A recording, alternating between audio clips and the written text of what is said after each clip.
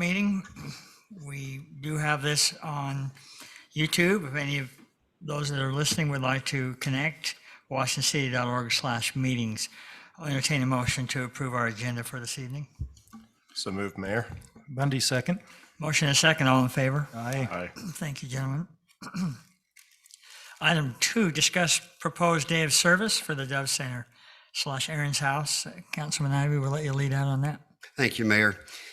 A couple of weeks ago, I had the opportunity to go and visit Aaron's house and some of the leaders. Would you ladies like to come up?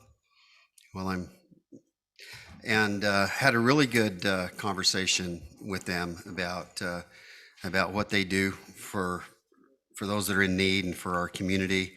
And we had a really good discussion regarding some of the needs there at Aaron's house.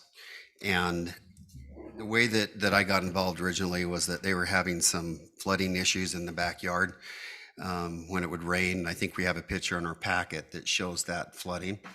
And so I went over and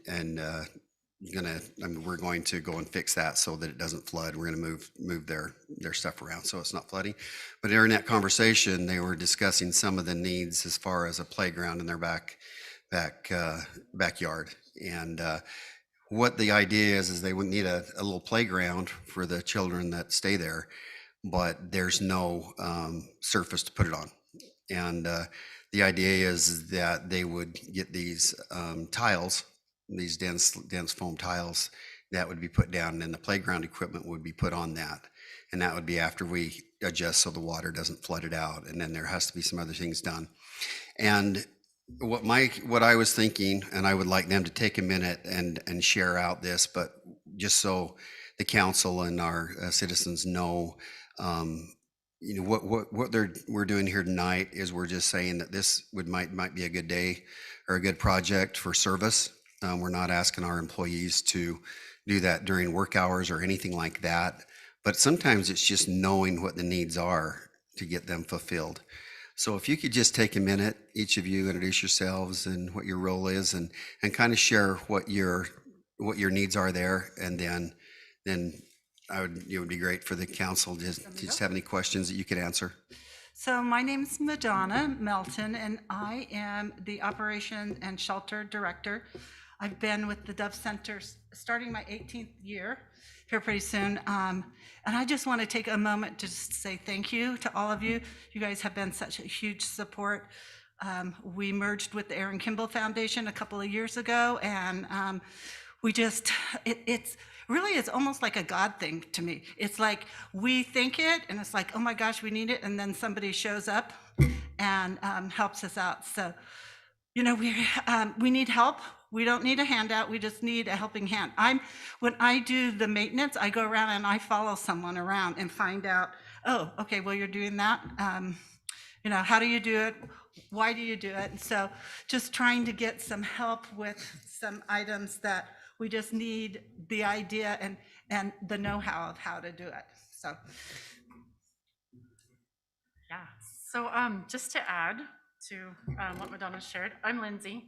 I'm our executive director, and I'm going on my 8th year with Dove Center. I've presented to you guys in the past about our needs for transitional housing, and you guys were excellent in supporting a request that we had for a CDBG grant. I want to make sure I update you on that today. We, unfortunately, as smoothly as getting the grant went, executing the grant got a little bumpy because of the pandemic impact with the economy and the building market and supplies being available, but also the cost. We weren't able to get an actual bid, and that's a requirement of the grant. So we kind of tried to jump over and through and under hoops and got to the point where we just had to talk with our state funders and say, we've got to postpone this project until we're able to have a more stable bid to know what this project is going to cost us, because our board can't sign off on anything that's like a blank check, basically, on what this could end up costing us and how long the project could end up getting delayed due to materials being unavailable. That's what we've been running into for the past year. I'm sure this is no news to you guys, but that's where we're at with the grant. Our state funders have been getting this a lot from other subgrantees who are running into similar trouble.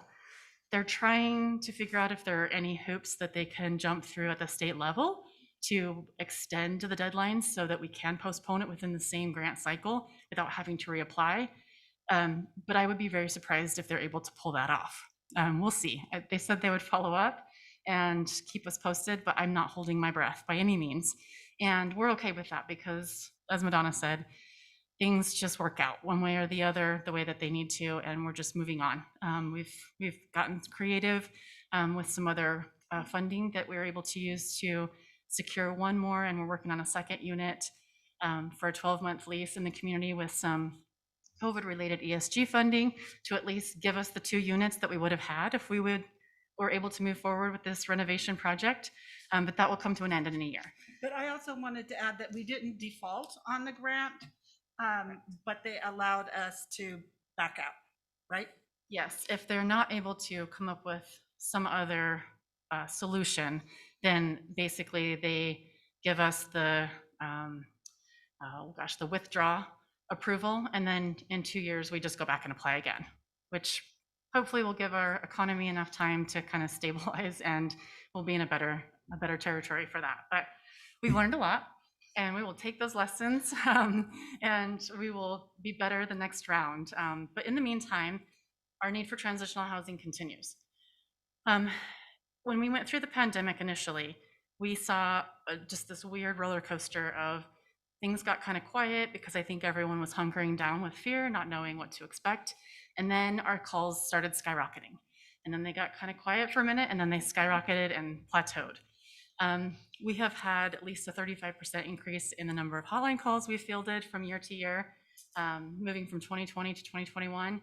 And we've seen not only an increase in the number of clients and services we provided, but the intensity of their crises has made the work a heavier load. So our clinicians, our advocates, they're managing a lot more per client than they have been previously. So that's the lovely impact of COVID. Moving on to the transitional housing need, though, we have definitely found that the 3 units we have at Aaron's house are just not enough. They make a huge difference for the clients who are able to transition through those in terms of finding stable and safe housing post Aaron's house.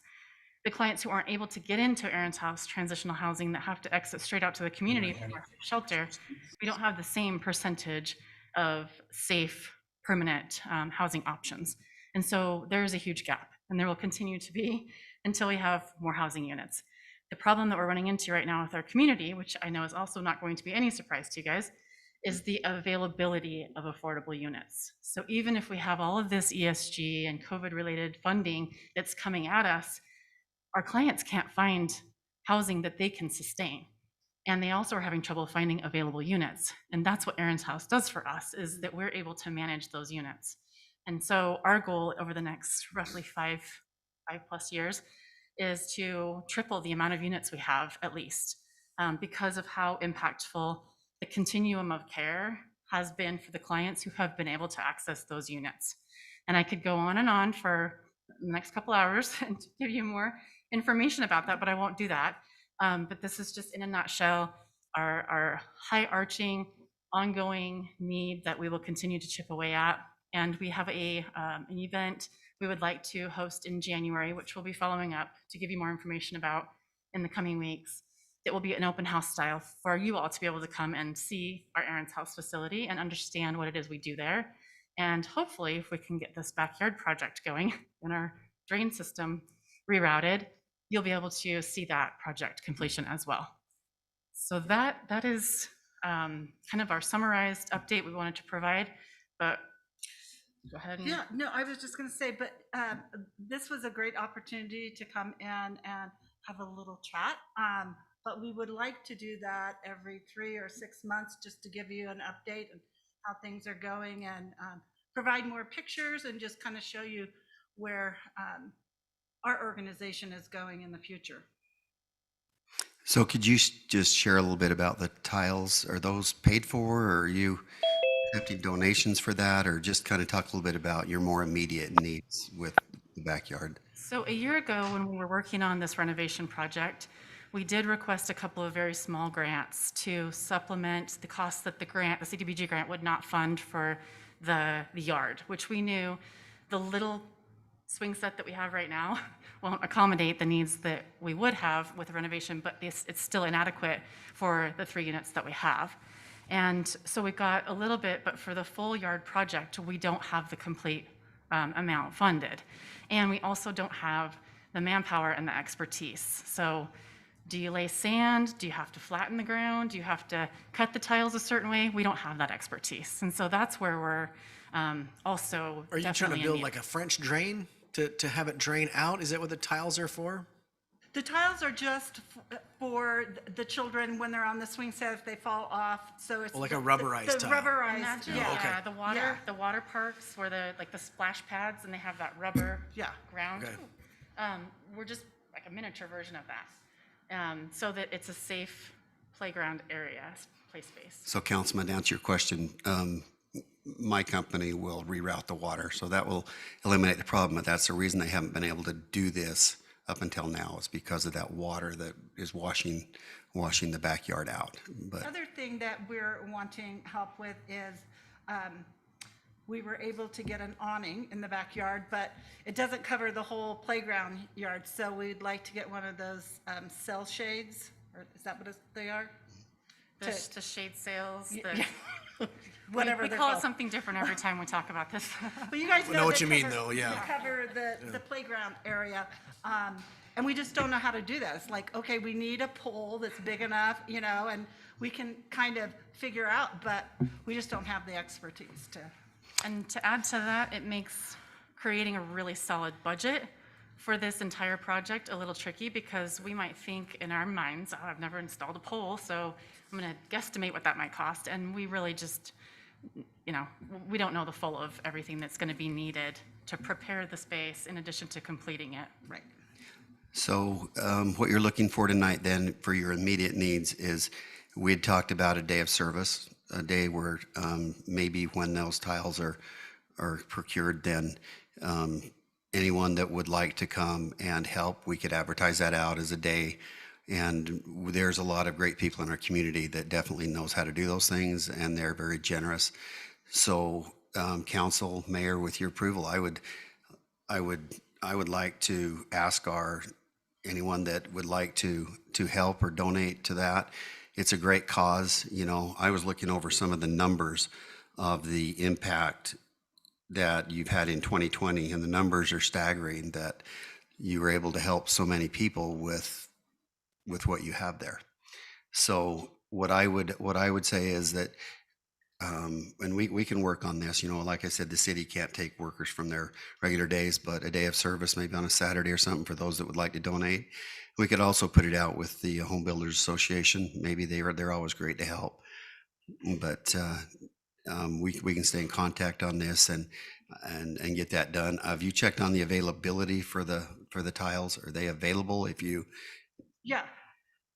Yeah. But we're just done the preliminary part of it, not really, we've had the space measured and, looked on the website, and it says they're available, so. We have to order it and have it shipped. At least to our knowledge, we have not been able to find a local provider in town where we could get that material.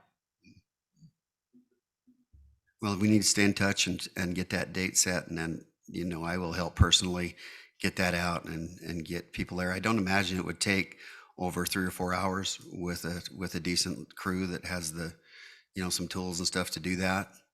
And, I certainly support that, so. Thank you. Do you guys have any questions for us? We know that we're not your only agenda item, but want to make sure we answer any questions you have. We do appreciate the update, though, and I really applaud you for the idea of just coming back in on a regular basis and staying in touch.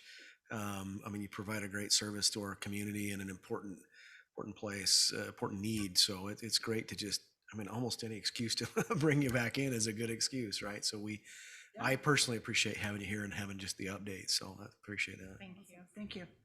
I remember, ladies, there was a time when the Aaron Kimball Foundation House in Washington City just had challenges, and we've come a long way. And I know that there's reasons why we want the house to not be super publicized. Part of what it's trying to do is, not be the famous place. But I think that an ongoing dialogue is a great idea, and glad to have you here. Thank you. Thanks, Lindsay. Did we need Madonna. to sign in? Sure. You wanna add mine too? I will. Okay, thank you.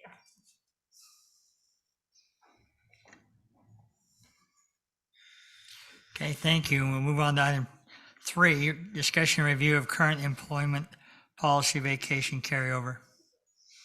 City manager. Thank you, Mayor.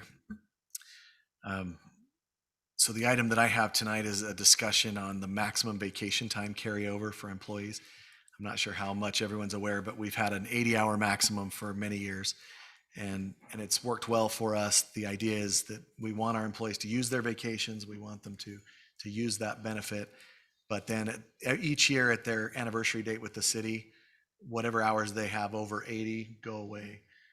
What we're seeing, what we're hearing from the employees now, especially where we're short-staffed in a lot of areas, they're stepping up and they're working more and coming in and delaying those vacations.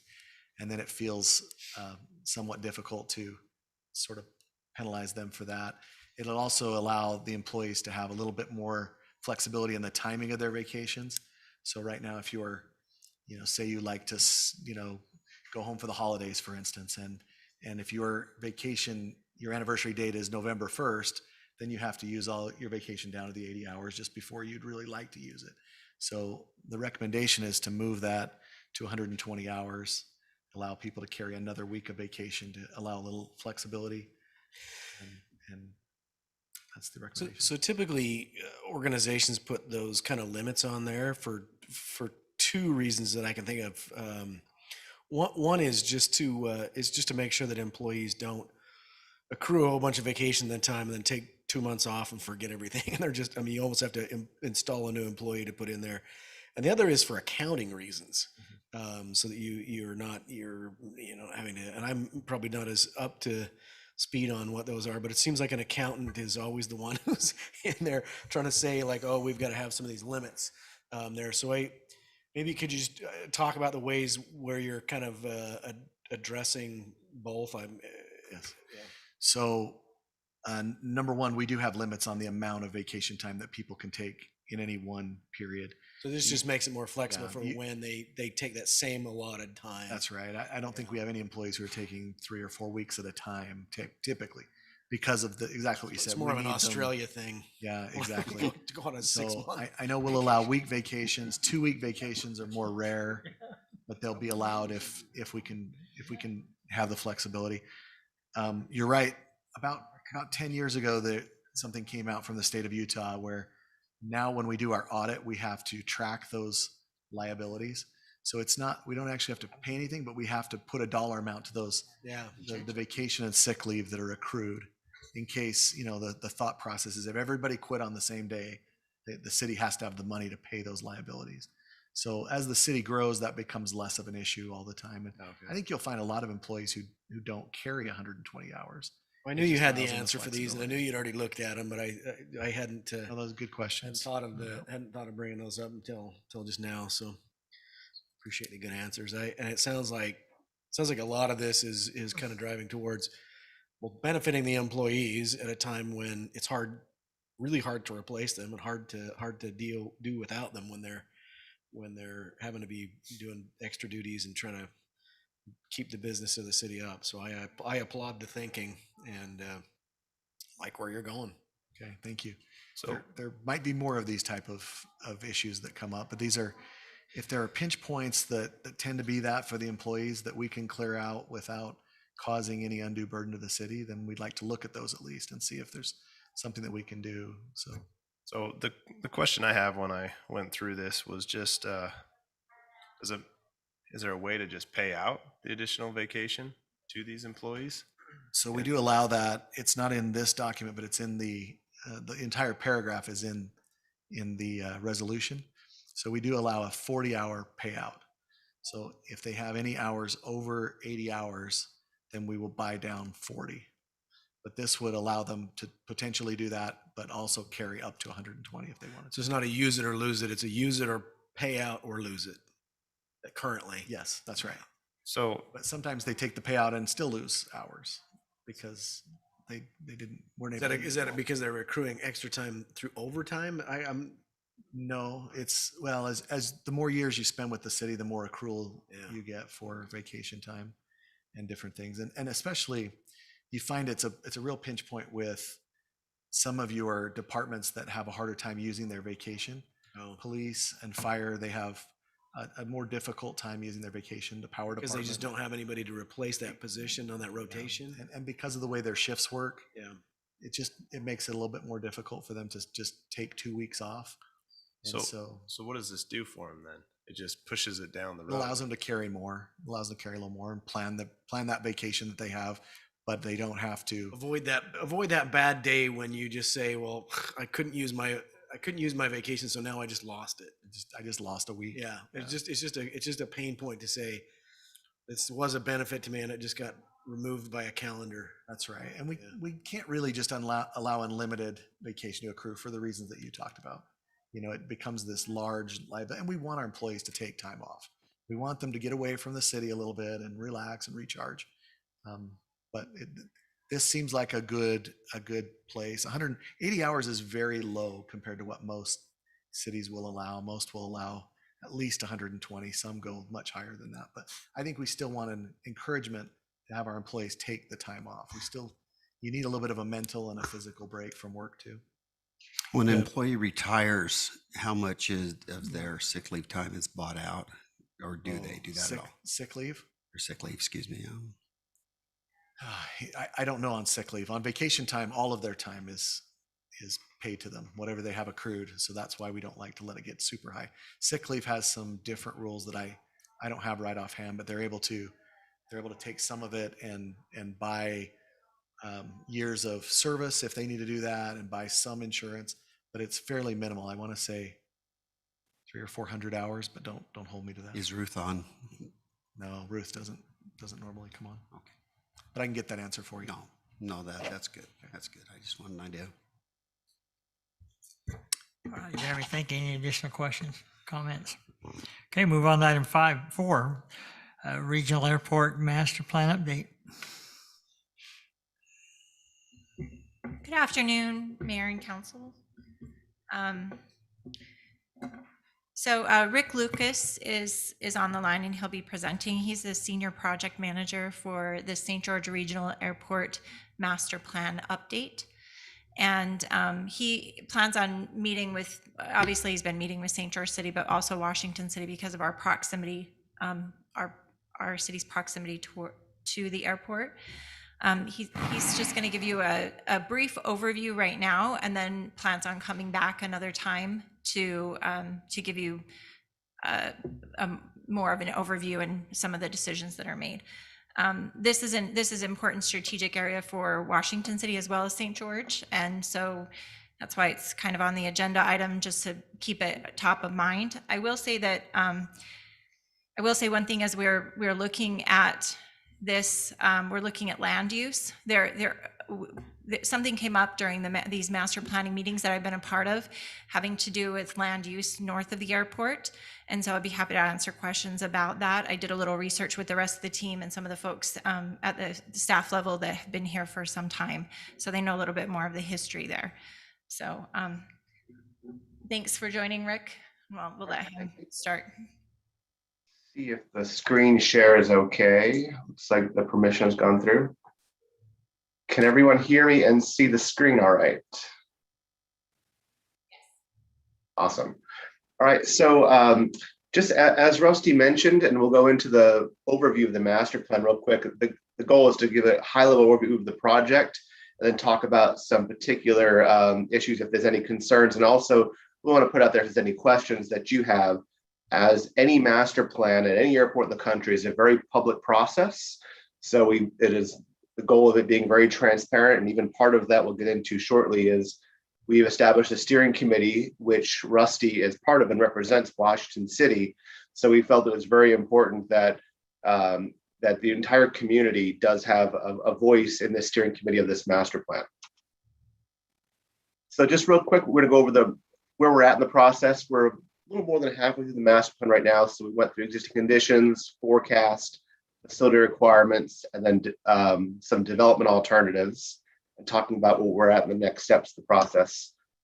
So just real quick, the master plan process in general is a building process. You look at what you have, then you figure out where you're going with a forecast. Based on that, you determine what your needs are.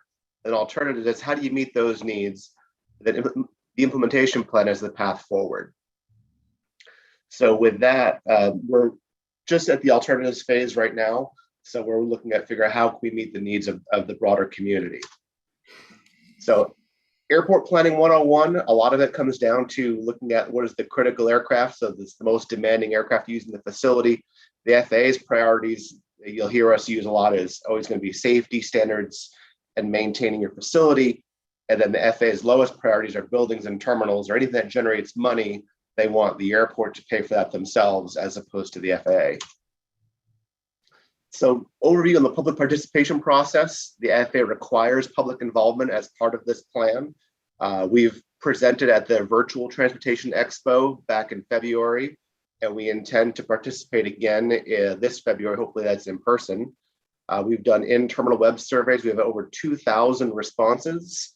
We had participated in the community open house with St. George, and we are scoped to provide a city council presentation to this body once we have the full recommended plan, as well as City of St. George and Washington County Commissioners.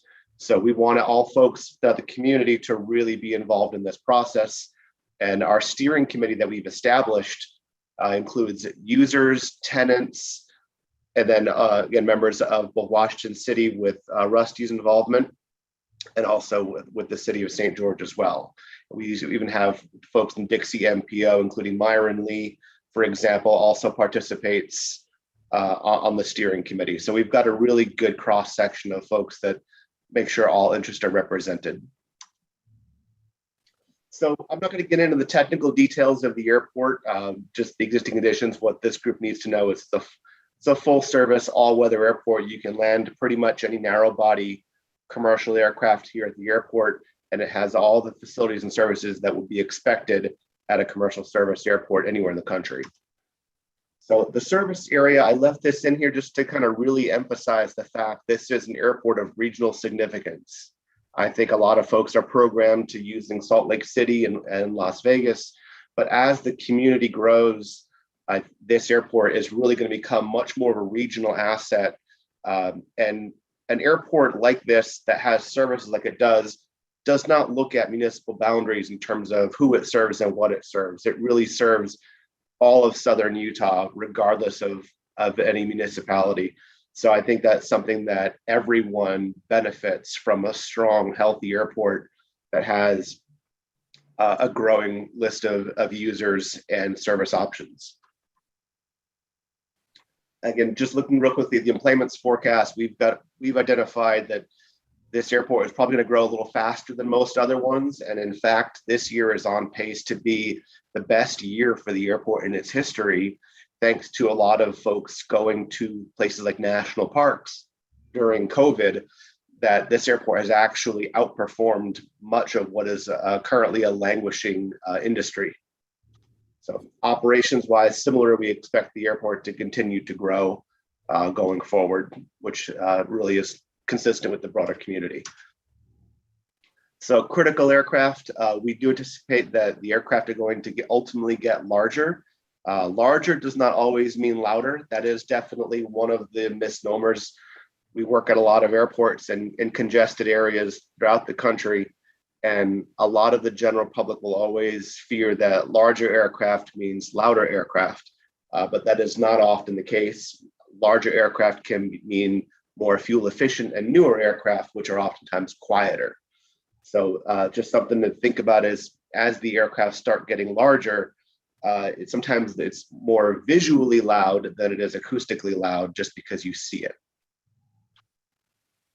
So looking at the environmental overview, this is one of the elements of the master plan. One of the key concerns is always going to be land use and noise.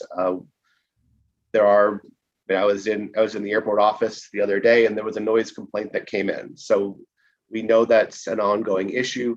We also we did a cultural resources survey looking at archaeological sites to make sure that we can develop and as appropriate going forward.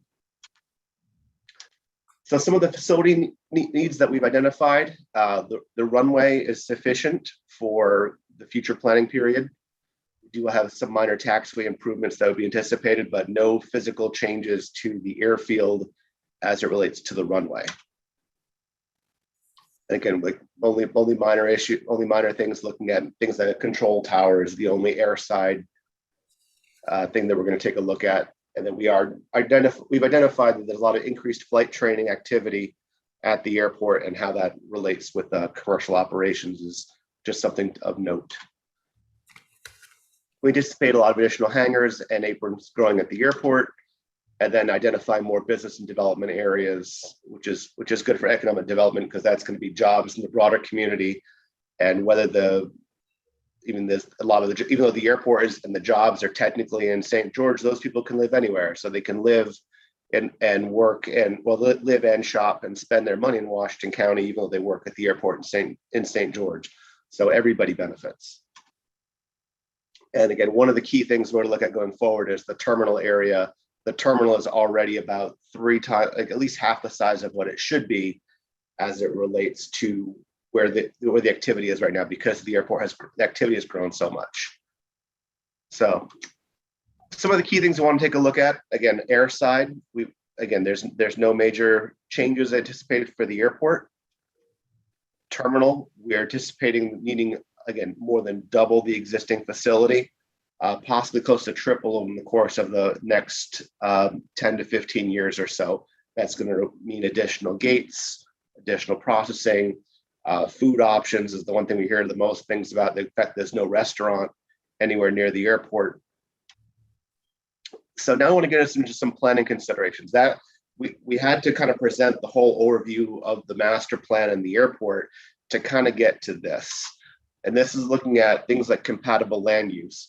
We hear this concern, a lot of folks, even in the community or businesses, want to make sure that the airport can really grow and serve that broader region that we mentioned without any kind of interruption or any headwinds, essentially.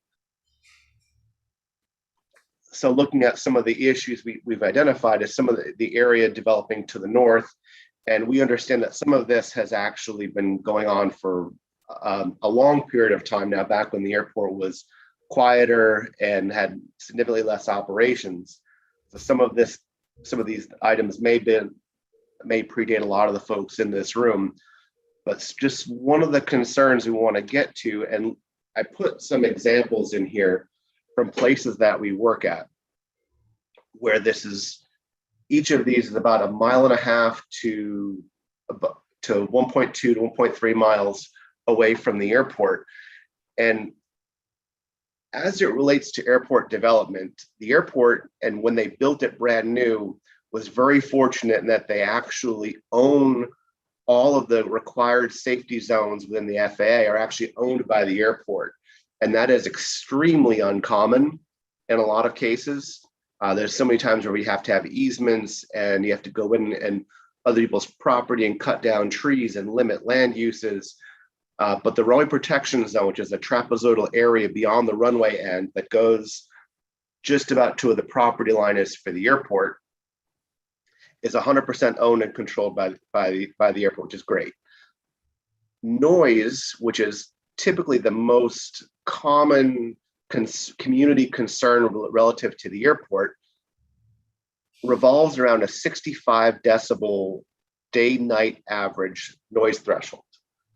And anything above 65 decibels is actionable, meaning that the FAA would pay to either acquire the homes and or sound insulate through better insulation, windows, doors, etc., if someone is in the 65 decibel threshold.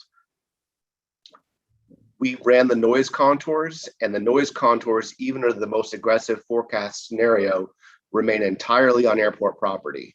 So what that means is that noise complaints, which are already happening, are likely going to still continue happening as the airport grows.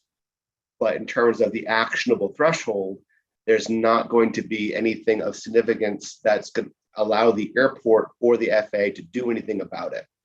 So that's just one thing to be concerned about. And the examples I have on here were 2 other recent master plans where there are communities that are comparably as far as the current development going on. And in these airports, there are lawsuits there've been, people spend a lot of time and a lot of money on lawsuits trying to prevent airport development. And the lawsuits are either frivolous or have been thrown out or dismissed. So it's a lot of frustration, a lot of time, and a lot of money for residents that are trying to actually hinder the economic benefits ultimately of the airport. So it's something where it's a good conversation to have now, where I think that some of the things that have been done in the past or agreed to in the past, we know that's a little bit water under the bridge at this point, but want to just put this context out there, whether there are any questions or something to think about going forward, just to make sure that we can kind of take the best approach going forward, which is going to be minimizing or avoiding any residential development, typically on the extended runway center line. So it can be a little more to the sides of the runway, but really right off the immediate ends of the runway on the extended center line, as you can see kind of what's shown in this area in red. And promoting more compatible land uses, so things like commercial or light industrial. So something like a Walmart or a Costco is not exactly going to complain about airport noise overhead. So just want to kind of put those, it's good to look at some comparisons of some other airports and understanding that they've had some other concerns in those cases. And I tell you, this job is not very fun when you have to go to these public meetings and do this public process when you're greeted with pitchforks and torches from folks that don't want the airport to exist at all. So looking at that is just kind of where we're at in the next steps of the plan in general, is you want to refine the recommended plan, which we have in draft form right now, identify priority projects, looking at the funding sources to how we're going to pay for things like the terminal expansion, and then continue public process and community engagement with the city council presentations and community open house and the transportation expo. So I know that's a lot. I mean, we're talking about this is a 20-year development plan for the airport. So I did want to introduce at least the overview of the process going into it. And then again, also emphasize the fact that this is a fully transparent public process and that Washington City does have a seat at the table in our steering committee to help inform this plan going forward. So we definitely appreciate Rusty's involvement so far. So with that, I just kind of want to introduce it there. Again, we are going to come back to you with the full recommended plan going forward, but we did want to at least use this opportunity to introduce and educate for the plan. Hey, first question, can you go back one slide? Yeah, sure. Jump back. I want to make sure I got all those. This process here? Yes, yeah. Okay.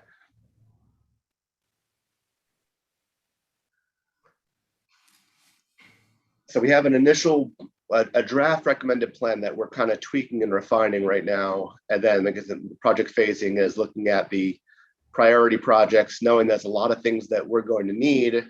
And of course, those are all going to require a lot of money.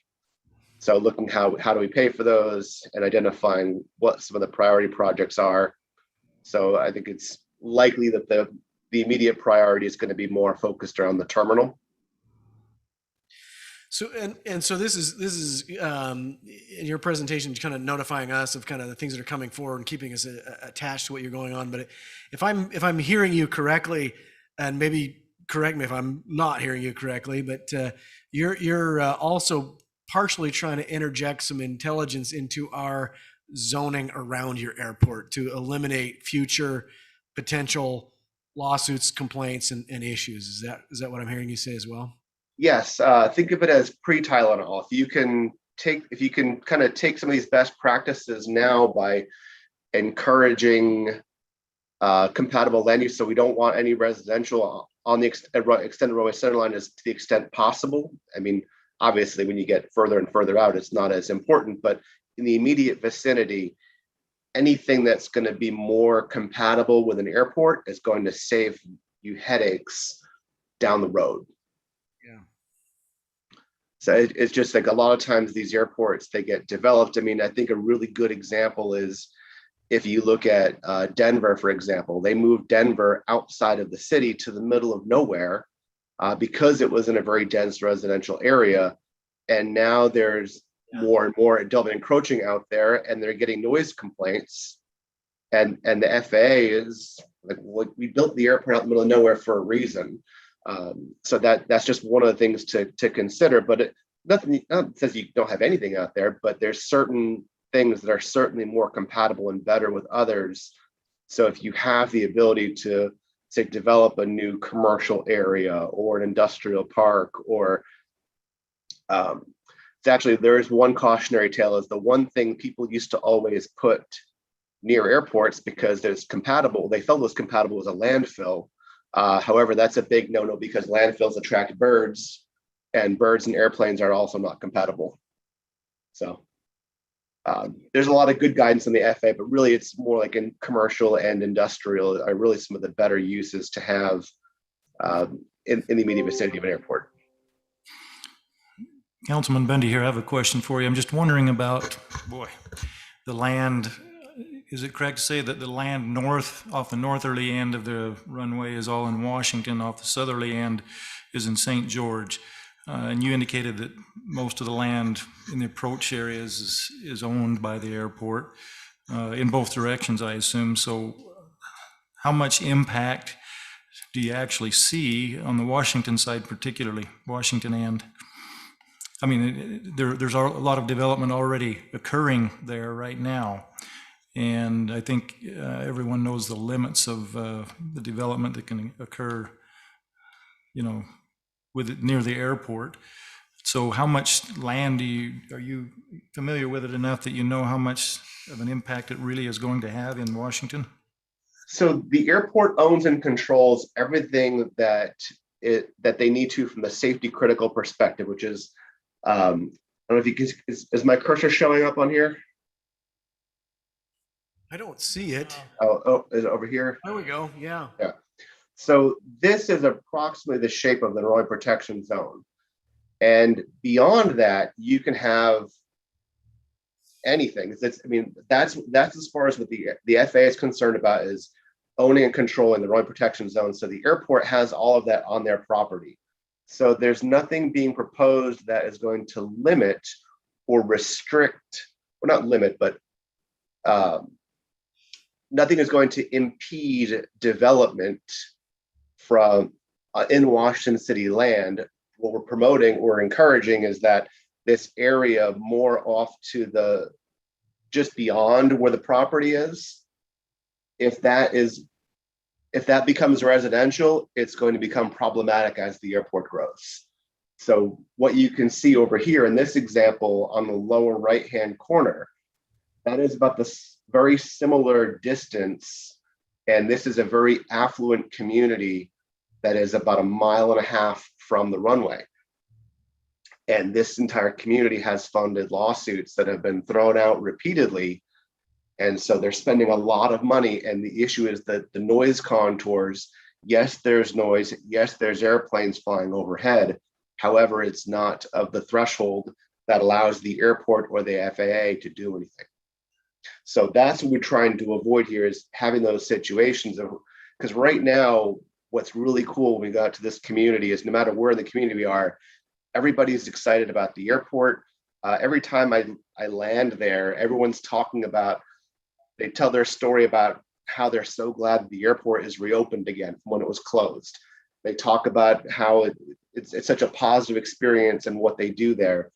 And again, there's no municipal boundaries as it relates to the benefits that occur with this airport. Everyone in the region uses it and benefits. The people that fly in there are eating at restaurants and staying at hotels all over the region.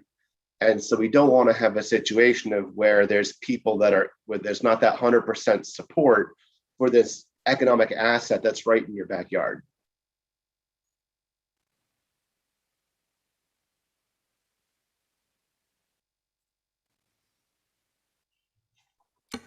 Any additional questions?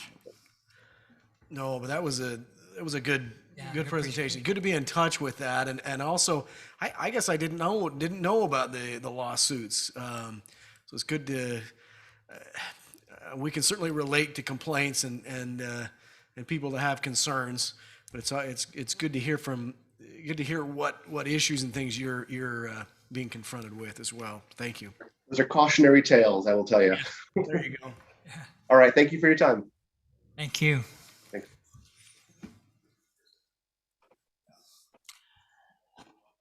Any more of that, Rusty?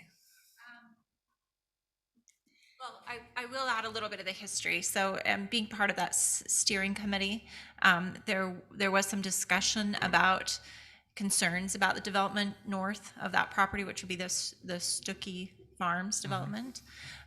So I spoke with a few folks here at staff members who have been here much longer than I. In fact, Mike Shaw was part of the selection team to choose a site for the airport before the airport was even there.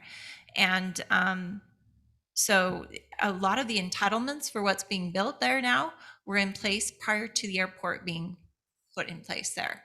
So that's a common misunderstanding. So what I got from St. George folks, that also all of these decisions predated their time there. But what I got from my fellow economic development director at St. George City and airport manager was they have concerns about this development north of that's in that runway path, and the residential in particular. And the concern is that if this residential is there, there's noise complaints, they'll either come to the city or they'll go directly to the airport, but there's nothing that can be done about that at this point. And their perspective was that this was being approved now, like within the last little while or within the last few years. But what I learned was that the preliminary plats and those entitlements were there under a previous development that was before the economic downturn of 2008. And then that company went through a bankruptcy, and then this was acquired by the current developer with those entitlements in place. So we're kind of in a tough spot there, and we have to deal with what is. And we're getting, the feedback was, what are you doing? Why are you building all of this residential? But at this point, I'm not sure what the city can do aside from, those help inform the residents that if they purchase there, they're not going to have a case as far as noise complaints for the FAA or for the airport to be able to do anything about it. And then what I've asked Rick to do, maybe in the next time he comes by, is maybe he could talk about some things, some options to mitigate that for that. And that's if the council desires. But I just wanted to give you that history because that's the pushback that I received. And so this is the situation we're in now that predates all of us, including a lot of staff here. Some staff knows, obviously, and they were part of that. And but this was a decision made to move that airport there when those residential entitlements were in place at the time. And now, of course, it sat vacant for a long time, and now that it's being built out, it looks as though those decisions were made fairly recently when they weren't. So I did have a phone call and clarify that with Rick, and I will do that with the rest of the folks at the next steering committee meeting for the planning. So Councilman Segmiller, I know we've talked about it before, but are we making sure on those plats we're getting the airport note that says there's an airport? That's what I was going to add. There's things we are doing to try and give people adequate notice. You'd think that there's actual notice of an airport today, but Drew's office requires that there's airport notes on all plats that fall within a certain vicinity. And so that's the biggest thing we can do is we put those on their plats. But you require all the plats to be drawn with a shadow of an airplane on top of them, right? Close. Yeah. The I shadow of the didn't even airplane. get Drew to smile at that. The shadow's not what people dislike, it's the sound. Oh, I know. But the reality is when you locate a facility like an airport along multiple municipality boundaries, you create issues. And the Red Hawk subdivision, which was the original vested subdivision from Stuckey Farms, and then for about 15, 20 years, they didn't call it Stuckey Farms anymore. It went to various other names. But that subdivision was planned and approved before that Mesa was considered for an airport at all. Well, I guess it had been an airport a long time ago. It had a runway up there that was used as a drag strip. And that's what it was. It was a place to go race your cars on weekends and, see how fast you could go with your high school car. And that's when Red Hawk got vested. And so St. George looked at it and it made a lot of sense for an airport. But the reality is, it wasn't no man's land like in Denver. There's quite a lot that had been going on around there already. And I guess you just ask them to come in and buy up the land. I don't know, right? I mean, there's not easy solutions when you place a facility like an airport in the middle of those type of problems. So I did look at the plans for Stuckey Farms a little bit, and I think they have something on the agenda today. But I did look at the plans, and they do have a bit of a buffer with commercial planned there. So I mean, I don't know where that is as far as the development phase. Probably Drew or Eldon could tell you more. But I understand that there are a certain amount of entitlements that were already in place. So just wanted to inform the council and mayor about that. Thank you, Do Rusty. you have any questions for me? Okay, thank you. All right. We will adjourn for a half hour. I'll entertain a motion. So made, Mayor. Second by Coates. All in favor? Aye. Aye. See you in a half hour or a little longer.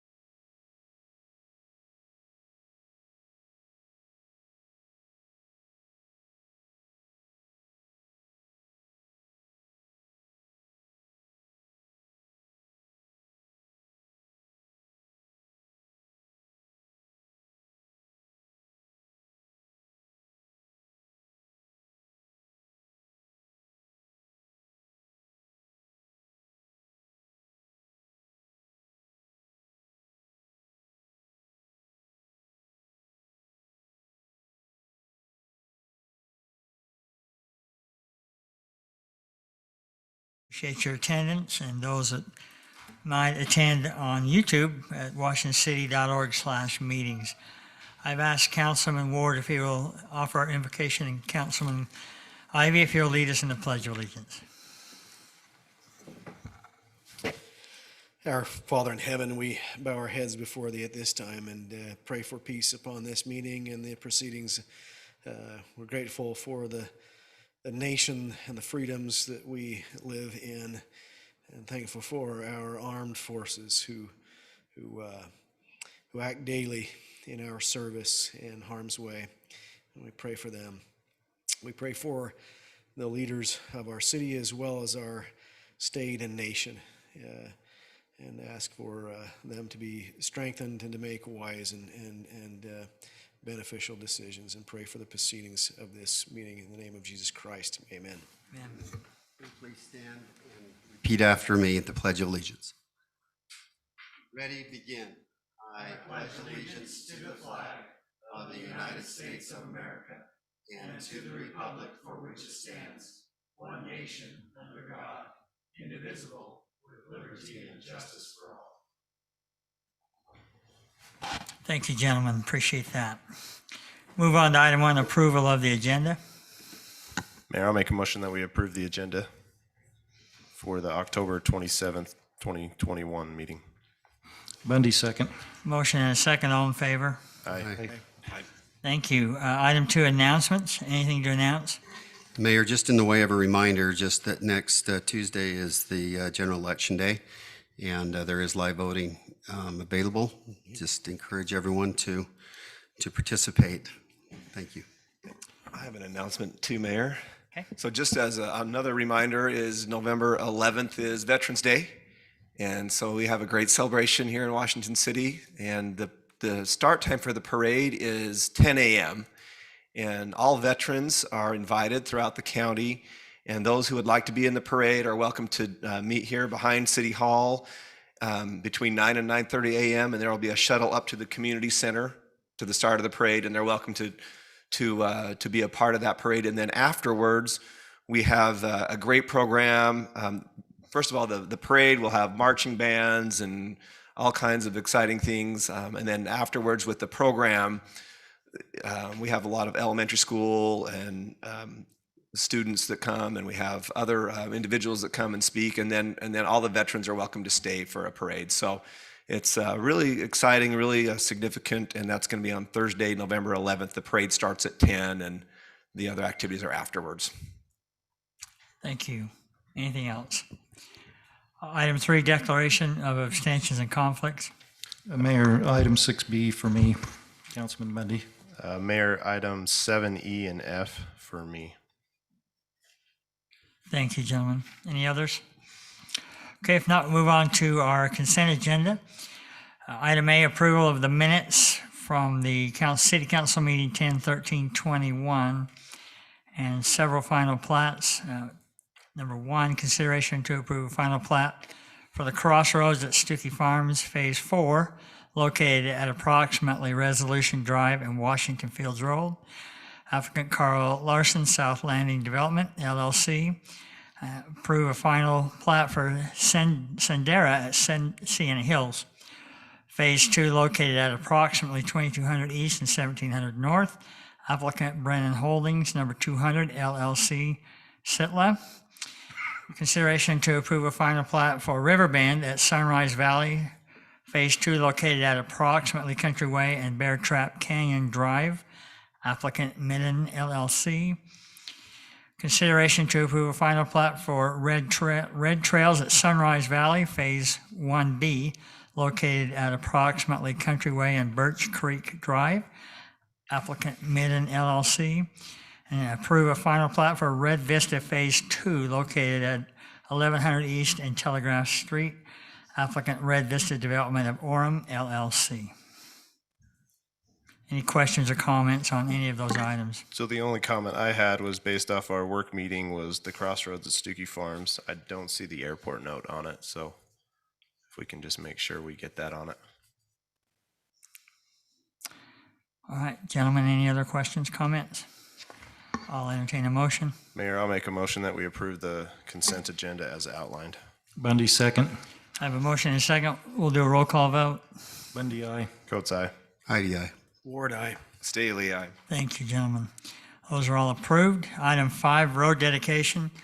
Consideration to approve a road dedication located north of the intersection of Countryway and Fork Creek Drive, applicant Midden LLC.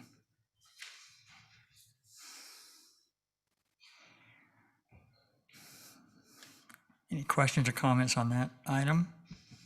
Mayor, I drove it today. It's pretty nice. It looks done, or nearing completion at least.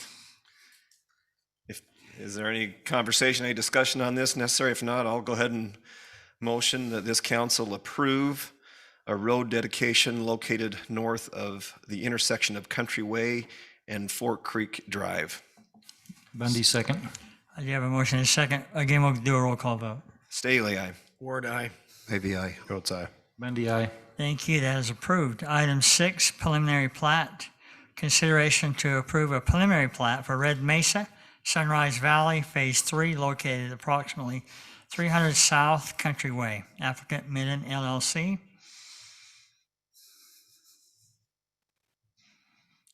Thank you, Mayor, Council. The applicant is requesting approval of a preliminary plat for the Red Mesa at Sunrise Valley Phase 3 subdivision. This particular subdivision is proposing 28 patio home sites on an area covering 7.91 acres. The zoning designation at this location is Zone Planned Unit Development. The surrounding zoning is PUD to the north and east, along with open space to the south and west. The proposed subdivision conforms to the approved zoning. The request meets the subdivision requirements and other city ordinances as it relates to this location. Staff has reviewed the request and recommends approval with conditions of the preliminary plat as outlined.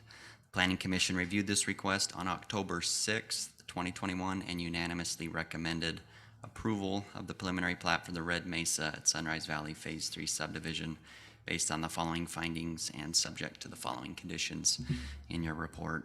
And I'm happy to answer any questions you may have at this time. Eldon, do you know, can you tell us who owns the land to the west beyond the cul-de-sacs there? Do you have any idea on that? What the nature of that land is, and is there not a need for an extension of road over into that area, the streets? It's that hillside. I'll take, well, it's that plus they ran out of homes. They can't have any more in this area. They were limited to 532. And it's getting into hillside and stuff. So that maxes out their homes. There's no other things they could build on there. So that And kind of. they own the land. The developer owns the land. Okay. Yeah.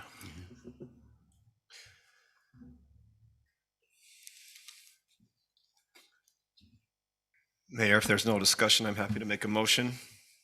Thank you. Motion that we approve a preliminary plat for Red Mesa at Sunrise Valley Phase 3 at approximately 300 South Countryway. Second by Coates. You have a motion and a second. Again, roll call vote. Bundy, aye. Coates, aye. IVI. Ward, aye. Staley, aye. That is approved. Thank you, gentlemen. Item B, consideration to approve a preliminary plat for Rise at Coral Canyon, preliminary plat located approximately 1600 North Telegraph Street. Excuse me. Applicant Cole West Homes. Thank you, Mayor, Council. The applicant is proposing 130 townhomes on an area covering 19.851 acres. The zoning designation at this location is Planned Community Development. The surrounding zoning is Planned Community Development to the northeast, south, and west. The townhomes will range from 1,600 square feet to 1,850 square feet. And all of the townhomes will have a 2-car garage with the driveways ranging from 16 feet wide to 18 feet wide and 20 feet long. The majority of the units will be 2-story, incorporating 3 different elevation designs to increase the curb appeal. The remaining 13 units will be single level and are found on the corner lots. The applicant is proposing a 10-foot wide trail that will be located between the development and Telegraph. And the proposed subdivision conforms to the approved zoning The request meets the subdivision requirements and other city ordinances as it relates to this location. Staff has reviewed the request and recommends approval with conditions of the preliminary plat as outlined. And the Planning Commission had concerns with the amount of visitor parkings on the plat. And they added conditions 13 through 15 addressing this concern, which I will read. Condition 13 states, driveways shall be a minimum of 18-foot wide and 20-foot long. Condition 14, visitor parking to the south of the park playground area needs to be increased over and beyond the current 20 designated parking stalls. And lastly, condition 15, visitor parking to the north of Unit 101 and or Unit 130 should be added. Currently, there is no visitor parking in this area. And I'm happy to answer any questions at this time. With these added conditions, does staff recommend approval We do, yes, with the changes? yes. And are they updated on this plat? That is an old plat. Yeah. So with your approval, we will. So we're doing 18-foot wide driveways. I'm assuming a 2-car garage is a 16-foot door. They recommended additional parking stalls. So I see those in red, but this rendering isn't showing those additional stalls. Correct. This is an old Tho- rendering. Those conditions, if required by, because it was a recommendation, they didn't change the plat at this point. You still have the same plat that was submitted to the commission. If approved by this council, they would be reflected on the final plat that has to be prepared and reviewed and approved. So in the meeting, I think they were talking about the parking on that north Little Mesa. Can you scroll down, Drew? That's where they were talking to add a few stalls right in there. Correct. I just going through the minutes, it looked like they were just concerned about not having enough parking on the north end. So that was one of the conditions to address that. Wasn't there also discussion about no on-street parking? I actually don't have a concern with the on-street parking on this one because Coral Canyon has a little bit narrower road with a 30-foot asphalt, but it's a 50-foot road. So I don't really have as much of a concern. I mean, it sounds like there's a park strip in between, curb and gutter and sidewalk, but this is better than a lot with the road width. Councilman Ward, their idea to solve their concerns with on-street parking was to expand the visitor parking. They did not entertain or require that there be a restriction on on-street parking. Their ideas were to just require expansion of the provided visitor spots. And all these roads will be public streets is what it looks like. So they'll be able to Park on them. Was there, maybe I'm mixing, seems like there was notes on there where they talking about the width of one of the private road sections for, maybe I'm thinking of a different plat. If I remember right, there was concern. The fire department. That this road wasn't the approved PCD roadway, which we verified was. Oh, is that what it was? The approved PCD road Okay. width. Yeah. Which is 30 feet of asphalt. And it is different than our standard 50-foot. And But even there with was on- concern about on-street, but the condition to limit that was not one of the solutions they proposed. Well, I recognize that, but I just was reading through the notes and I'm trying to understand if there was a concern about the width of the road for fire access, and then you do on-street parking because there's a limitation of parking there. I just want to make sure we're okay with that because So- on-street parking is going to narrow that road. It is, and I agree with you. That can be a concern. But what's made me comfortable with this is that there's driveways everywhere. So if you're going to park on the street, you're going to be parking in front of someone's driveway. So just with the nature of it, I only see a couple little spots that they could potentially park on the road, and the rest are covered with driveways.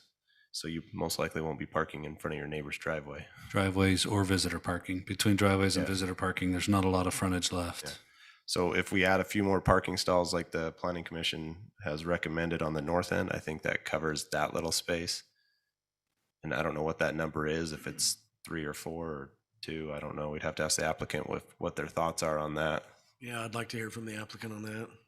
The other thing that we looked at this piece of ground about a year ago on a different layout at the time, and we mentioned the trail needed to be connected from the north end to the existing sidewalk up by the power generation site. I don't see that on this one.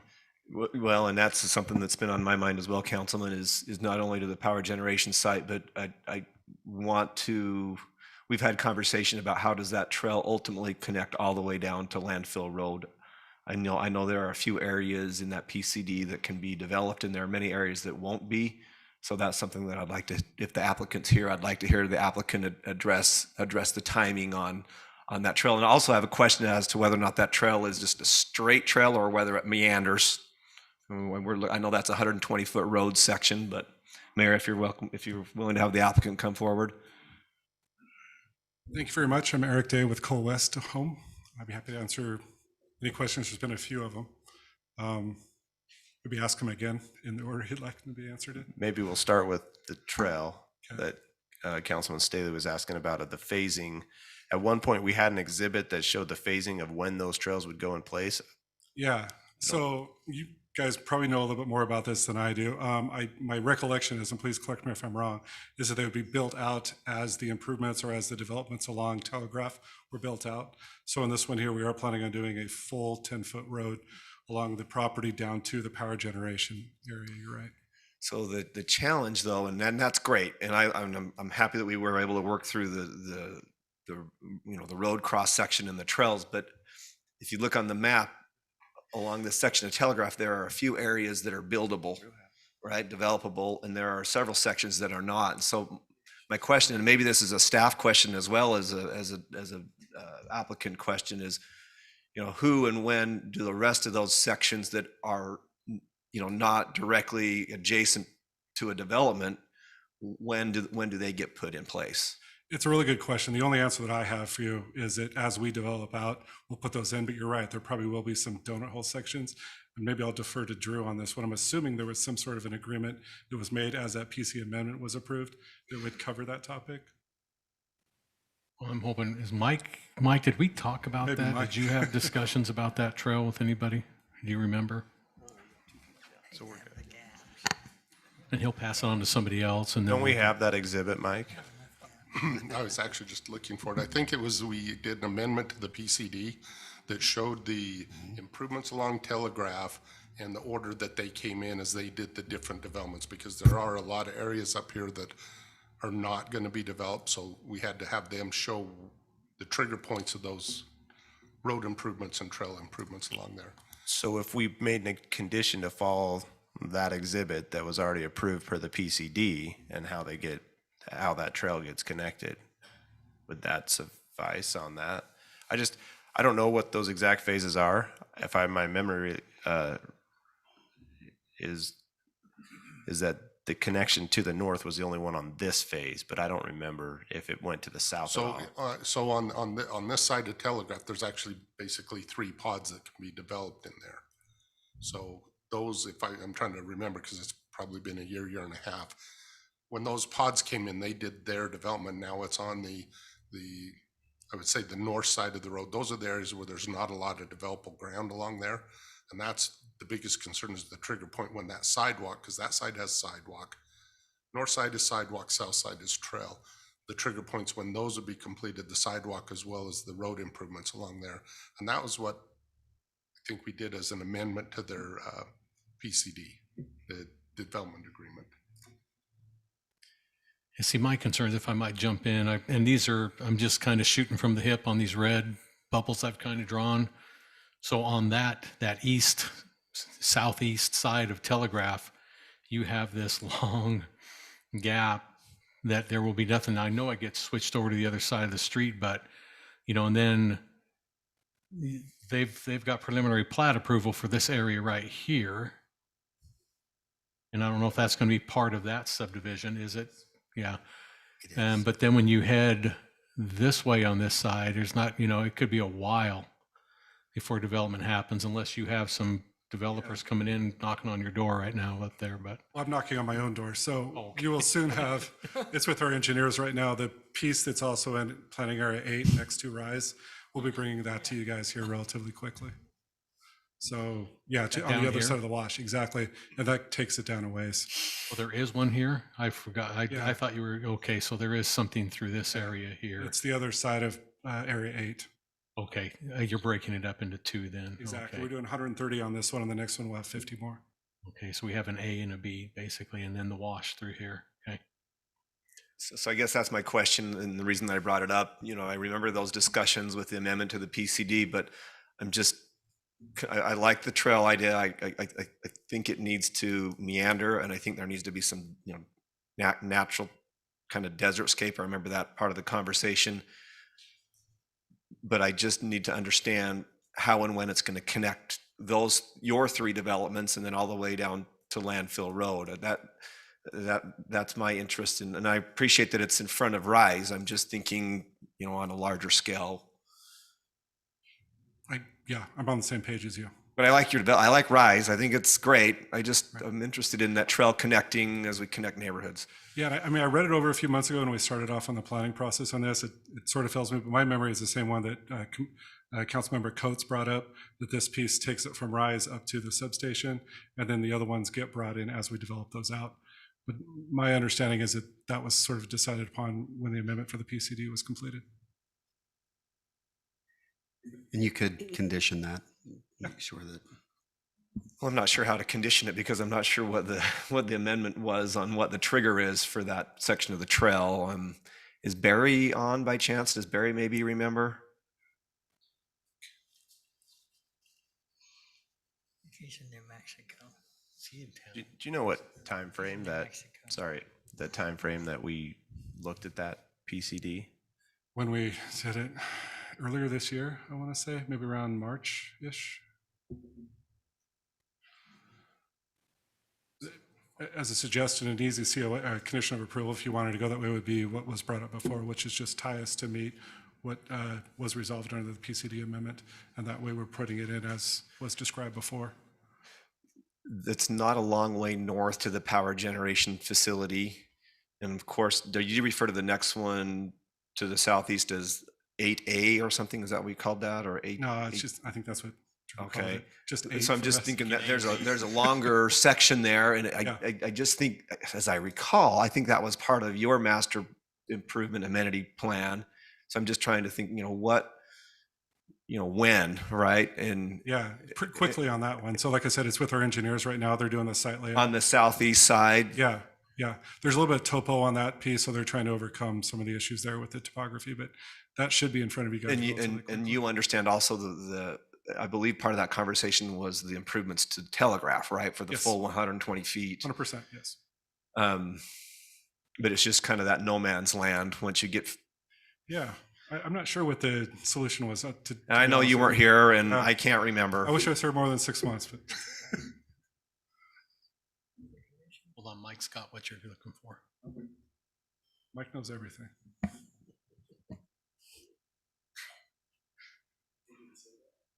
No, it's true.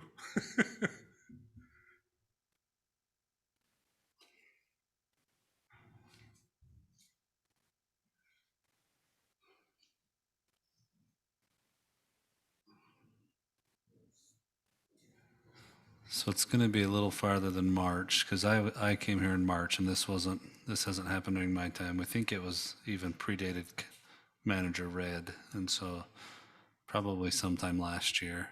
We've been-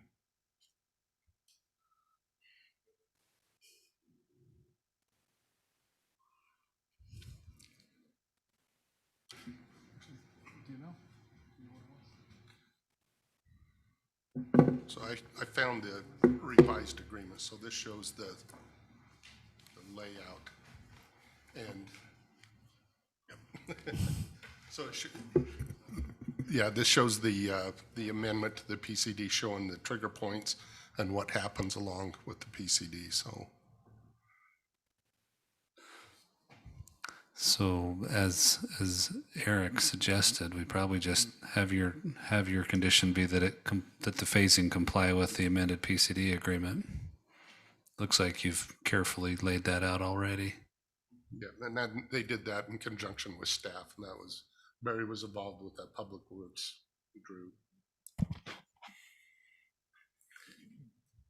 Is there a way to distill from that the clarity that's being asked for tonight, though? Like what phases come in when? So the red line, telegraph improvements.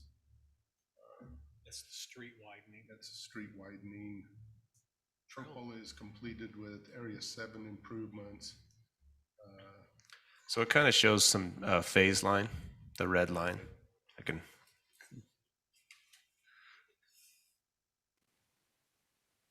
So those kind of with each one. Yeah. We go that far south and that far north. Of course. So it looks like with this area 8 on this one we're looking at, it's going to have to, they will have to take the trail up to the power. Yep. The power yards. You guys, okay. So they're good with that on that top half of 8 and going all the way to the entrance to the power. But it looks like the completed with golf course side commercial. Does that have to be part of this as well? On the north side? No, I think that's going to be done as that Area 7 is completed. So the north side is completed with the Area 7. Oh, it's not what the map shows with the phase lines, though. Well, if you read the blue line and the red line, that's what it's kind of saying, completed with golf course side commercial. So on that side, the street will be completed, you know, on that cross section. The red is telegrass improvements will be done with those. So the red just means in Area 8, they'll be doing the street improvements on that side, which is On the north side. east, the southeast side, and then the commercial golf course side is the blue line. When they build that, the rest of the road will be done on that side. That's what, But what is the commercial golf side there? What improvements are we doing there? Or do you have planned there? he's knocking on his door, right? There's no commercial. It's all townhomes that have been entitled for that area. Oh, okay.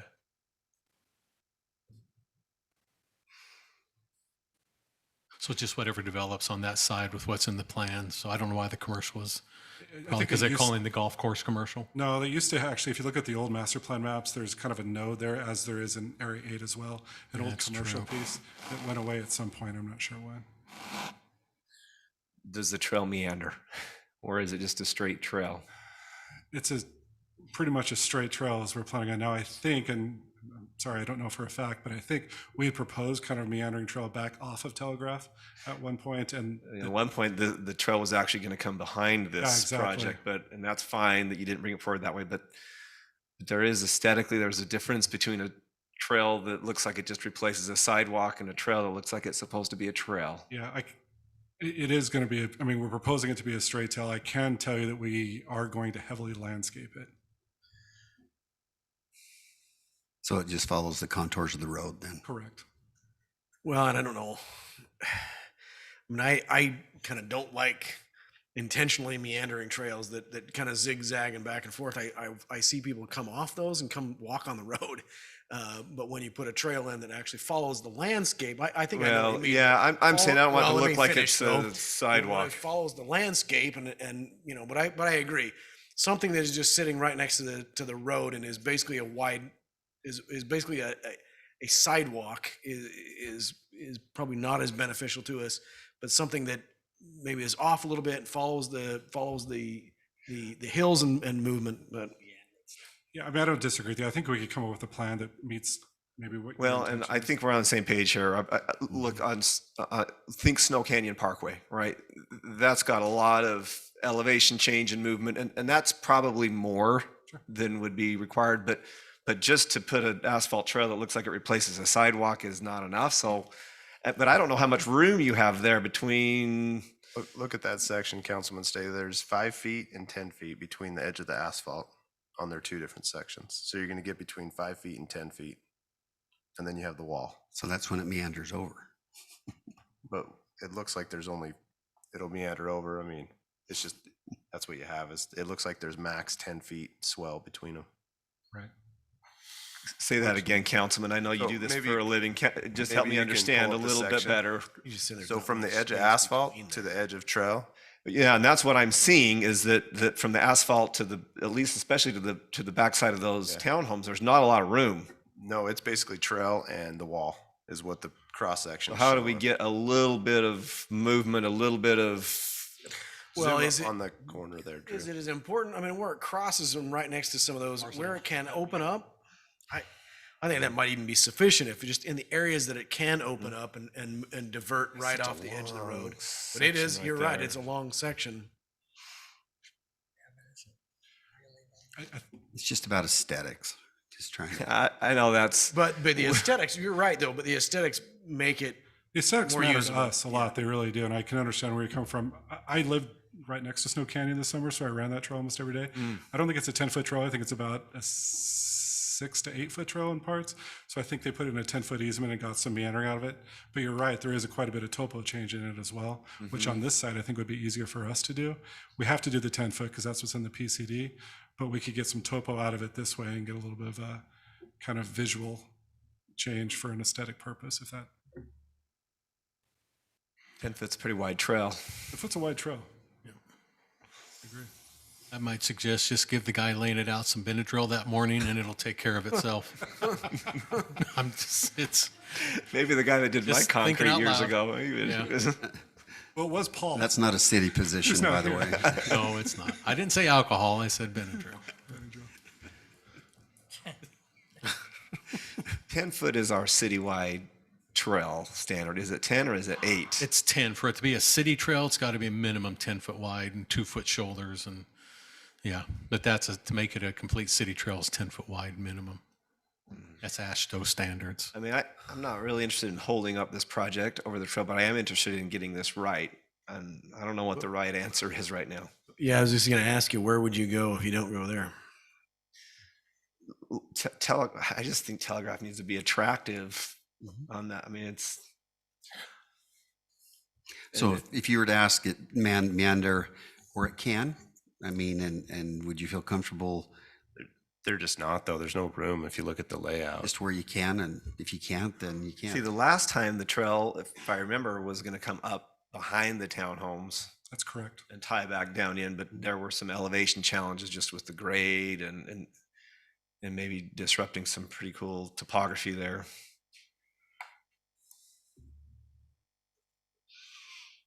Well, I mean, if the applicant is saying he'd like to do both, one in front and one in behind, I guess I'm fine with that.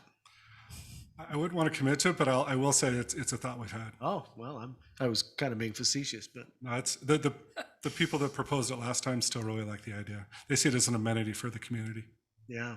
It would be a bit. In fact, the other piece we're doing definitely will have a trail going behind it and connect with this one, so you don't have to go out onto the road.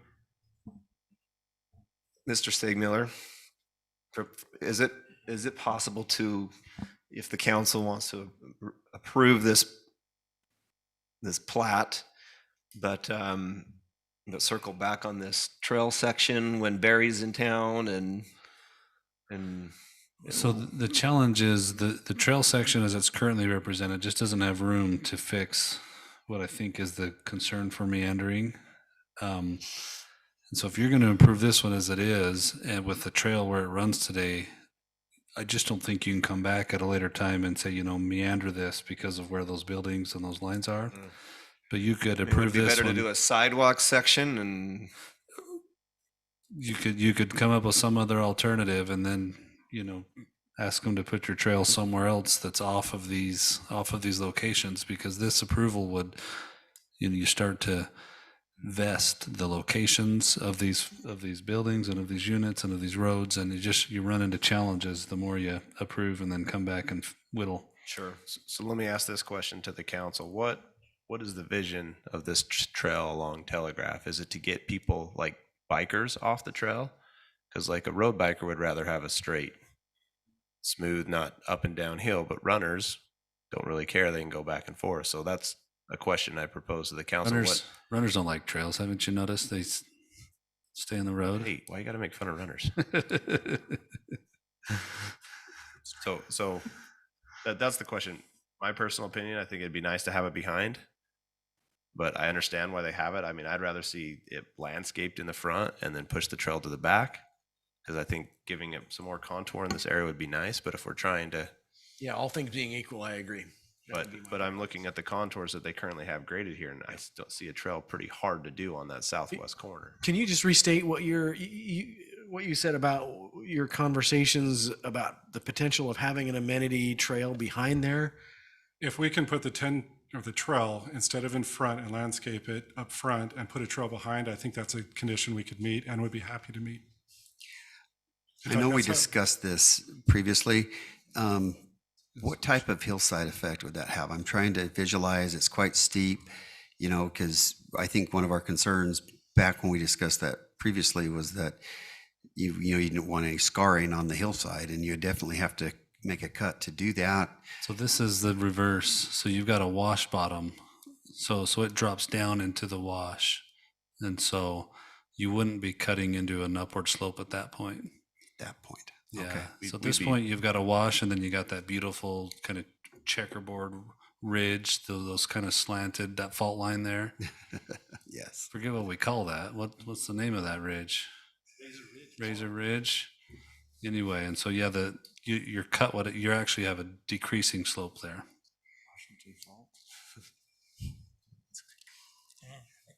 So would you just say that again, Eric? So you would be fine to bring that trail behind and just desert scape that section and bring it behind and tie it back into whatever future trail segments come? Yeah, my understanding is that was our original proposal. And I think before. we all kind of liked that. Oh, okay. I just heard it didn't go through. I didn't know why it So didn't the go through trade-off, with that idea is your structures sit closer to Telegraph now. No, the structures would stay the same. You still have the same right of way of Telegraph. You just are removing the sidewalk along Telegraph and putting the trail behind the houses. And in lieu, he's going to landscape that area instead of putting in hardscape along Telegraph. Does that match up with what you're seeing? Yes, that's exactly what would work for us. So what I'm seeing here is that as long as the trail comes back to Telegraph, it's not just exclusively behind Coral Canyon segments, like have segments that can connect. Yeah, I mean, and I don't want to get into it too much, but I'd love to have, we had the PCD amendment. It kind of told us what to do. We tried to follow it. I think we did. Mm-hmm. On our future ones, like the next one, do we want them to keep going behind? Do we want them to bump back out? We're gonna have to bump out here to get up to the substation. Yeah, this is just my opinion, is that it's more aesthetically pleasing to keep that trail in so we can see those natural spaces behind there. I agree. Where we can, and then where we're against the Telegraph, we're against Telegraph, because there are pinch points where that wash comes up against them. I agree. So I think this is what they wanted in the first place. So. Are you comfortable with the planning commission's recommendations, those 13, 14, 15 conditions? Yeah, I'm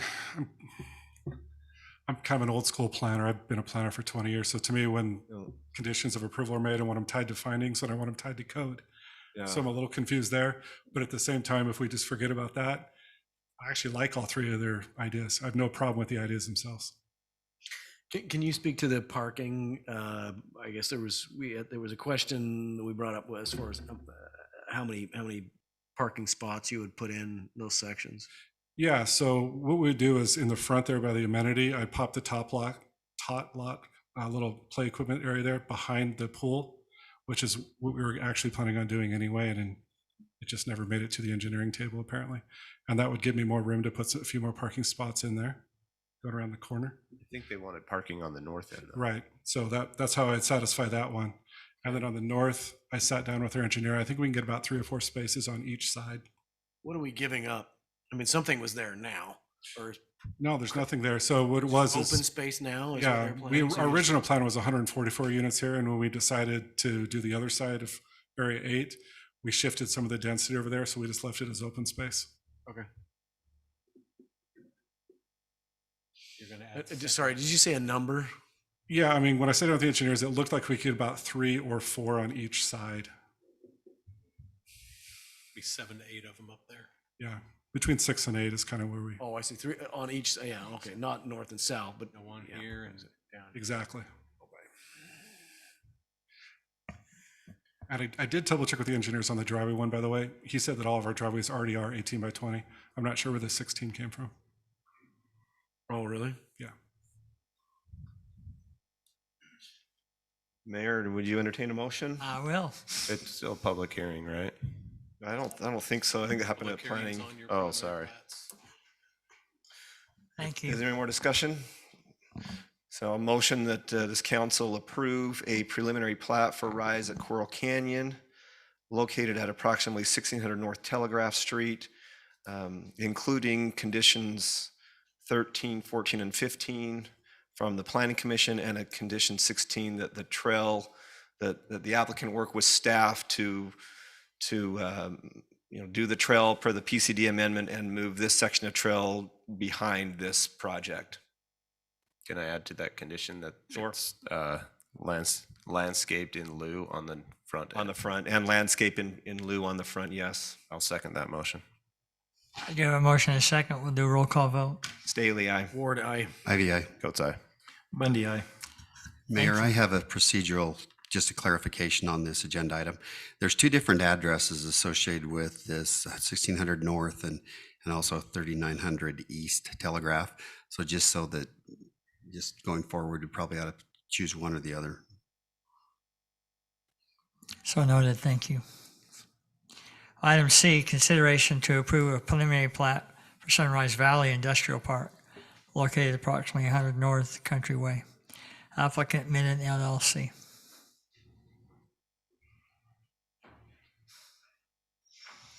Thank you, Mayor, Council. The applicant is ready to move forward. Well, let me backtrack. This proposal was approved back on November 13th, 2019, and has since expired. The applicant is now ready to move forward with the project at this time. Other than a name change, there have been no changes from the previously approved preliminary plat.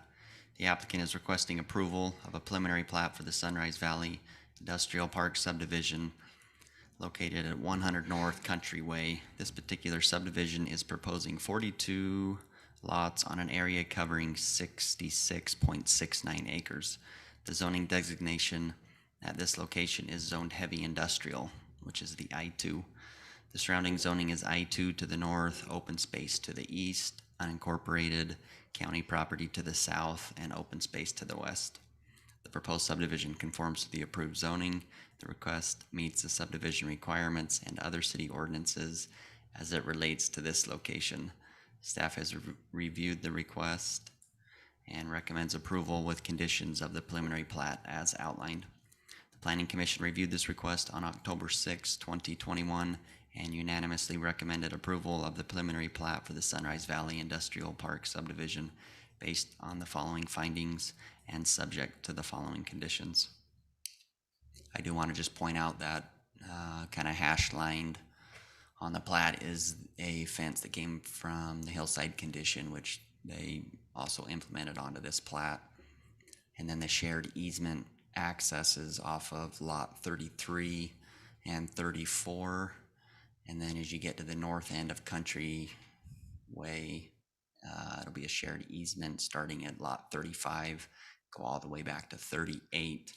So there will not be any access near that radius, which will meet our access management plan. So Eldon, when these lots are developed, and they'll have to come in for a conditional use, right? For the industrial? No, only if whatever they're doing on the property would require one. If they do permitted uses, they won't. Okay. But will they have to, what if they get into that hillside overlay zone? Like, can you? Well, I'm just saying, like, if they're into the hillside overlay zone, shouldn't they have to go to hillside? Well, they already did go to hillside, and that's what hillside was only concerned about, because there's a sharpness, I guess, right there where that fence is. So they want the fence to be there as a. Well, there's the fence, but then there's the hillside over. You're saying everything can be developed from the fence in? That's what the hillside said on that. Okay. That's what this, right by where it runs through this phase 2 thing, that line right there. That's why they put it to the back of the lots. So that, lot number 39 probably is the one most inundated because it runs kind of through it a little bit, but it's to that right side of it. And then you can see they did the fence around 42, and that was all part of what that is. So They're not to do anything on that side that, I guess it's east, however, that side of the fence is not to be touched. But everything on the west side is okay. Jude, do you know if there's any extenuating circumstances that led to this expiring, or was it just not a priority at the time? Or I think it wasn't for that particular developer. Now it's been bought out by a different one who's ready to move on. That's, I think, really what it came down to. The previous one was a busy developer company, was doing a lot in the city, and they ended up selling off to the individual. Midden, bought it out from Plum. And I think it was just, they were just so overtaxed with other projects going, is why they never got to it. so, Mayor, would you entertain a motion on this? Just another question. So what was the name before? We changed the name, just curiosity. It's Plum Holdings. You can kind of see it on your screen. Walter Plum had bought it. No, I mean the name. So Eldon was saying the only change that was really made on the proposal here was that the name changed. I'll let him address that real quick. I don't know the specifics of the name other than it referenced Red Waters. We took that. It's now Sunrise Valley. There. Yeah. So no more Red That's Waters. actually, they went back to the kind of the original name of that area was Sunrise Valley before it became Red Waters. Yeah, they've added to all their subdivisions. They call them something different, but at Sunrise Valley, because that's a lot of people remember it as Sunrise Valley from years gone by. I have a question for staff. It just wasn't on the report. I think I know the answer, but I just want to clarify and then ask some follow-up questions on it.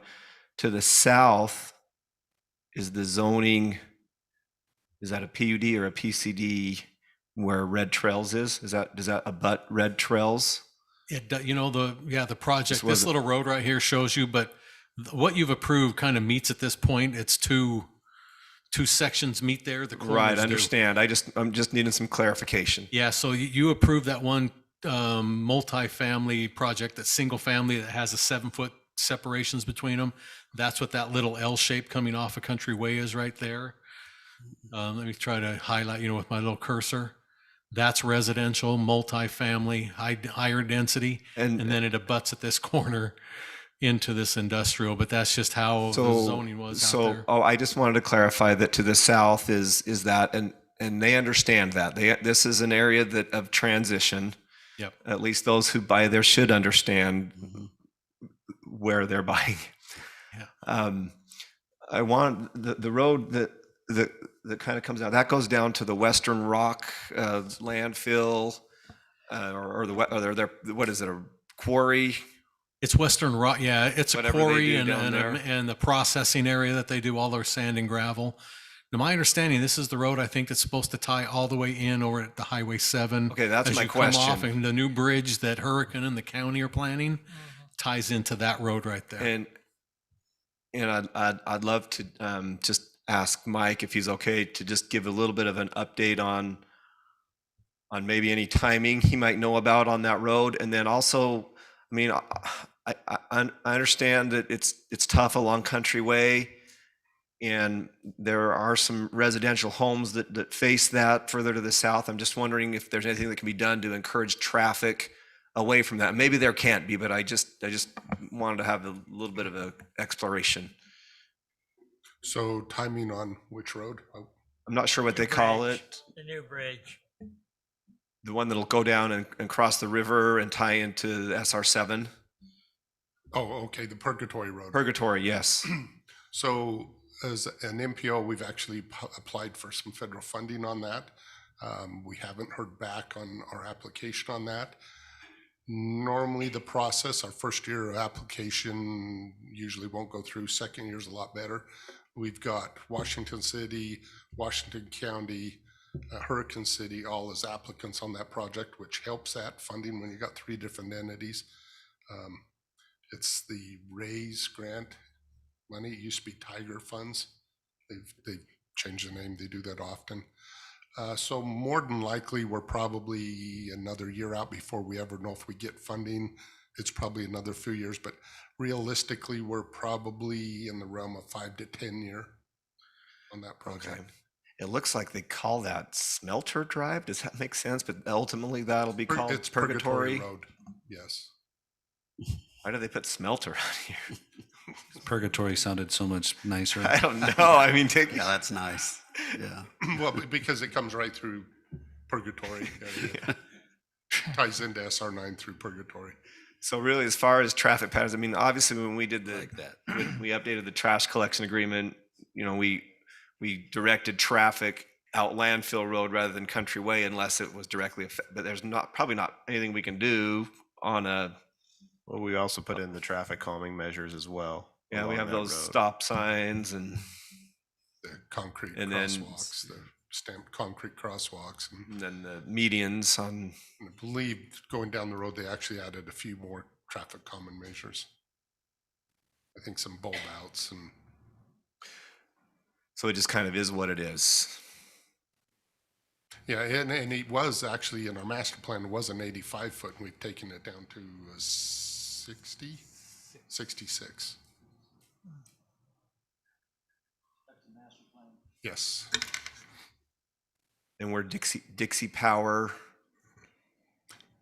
Dixie Power has an easement along the road as well as UN. and it's been in general planned industrial for And ever. Yeah. And there's a 60-inch water line and a 36-inch water line that runs down that road. And soon to be a 12.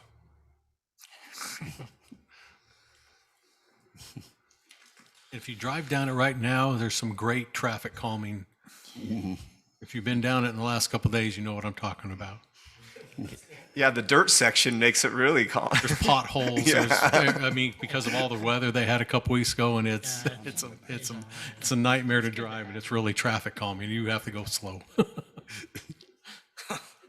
Councilman, you But ready? just so that is the road, then the dark one that we see on the map there, that's what will be Purgatory at some point. This is Country That's Way. Country Way. Country Way, but This one off of yes, here. that one right there, that will be Purgatory Road. And long-term, it's likely that will be the more used. Well, that's And just the Country lake Way. that comes off of Purgatory to tie to Country Way. Right. So Country Way actually, or the Purgatory will actually go out. Out and bend over. Or come across and go out. So this road ties into Purgatory. Yes. Smelter So it will be ties into Smelter. Purgatory. There you go. So you ready for a motion, Mayor? I am. By the way, Drew, it's good to have you back. We missed you last time. So I'll make a motion to approve a preliminary plat for Sunrise Valley Industrial Park located at approximately 100 North Country Way. Bundy, second. Do we have a motion and a second? Roll call vote. Bundy, aye. Coates eye. Ivy, aye. Ward, aye. Staley, aye. Item 7, public hearing. Public hearing for consideration to approve zone change request Z-21-21 to change from agricultural 20-acre minimum A20 to single-family residential, minimum 15,000 square foot lots.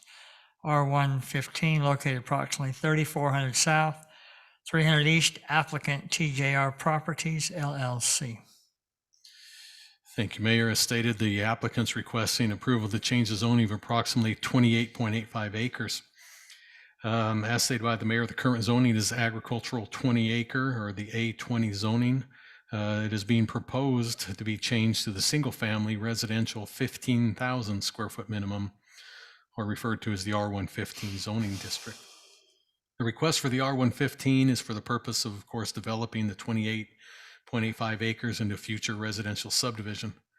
This particular location has a general land use designation of very low density, which is allowing only the R115 or greater lots within that. The surrounding zoning to this parcel is RA half to the north, R115 and A20 to the east, A20 to the south, and RA1 to the west. Staff has no concerns with the proposed zone change as outlined due that it follows the general plan.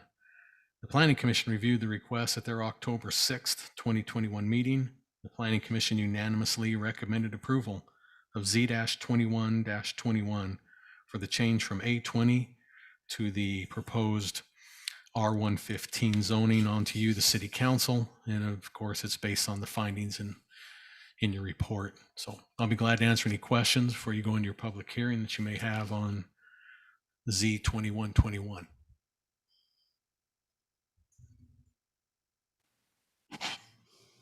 No questions?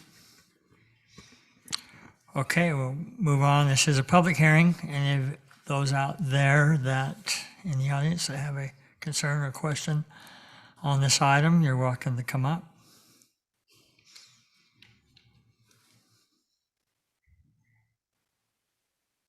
Hi, Julia Kiger.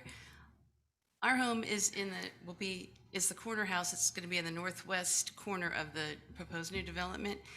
And we have half-acre lots along there.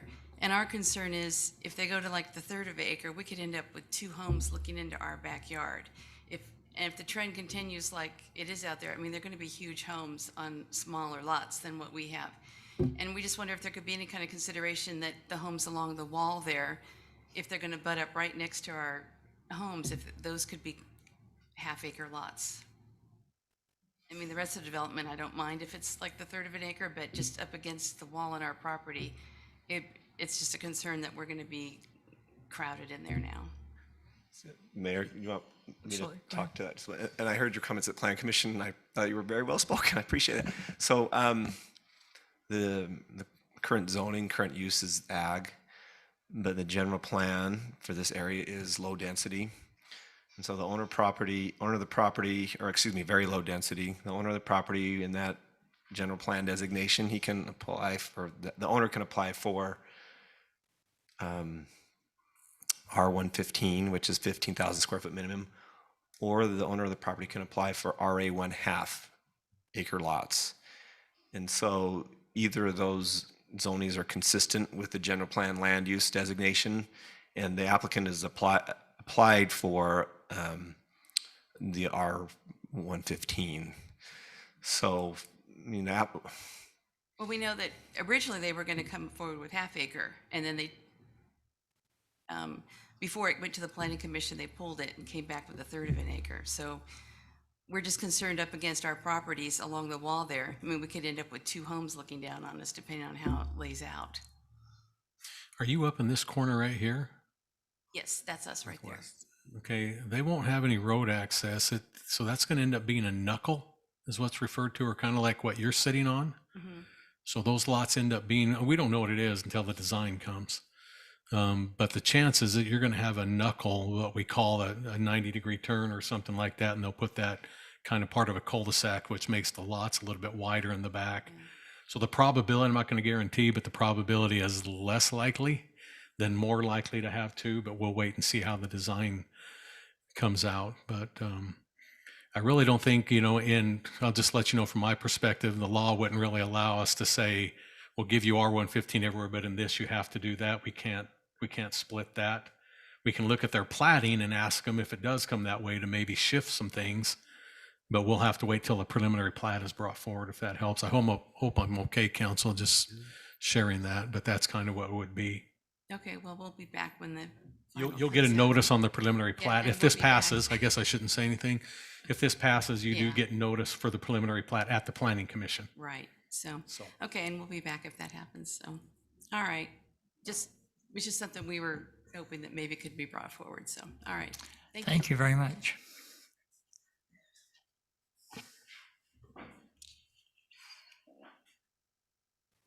Kevin Kiger, and in fact, we had tried to contact TJR Properties, and a quick Google search turned up references to their license being expired. And I realize this is not an official document, and there may be associations with other companies or whatever, but from what I can see, they don't have an active license.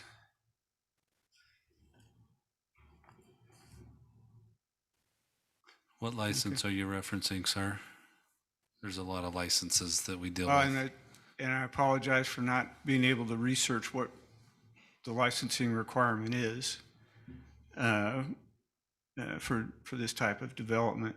So But, the reason I ask is a lot of land that when it's raw and unzoned is just held by holding companies that don't perform any construction, don't do any of the type of the work, whose licenses we check. Mhm.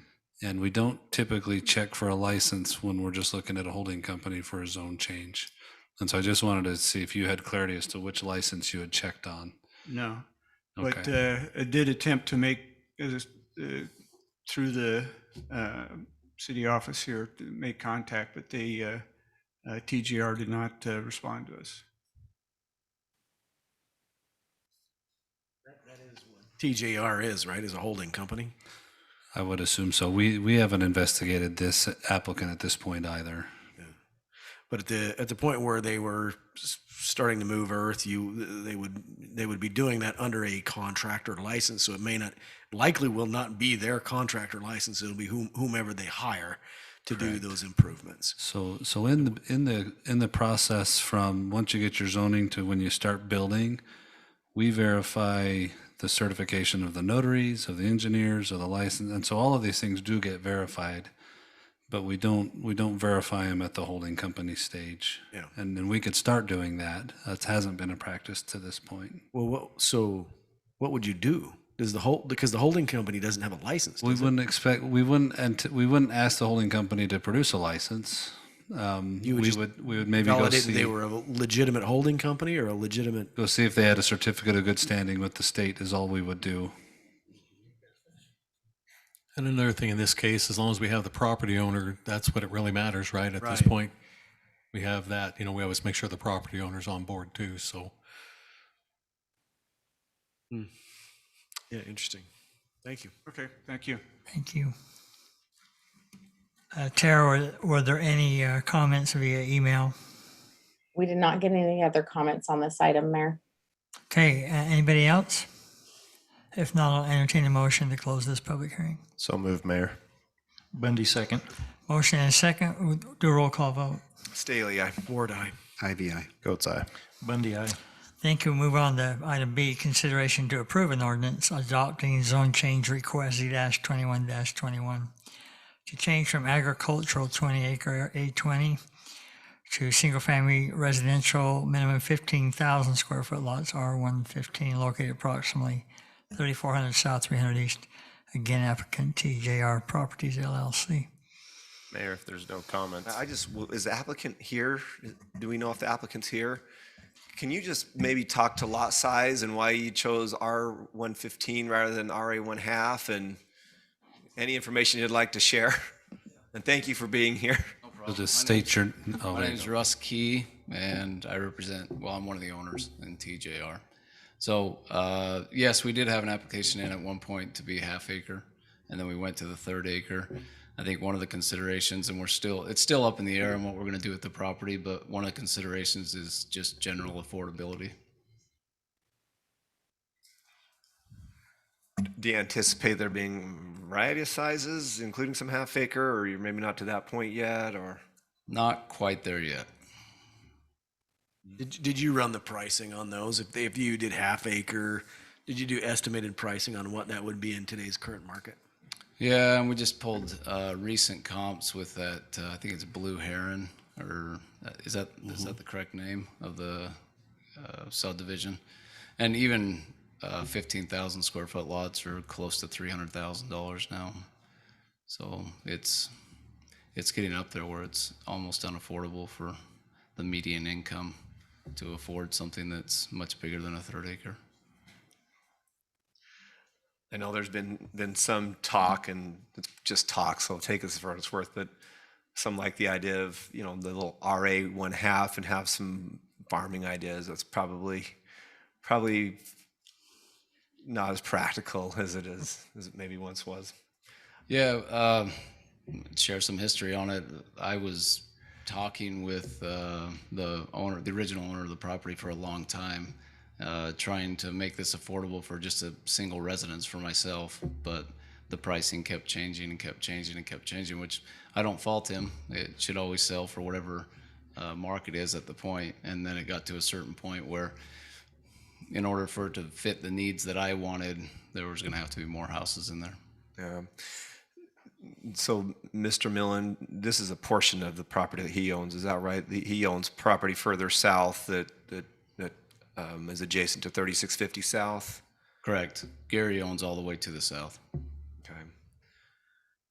And I think, and Drew, property to the west is RA1, but that's bonus density, right? So they're not 1 acre lots. They're That's right. probably pretty close to what these are being applied for.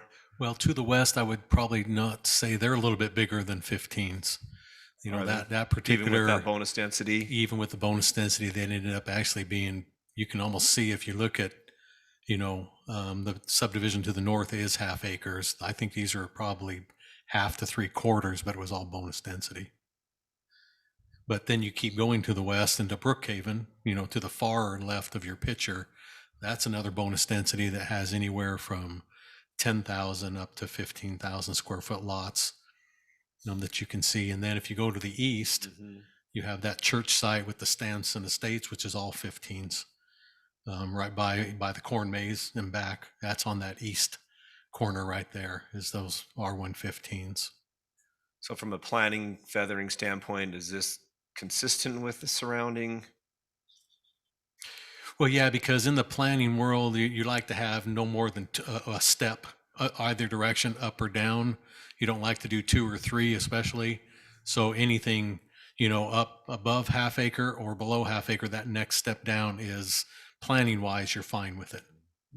On that's generally acceptable, actually encouraged on planning.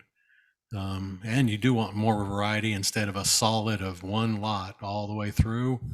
And then you fall into the cookie cutter, even though the homes may be different. But if everything just looks and feels that way, it kind of gets stagnant. And then general plan further south? Very low density. Still very low density, so we're not going to step down again to 12 unless they do a give general plan amendment, because then right? it's on 3650, which is a major road. So you could see maybe something proposed there, but we don't know yet, and we don't want to bring that. That's speculation. That's Other than know it's that's what very you low sometimes density. see is that things get changed and then the next one uses that as the basis for the change. But as of right now, further south would have the same option of RA1 half or R115. R115. And even across 3650, Stonehenge is R115, and then property to the east or west is R112, I believe. And Stonehenge is half acre lots. If I wish. It's 15. Oh, they're 15. That's right.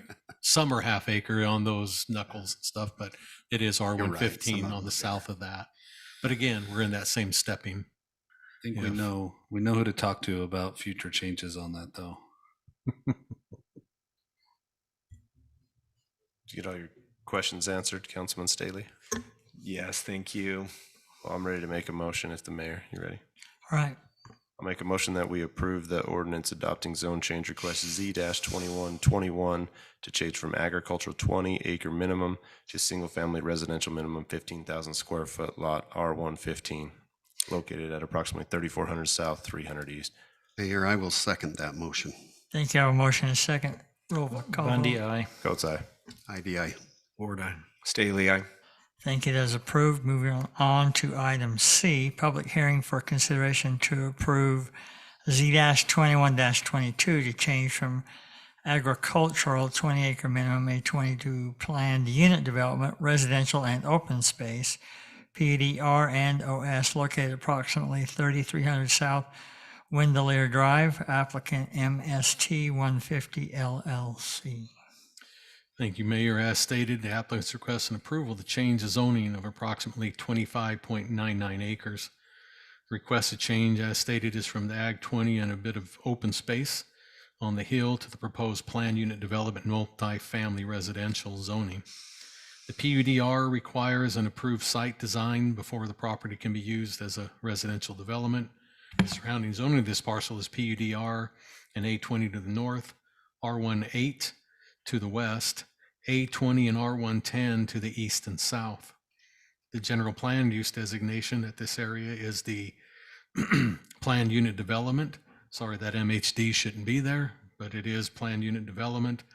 This development is proposing, that is as being proposed, is coming with a 7.0 dwelling unit per acre ratio, just to give you on that density.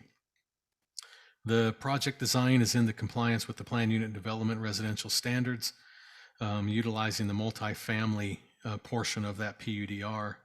The applicant is proposing 184 townhome units. Each dwelling will be a 3-bedroom, 2.5 bath, 2-car garage townhome with each unit having a double car driveway. Also added into the project are 33 visitor parking stalls scattered throughout the development. The amenities are in the form of a playground tot lot with lawn area, basketball court area with cabanas and a barbecue area and lawn. Another area is a 3 pickleball court and cabana with lawn area. And then there's 2 detention areas with lawn that can be used for play areas when not retaining water. The Planning Commission reviewed the request at their October 6th, 2021 meeting. Planning Commission unanimously recommended approval of Z-21-22 for the zone change from the A20 Ag 20 to the proposed plan unit development residential multifamily. And that's on to you, the City Council, based on the findings and subject to the conditions in your report. Also, just to highlight this a little bit, this was a project that the City Council denied several months ago. This is the one that had all the driveways going out onto that main road. What's it called again? Is it Weatherby? Wendelair, isn't it? Wendelair, I think is what it's been referred to. It was Weatherby. Okay. Weatherby. Well, it's showing Weatherby. I'm not sure which one. I think it's Wendelair or Weatherby. We'll have Adam clarify that when he comes up. But the project that was denied had all the driveways, as you remember, at least on that southeast side of the road going on, and the Planning Commission, City Council denied that request. So this is the updated version to that with internal. Nothing will be going out except for roadways onto that main road. So again, I'll be glad to answer any questions the council has. So it looks like it backs up to the hillside, that ridge there, but not like the others that we discussed last meeting. Right. This one is they're proposing a tiered retaining wall that, on the one plan shows you, I think it's 16 to 20 feet. So basically all the units will cover up that retaining wall area, because at a 2-story unit, you're going to be at least 25 feet in height, if not greater. How do they on plan an to get average one. access for that to maintain it? We'll have them come in and let us know how they'll do that. So Adam, that note, the access of cleaning. Any other questions for me that I can answer for you, City Council? I just wanted to pull this one up. This is one that kind of just shows everything, but also the amenities.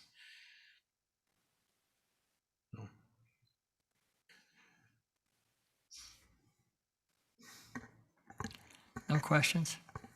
Any questions for the applicant? Mayor, I have a question for the applicant. Okay.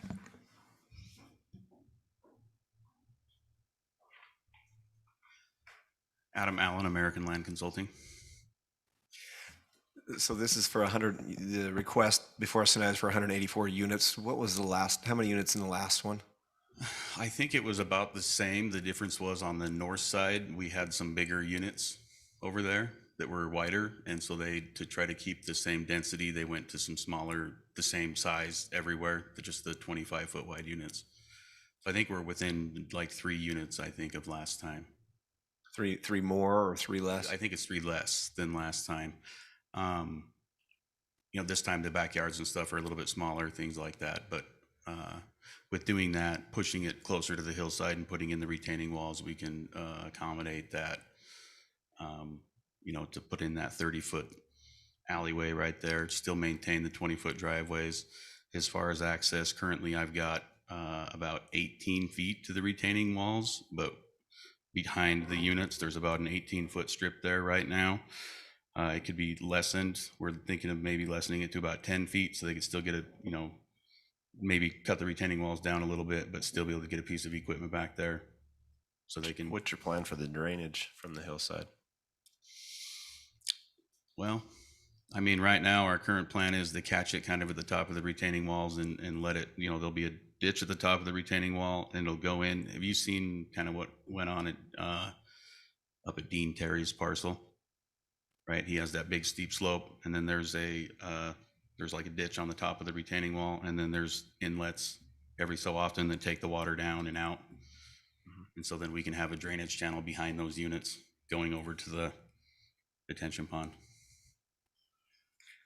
By not exiting on, is it Weatherby or Windermere, by the way? It is Weatherby. Windermere is the little, so right now there's like a current little road that cuts through the middle of this and goes up the hill to that house. Yeah, up to the Hancocks. That's Windermere. Okay. When you brought this last time and they had a number of units that exited onto Weatherby, did you still have 3 rows of townhomes and an alleyway, or did you just have private streets? Because the private street is, what is it, 39 feet, and the alleyway's 26? Correct. Did you So have the same basic layout with those alley and private roads? I didn't have the alley. We had the private road. It was flipped around the other way. We had bigger backyards. We were farther away from the hill.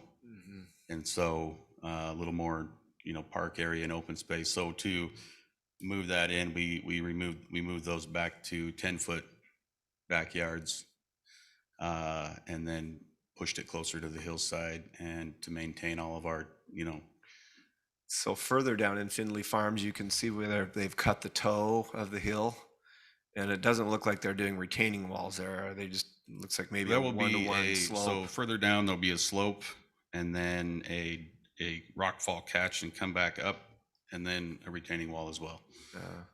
So I guess what I'd like you to address is just aesthetics. I understand hillside, but I just, as we start cutting into the toes of these hills and push back into them, I right just here, it's worry actually, if you guys have been over there, it's kind of ugly right there right now. to be well, honest further with you. south, and it looks like you haven't cut into this one yet. Right. I just meant because there's that road that runs right along right here, and they've done some cuts and some weird cut-ins to the hill. Yeah, I just kind of, I know I need to think of it as it's going to be, not as it is, but it's making me a little more sensitive to toe cuts on hillside. Yeah, and so right now it's just grubbed. That's all that they've done. They haven't made the final cut into it yet. Are they going to go up higher than what it is now? Nope, that's as far as it can go because of that roadway.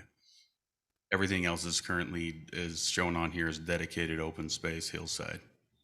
So this is different because you're using a combination of 1 or 2 retaining walls rather than just slope? Yes. So there'll be the retaining walls back there instead of the slope. There is no rockfall catch in this area, so we don't have to build that weird rockfall catch. What material are you going to build the walls out of? Preferably it'll be rock. There'll be rock retaining walls. I don't think that the only place that they'll be really visible, I think, is right, well, even at that, there's other units in the way. So Councilman Ward brought up earlier on-street parking, and I think on this one, I have concerns with the road widths, the private road and the alley. Where we're private roads and private alley. Yeah, I just I would definitely have a no on-street parking. Yeah, I was going to say, being that it's private, we can mark it as no parking and have the HOA mandate that. When they're public streets, we can't do that. But since these are private streets, private alleys, we can mandate no parking. And thus also the reason why we kept still the 20-foot driveways going into the alleyway. We felt that was important to not have people trying to stack up around everywhere. How wide are the 2-car garages? Like the door opening? The doors will be 16 feet, right? That's a standard 2-car garage width. I had a wider one. I just want to make sure it's a... I don't now, but years ago I did. I wish I had a wider one. It's only 16 feet on my house currently, but I didn't know they made wider 2-car. I thought you had to go to the double with the thing in the middle. No, it was just one wide door. It was great. So what's the plan for the fencing along Weatherby Way? I mean, I plan on having a block wall, but whatever, I think we have to have a block wall along there. I don't know if it needs to be solid or have some form of, maybe it's only half solid, something like that. I was just going to follow whatever the ordinance was. Concern I have is that people are going to park on Weatherby Way because there's not very much parking in this site. And so what we've done on other projects is make it a solid block fence all the way around the corners so that it's not appealing. So it's not appealing. Yeah, and that's completely Park out fine. there, but I don't. So there'll be no, it just continues on the whole way. I mean, I feel like that's almost a safer thing anyways. On the north side, that is the plan because the trail went there, was already to have it be block wall the whole way.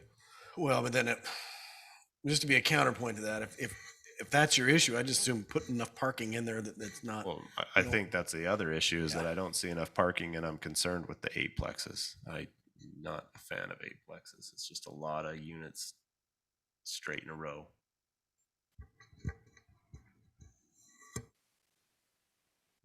Okay. But those are just my thoughts.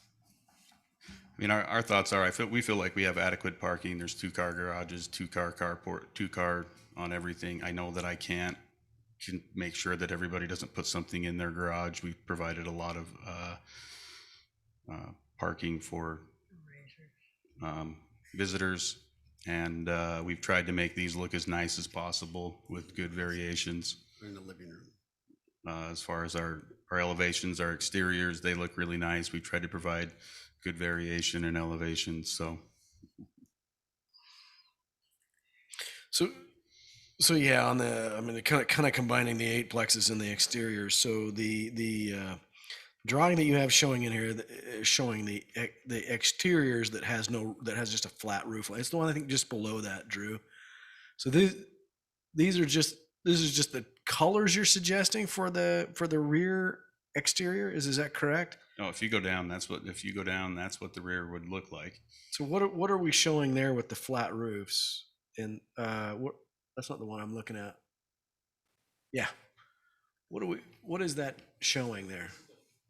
It's the front elevation, and these are on the south side. So you're going to take Weatherby, and the homes are going to be different on each side of the street. I'm correct, right? So this is everything that would go up to the hill between Weatherby and the hill. So and then those this with modern those style, with the roof lines. yeah, this modern style is going to be on the north side.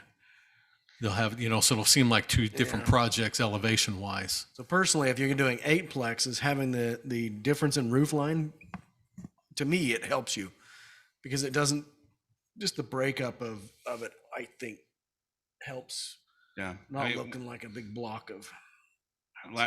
So I guess I'm just, and I don't want to sound rude here, but last time I came, you guys told me that they all look nice, and this time they don't look nice.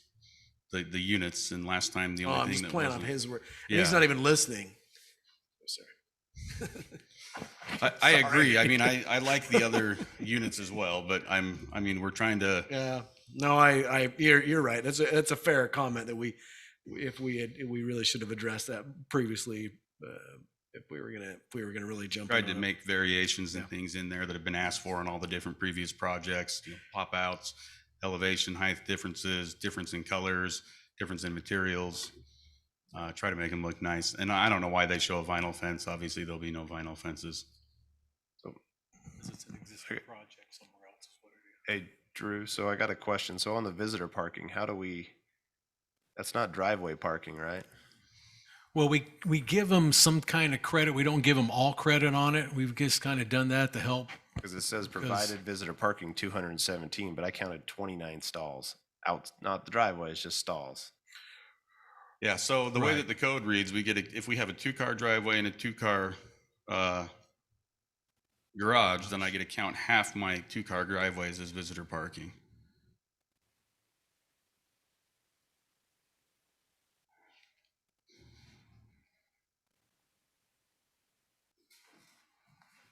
That's what we have done. We've allowed that in previous ones, so we didn't have all these garages, driveways, and then pads of stalls. So I always make sure they do we'll give them credit, not every, that every driveway is a visitor parking as well. So, because we don't want to be doing on that, because you do have those odd people who fill up the entire garage with garbage.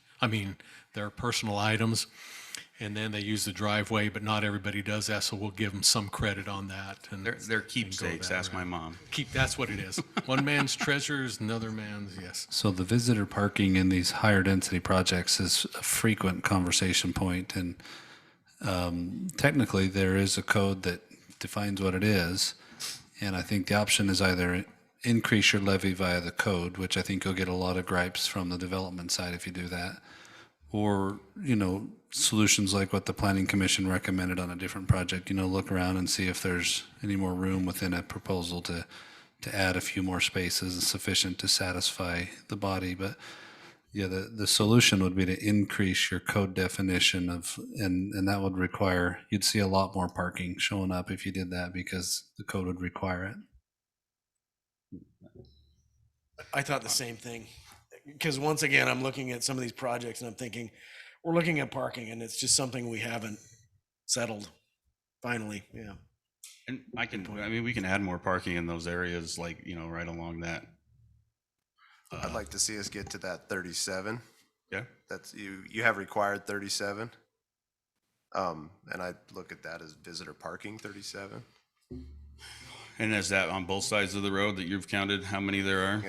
I counted both sides of the road. You had 29. Okay. So Well, you'd have I'll make sure you'd that have to there's add 8, I'll make sure that there's 37 for sure.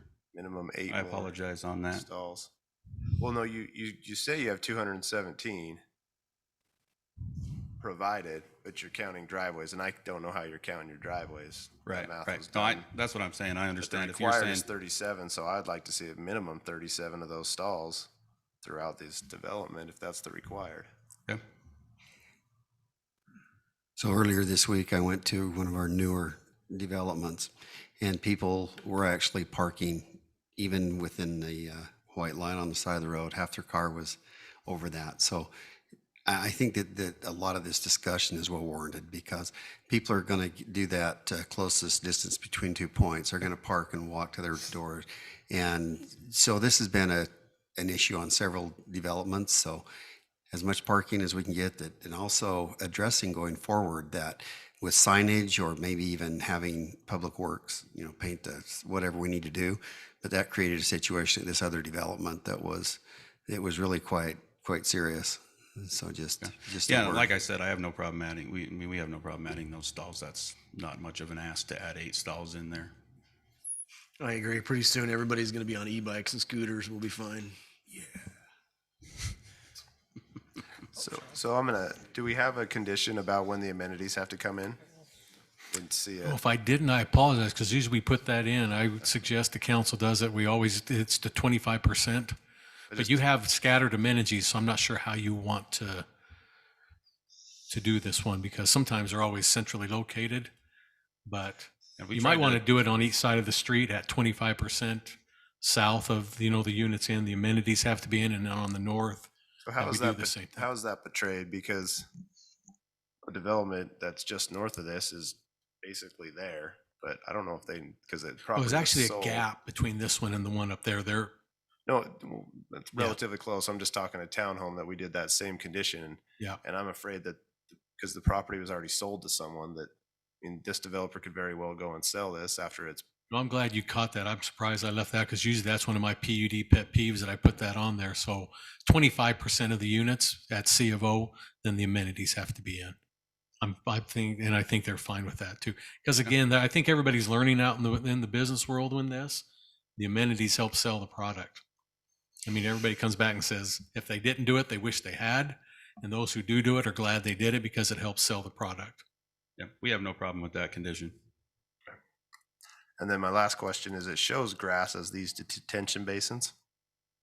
Or is your plan to grass them or no? Yeah, that's the plan, is to put grass in them, unless that's. No, I don't I know. I'm thought- kind of on a fence about grass these days. Like, I don't know if it's good, bad. Sometimes I show up and it's not here, but sometimes I go and it's, hey, we want grass. And sometimes it's, what are you doing? We were There's talking about no this. water shortage. Yeah, because the previous So- council, that's what they wanted, is extra play areas, but now we're into the water shortage. We don't want to do that, so. I think I there feel needs like- to be a good mix I because we can- don't have enough. There's a lot of units here, right? And they need places to go. There needs to be And some grass and even some if things there's like that. a little play area for kids to throw the frisbee or whatever, it's nice to have little areas. I'm not saying the whole detention basin. I wouldn't recommend grassing the whole detention basin because that grass is going to die Right. on areas, but there should be portions that are playable that we can utilize. So I would add to Councilman Coates' comments on that is functional turf, right? So grass that has a purpose. The grass that we don't like is non-functional, right? That's just there for aesthetics or mow strip or whatever. In my development, where I live, there are there are two detention basins that the developer tried to do as parks. In one, we have a nice pavilion and wall and sidewalk and some decorative grass, and that turned out really nice. In the other one, the developer just threw grass down, and all we do is water it, and it never gets used. So I think the point, I think what I would like to see is that you're thoughtful about the design of these detention basins, because you have a lot of units there, and use them as park areas and dual purpose, but be purposeful, right? Don't just kind of throw something together. Make it nice, because when the developer's gone, the residents are going to live there. Yeah.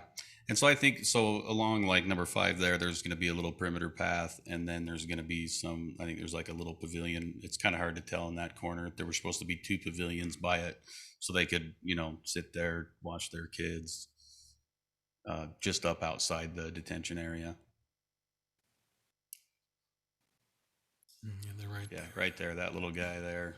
And then But there's if it one makes more to the sense, south. Yeah. over by Crimson Corner in St. George, they grassed in a large regional detention area, and I see teams and practicing and, kickball or whatever. I mean, if there are areas where there can be used grass for those who live there, I think that's the expectation that I'd have staff look at. Other consideration too is there's a lot of folks in there that, they don't have yards of their own, but there's still kids that need grass to play on. Yeah. And I think that would be good use of functional turf. It's probably less grass overall anyways to have it in one spot than everybody in their backyards. Adam, thank you. Any additional questions?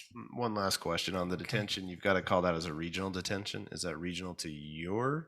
That one should not be, say, regional, I'm sorry. Okay, right there. That's not a regional, that's just our detention. It's just the HOA detention. Yeah, that's just our detention, so I'm sorry, I don't know why that got probably copied over from, I don't know why it's on there, sorry.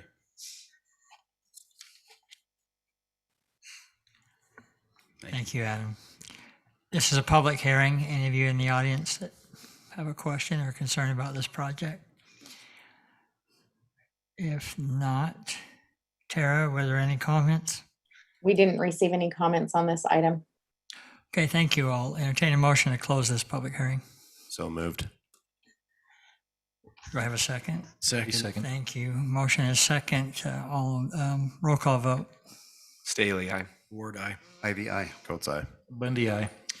Thank you. Consideration to approve an ordinance, item D, consideration to approve an ordinance adopting zone change request Z-21-22 to change from agricultural 20-acre A20 to planned unit development, residential and open space, PDR and OS, located at approximately 3300 South Windermere or / Weatherby Drive.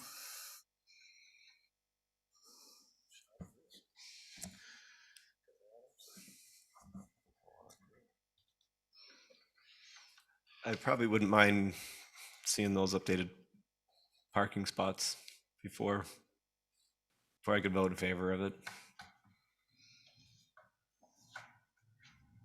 And You have your option to table it for 2 weeks. I'm still trying to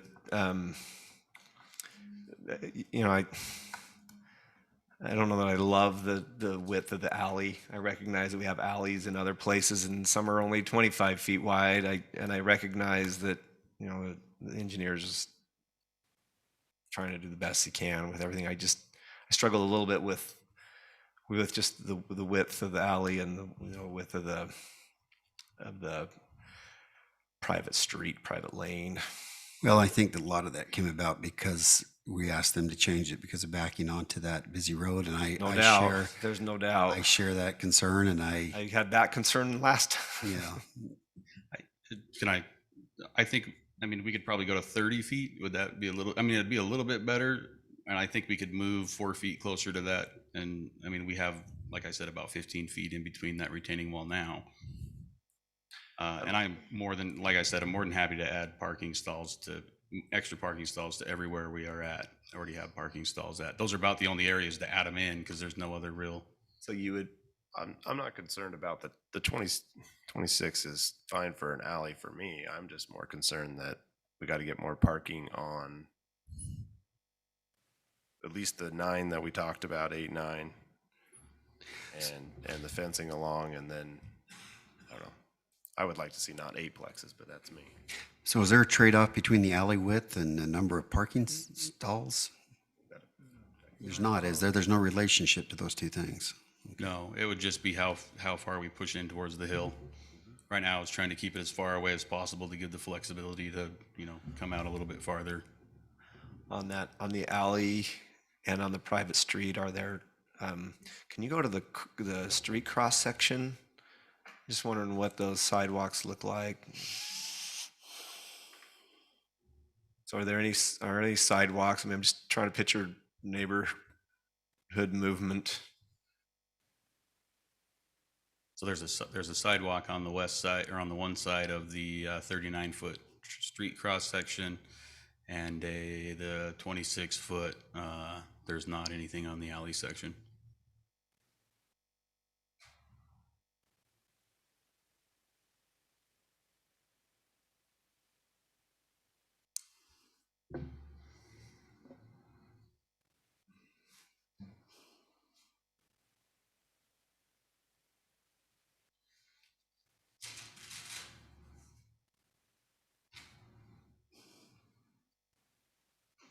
Does Weatherby have a trail? It does. On the, Sorry, I almost didn't want to bring up trail again. It does. On the other side of the road, there is it's fake meandering. I mean, it's meandering just for the purpose of meandering. Good enough. Good enough for me, Adam. We're not going to make him take it behind. No, I'm just kidding. Somebody will thank me years down the road that we got that right. Maybe we should take 2 weeks and just let him update his map to show these things. And I guess I appreciate due diligence, but I think that we could also build that into a motion. I hate to hold things up, especially jam another agenda but I do understand that you want to make sure, but is there a way that we can do that in a motion? It'll come back at pre-plat, right? And so I mean, just to move forward. This will come back for a pre-plat, yeah. So at pre-plat, I can make sure that you guys can see the extra parking. Because this is just the PD zone amendment, yeah. Yeah.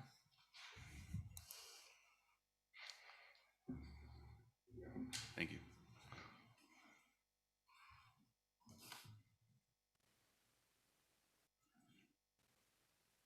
Are you okay?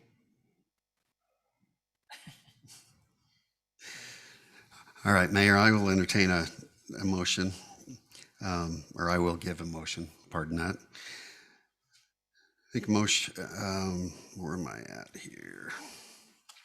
Item D. D, right at the very bottom of the page. Consideration, I will make a motion to approve an ordinance adopting zone change request Z-21-22 to change from Ag 20 acres, A20, to planned unit development, residential and open space PUDR, and OS located approximately 3300 South Windermere Drive. Did you want to add those? With the parking spot, or the additional parking of, I don't recall the total number, we went back and forth. 9 more. With 9 additional parking spots to be placed where they can be within the development. And then the 25% completion of amenities once 25% is built out. Which amenities on which side of the road? Are you saying that I'm gonna call it the southeast side, that all the amenities have to be in at 25%? I think that's what I think we talked about doing each side. We'll let the 25 on this side of the street act as a. But they're gonna build the detention right off. Yeah. because they need that. But what my question is there's 3 on the southeast and 2 on the northwest.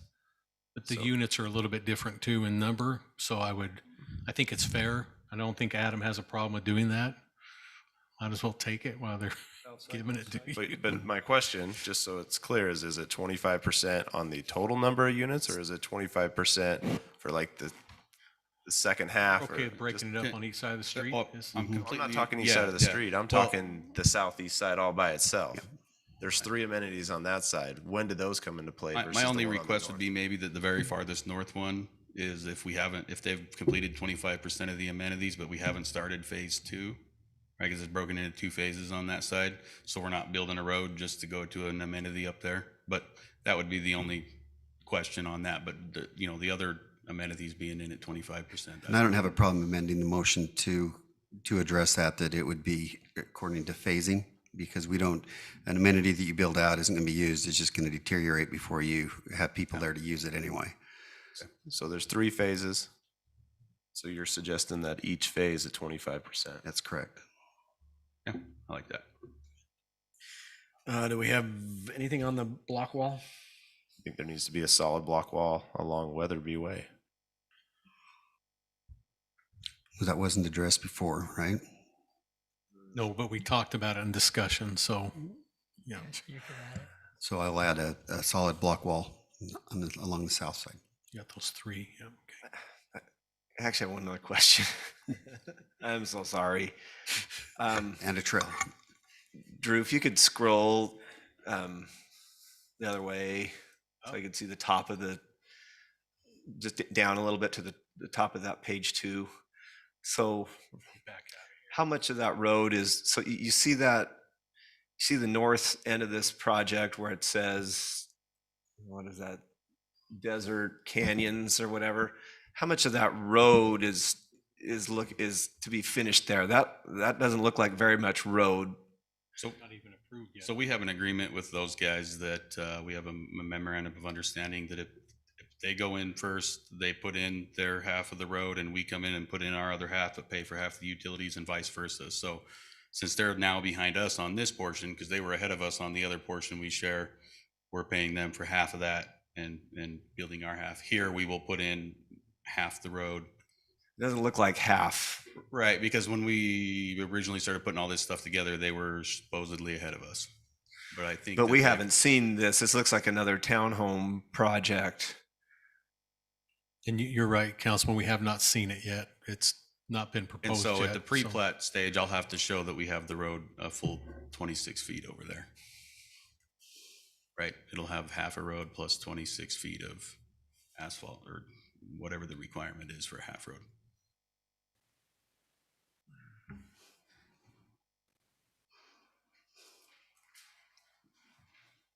That was all I wanted to point out. I just. Mayor, I'll make a new motion if it's okay with you. Sure. Okay. Make a motion to approve an ordinance adopting zone change request Z-21-22, change from agricultural 20A20 to planned unit development, residential and open space PUDR, and open space located approximately 3300 South Windermere Drive with the following additional conditions. First one being the addition of 9 parking spots within the development where they can be located, and the condition that at 25% build out of each of the 3 phases that the amenities will be completed, and then the block wall in the sections and sides as noted.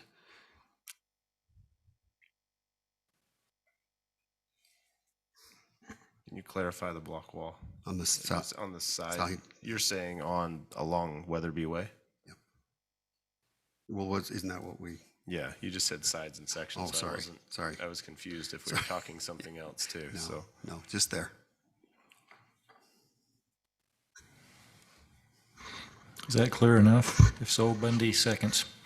Okay, I have a motion and a second. Again, roll call vote. Bundy, aye. Coates, nay. Ivy, aye. Ward, aye. Staley, nay. That passes 3-2. move on to item E, public hearing for consideration to approve zone change request and PCD plan Z-21-23 to change from open space to planned community development PCD located north of Washington Parkway. Applicant Clyde Green Springs LLC, GWC Capital LLC, Brooke Cole. Mayor, I'm going to recuse myself from this item. Okay, so noted. Thank you. Mayor, could we ask for just a 5-minute break? You need a 5-minute break? Or 2-minute break, just a quick break? Sure. Is that okay? We're going to take a 2.5-minute break. You're on the clock.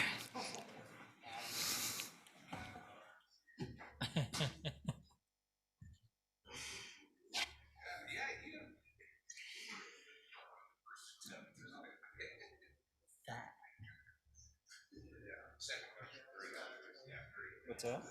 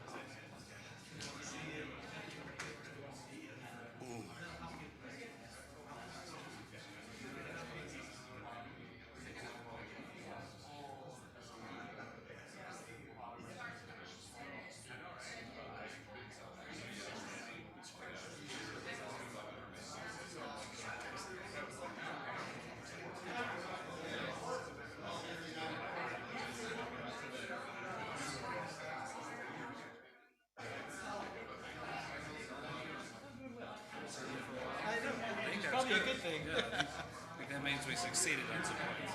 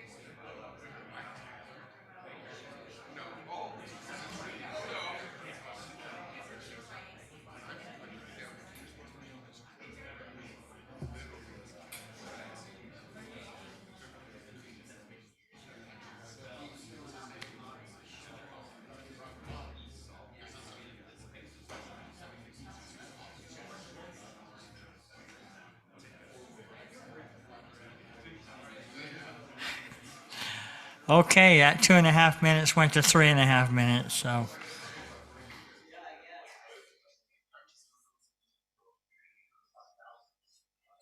Okay, we'll move on to item, is that E? 7E, thank you. Public hearing for consideration to approve a zone, I just said that, didn't I? Well, oh, you took a break. Public hearing for consideration to approve zone change request, PCD Plan Z-21-23, to change from open space to planned community development, PCD, located north of Washington Parkway, applicant Clyde Green Springs LLC, GWC Capital LLC, Brook Cole. Thank you, Mayor, and I hope you're okay. We'll start off with this map. There's, as everybody noticed, there's 100 and whatever more pages than the Bible, right? I think I saw Almost. Our email. packet had 811, average Bible 998. So There you go. we're close. So we're going to start here out of our 800, and we'll go from there. But the applicant is requesting approval to change the zoning of approximately 570 acres.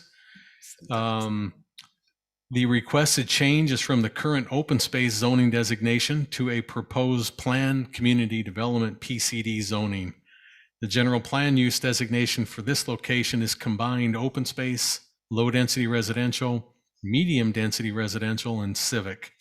Again, those were all predetermined by SITLA when we did our general plan update. That's what they wanted in there, and this has a variety of each of those. The surrounding general plan land use designations are open space to the north and east, which of course is the reserve area. Then community commercial, low density residential, and medium density residential, and civic to the south and the west. The surrounding zoning designations are open space to the north and east, again to the reserve areas.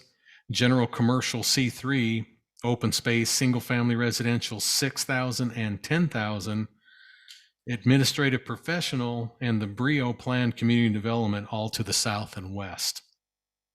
The PCD project plan named is being proposed as Green Springs. The project is being proposed as a community that will consist of single family residential homes, patio homes, townhomes, apartments, condominiums, and a hotel resort development. Also being proposed in the area set aside referred to as the commercial mixed use area, which will have an overlay of vacation rental units, utilizing that in the form of townhomes and condominiums. There are several amenity locations scattered throughout the project, including a park open space area within the development. And that's that area over onto that east that you see, and I'll kind of just circle if you can barely see that moving around in there. That's a big city park area. Also, there will be trail systems throughout the entire development, scattered throughout and attached to the BLM Turtle Reserve that borders the development on the north boundary. So we'll have a few trailheads is what it is, 3 of them. Also, there will be, again, a lot of walking paths, water areas, and open space garden areas as part of this development as well. As noted above, the project will have several types of residential and commercial mixed uses. There will be the resort district consisting of an upscale hotel with available rooms, cabins, dining facilities, spa facilities. That will be consisting of 200 dwelling units in that resort area. There's also the resort village district consisting of primary and secondary residential units in the form of condominiums, villas, townhomes, and estate residences that will consist of 249 dwelling units. The mixed-use village district consisting of commercial and residential uses in the form of retail stores and shops on the ground level and residential units above, consisting of apartments and condominiums. Within the mixed-use village district, there is a proposed 459 dwelling units. Then moving on to the residential village districts, consisting of a variety of single-family detached, but also townhomes and flats. And within that district is a proposal of 824 dwelling units. Then we move on to the estate village district, consisting of single-family detached residences, of which there is a proposed 468 dwelling units. And then finally, the open space recreational district, which consists of 168 plus or minus acres, consisting of a comprehensive trail system, public park, neighborhood parks and playgrounds, access point trailheads to the Red Cliffs Reserve, and a significant open space area left in natural, untouched terrain. The total number of dwelling units throughout the entire development being proposed is basically 2,200 dwelling units. Staff has reviewed the requested zone change, finds it conforms to the general plan and the zoning ordinance and surrounding proposed development. The Planning Commission reviewed the request at their October 6th, 2021 meeting. The Planning Commission, by a vote of 4-1, recommended approval of Z-21-23 for the zone change request from open space to the proposed Green Springs Planned Community Development PCD with its associated project plan guidelines, and then the development agreement, which is still under review, which we will hopefully bring to you at the next meeting or the one thereafter. And that would, this requested a recommended 4-1 vote came onto you, the City Council, for your review tonight. I'll be glad to answer any questions. You probably have many, but we've been lucky to see this project a little bit over the last 6 months in its different phases and to see how it's been proposed and progressing. So again, Council, I'll be glad to answer any questions you have with this version. It's part of your zone change tonight. You went through some of the units in the different villages. In the summary is about 2,200 units. Does that include the resort hotel rooms, or is that separate? Yes, no, that included, if you follow all mine. So I'm going to try to zoom like in. Village. Yeah, all of them. 6A, is that the hotel? Yeah, it's in this pink kind of area is the hotel right here, right below the Dino Cliffs trailhead there. So yeah, if you look on the, well, I'll try to zoom in even more as far as I can go on this chart. That's as far as I can go. But the resort area is proposing, and again, it includes the rooms, to my understanding, 200 dwelling units. That's included in this total? Yeah. And then the resort village directly across the street was kind of tied to the resort itself in some ways, is proposing another 249. So that resort and the resort village, basically there's 449 units of some sort of unit between a cabin, a room, a villa, etc. Mayor, would it be okay to ask the applicant, I'd like to hear from Mr. Cole, and I wouldn't mind if he would just take us through the resort villages, the mixed-use village, and then the village and estate residential first, just to kind of point those out and go through each of those villages. And then I'd like to review the phasing after that. And it might take some time, but I just need, I have a good understanding, but I'd like to have a better understanding and hear from you if you're okay with that, Mayor. I think we could all benefit from that. Absolutely.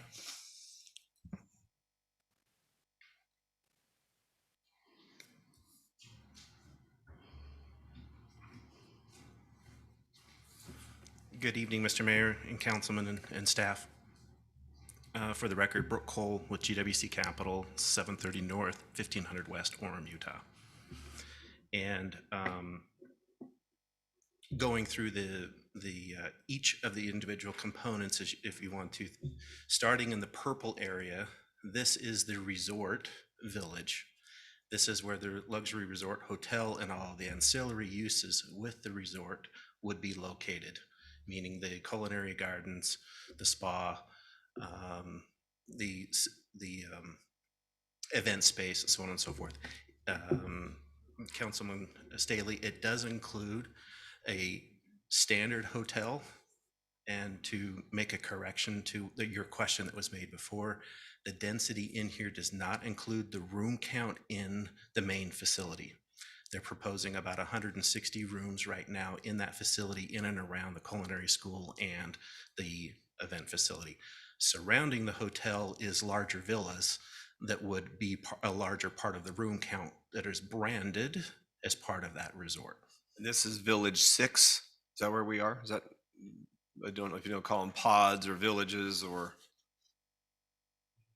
And you're referring to culinary schools. It's really kind of a vacation culinary school. So nobody's going to get a degree here. They're going to go on vacation and learn something cool. The entertainment, as you have seen and reference to in here.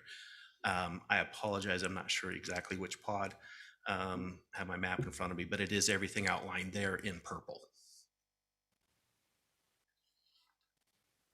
Any other questions before I go to the next? Yeah, just elaborate. Sure. Yeah. Elaborate on this. This is the hub, right? This is the center of this is the resort. This luxury resort hotel is a full service hotel. So it's meant to not compete against all of the other select services or limited services that have been built along the highway, but to take it a couple of notches more up, if you will, and provide a true destination experience for all of those who are coming to this area that want to either stay in a traditional hotel or in a larger format key with their families in more of a luxury setting, and have the opportunity to be entertained and through the culinary arts and the visual arts of the surrounding that's here.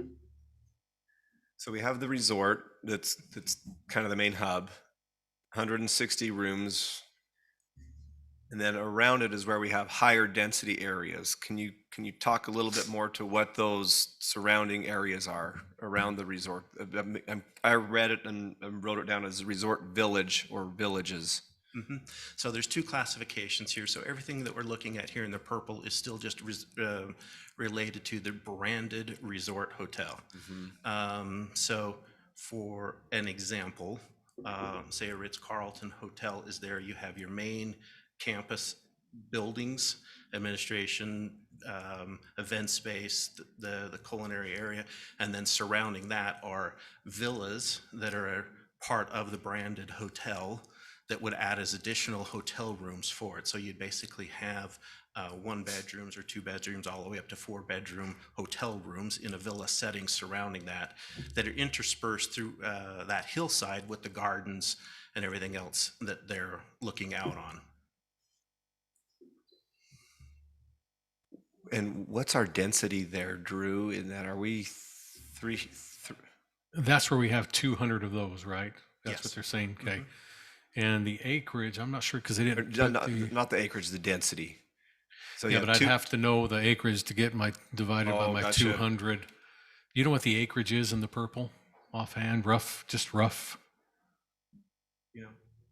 I don't know. Is I'm it written? actually, It's you know, roughly- I'm it's sorry, I'm roughly- not it's roughly actually. 50 acres. I'm not 50? like super, I'm more concerned with just number of units there. I So don't have to have the exact. Roughly, it's like 4 dwelling units per acre at that, because there's 200 divided at 50 acres. So that would be 4, then plus the hotel rooms of 160. You know, so if you want to put those in your density, then that would be 360 divided, and then it would be up to like 7 point something in that area. But that's because the hotel would be heavy, heavy laden with that 160. So on the Village 6A, it shows 329 dwelling units. So that's going to be like 200 villas and another 60, 120. And then there's 160 in the hotel. That's the side, but we have 200 villas and then another 129 just owned units, or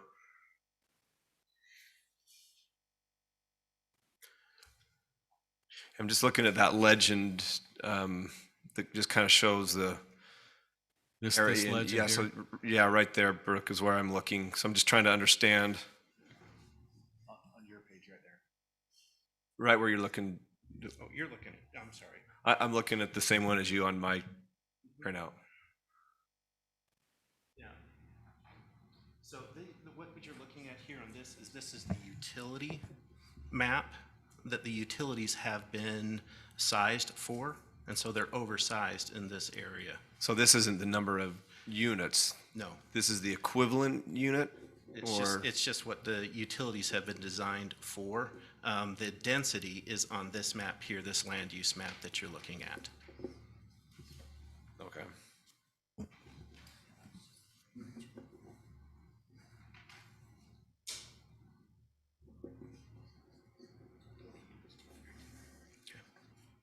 Thank you. Let me keep this for just a moment. I'm sorry, did that answer your question, Mr. Staley? Yeah, I didn't realize that was, so that makes more sense now. I'm just trying to. While you're looking through that, can I ask a quick question? Oh, yeah, please. So I'm just noticing here, and I don't think I'd noticed this before, but you're showing 2 existing water tanks? Yes, sir. They're already there. I know the 2 that are sitting up there right next to each other. Is there 3? One down lower.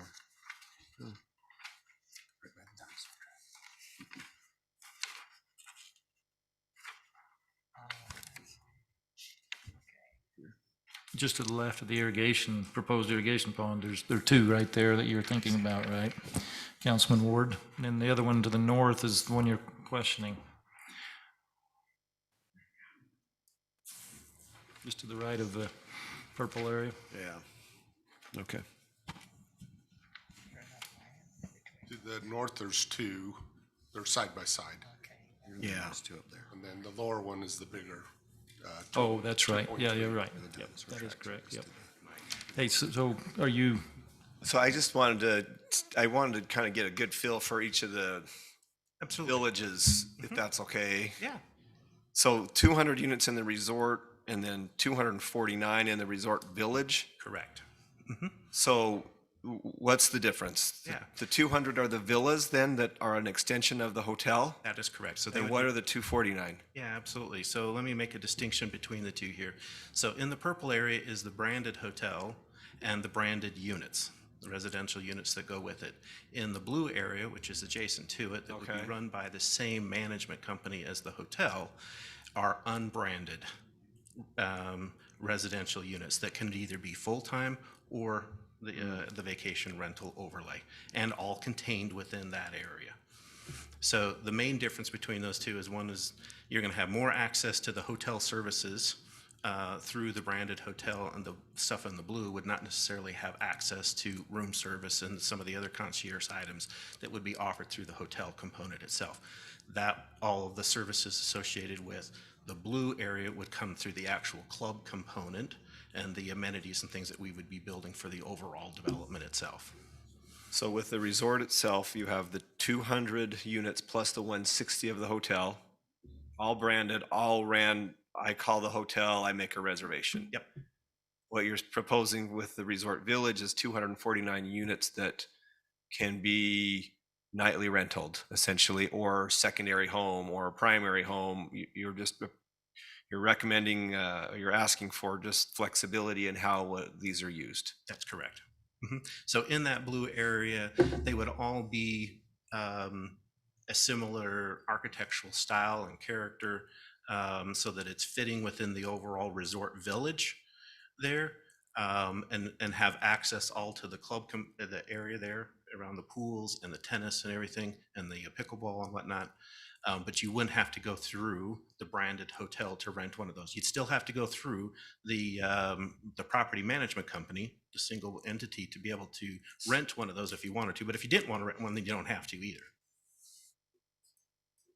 And what's the Greek word for the style?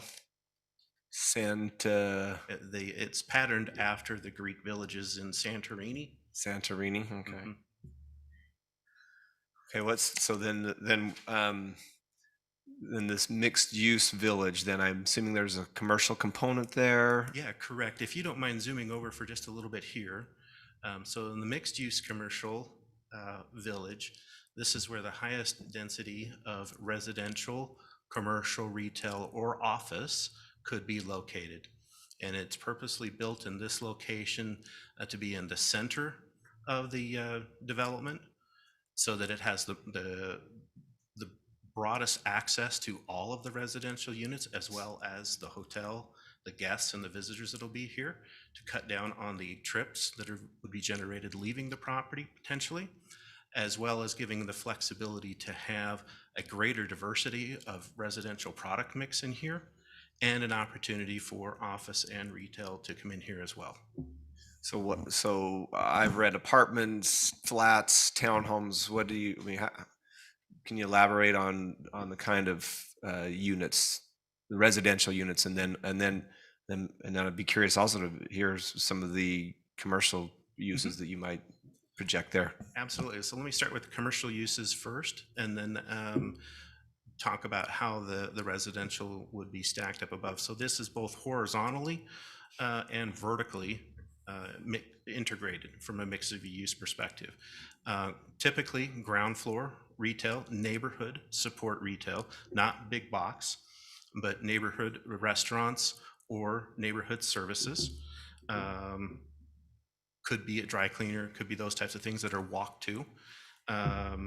The other commercial uses in there could be storefront office. It could be office on second and third stories as well, so that it is an opportunity for businesses to put their headquarters here if they'd like to. And then the residential component could be, depending on the pattern and where it's at, it could be attached side by side, or it could be stacked vertically in either an apartment or in a condo format. So did I hear you right? Business headquarters? I'm sorry? You said business headquarters? Yeah, businesses could locate in there in a traditional mixed use area like this. Councilman, sorry, go ahead. I was just going to say, in this area, you're not asking for short-term rentals. So these are, I own it, or I rent it long-term, essentially. Yes. Yeah, and it's purposely located in this general location to be a buffer between the residential village, which is in yellow below it, which is in a similar manner, full-time residential, not applicable for any nightly residential at all, or excuse me, nightly rental, or any transitory use. And so everybody in the mixed use and those services there in the center, it's kind of the gathering location within the overall development here. You anticipate most of those buildings being 3 or 4 stories? I do, and primarily one of the things that we're reacting to here that was brought up as part of the review process and the multiple work sessions that we went through is trying to find a more attainable housing and different price points, and that's one way to accomplish it, is to go more dense with that type of housing in a condo format and also an apartment format. And that would be your commercial on the bottom with living space above. Correct. That's kind of what you're thinking there. Yep. And then I know Councilman Staley's on a line of questioning. So if this doesn't fit in, Councilman, I can come back to this. But at some point, I would like you to kind of give me a list of what you expect as a commercial minimum. The minimum amount of commercial entities or businesses that you would expect in the project. I know we're kind of in a design phase but I would like to get a sense of like the bookends of but how, if none of the, I don't know how to say that. If things slide more towards a residential, what would be the minimum amount of commercial we would basically get out of the project? So, I mean, you've already talked about the culinary school, and you've talked about some businesses and some other things, but are you prepared to answer that kind of a question? So there's commercial uses in the resort in that purple area. Yes. And that's everything from event space to the culinary experiences, the gardens, everything that's associated. And those are basically, you're going to design those. So you're not waiting for somebody to go out and sell those properties and bring those in. That's part of your inevitable project. Those are the amenities Yeah. that make the hotel desirable. Yes. Right. And for guests to want to come and stay and have a different experience than any other hotel we can stay in the area. Right. In the mixed-use commercial area, our druthers would be is that 50% of the ground floor space would be some type of retail, commercial, or office occupation.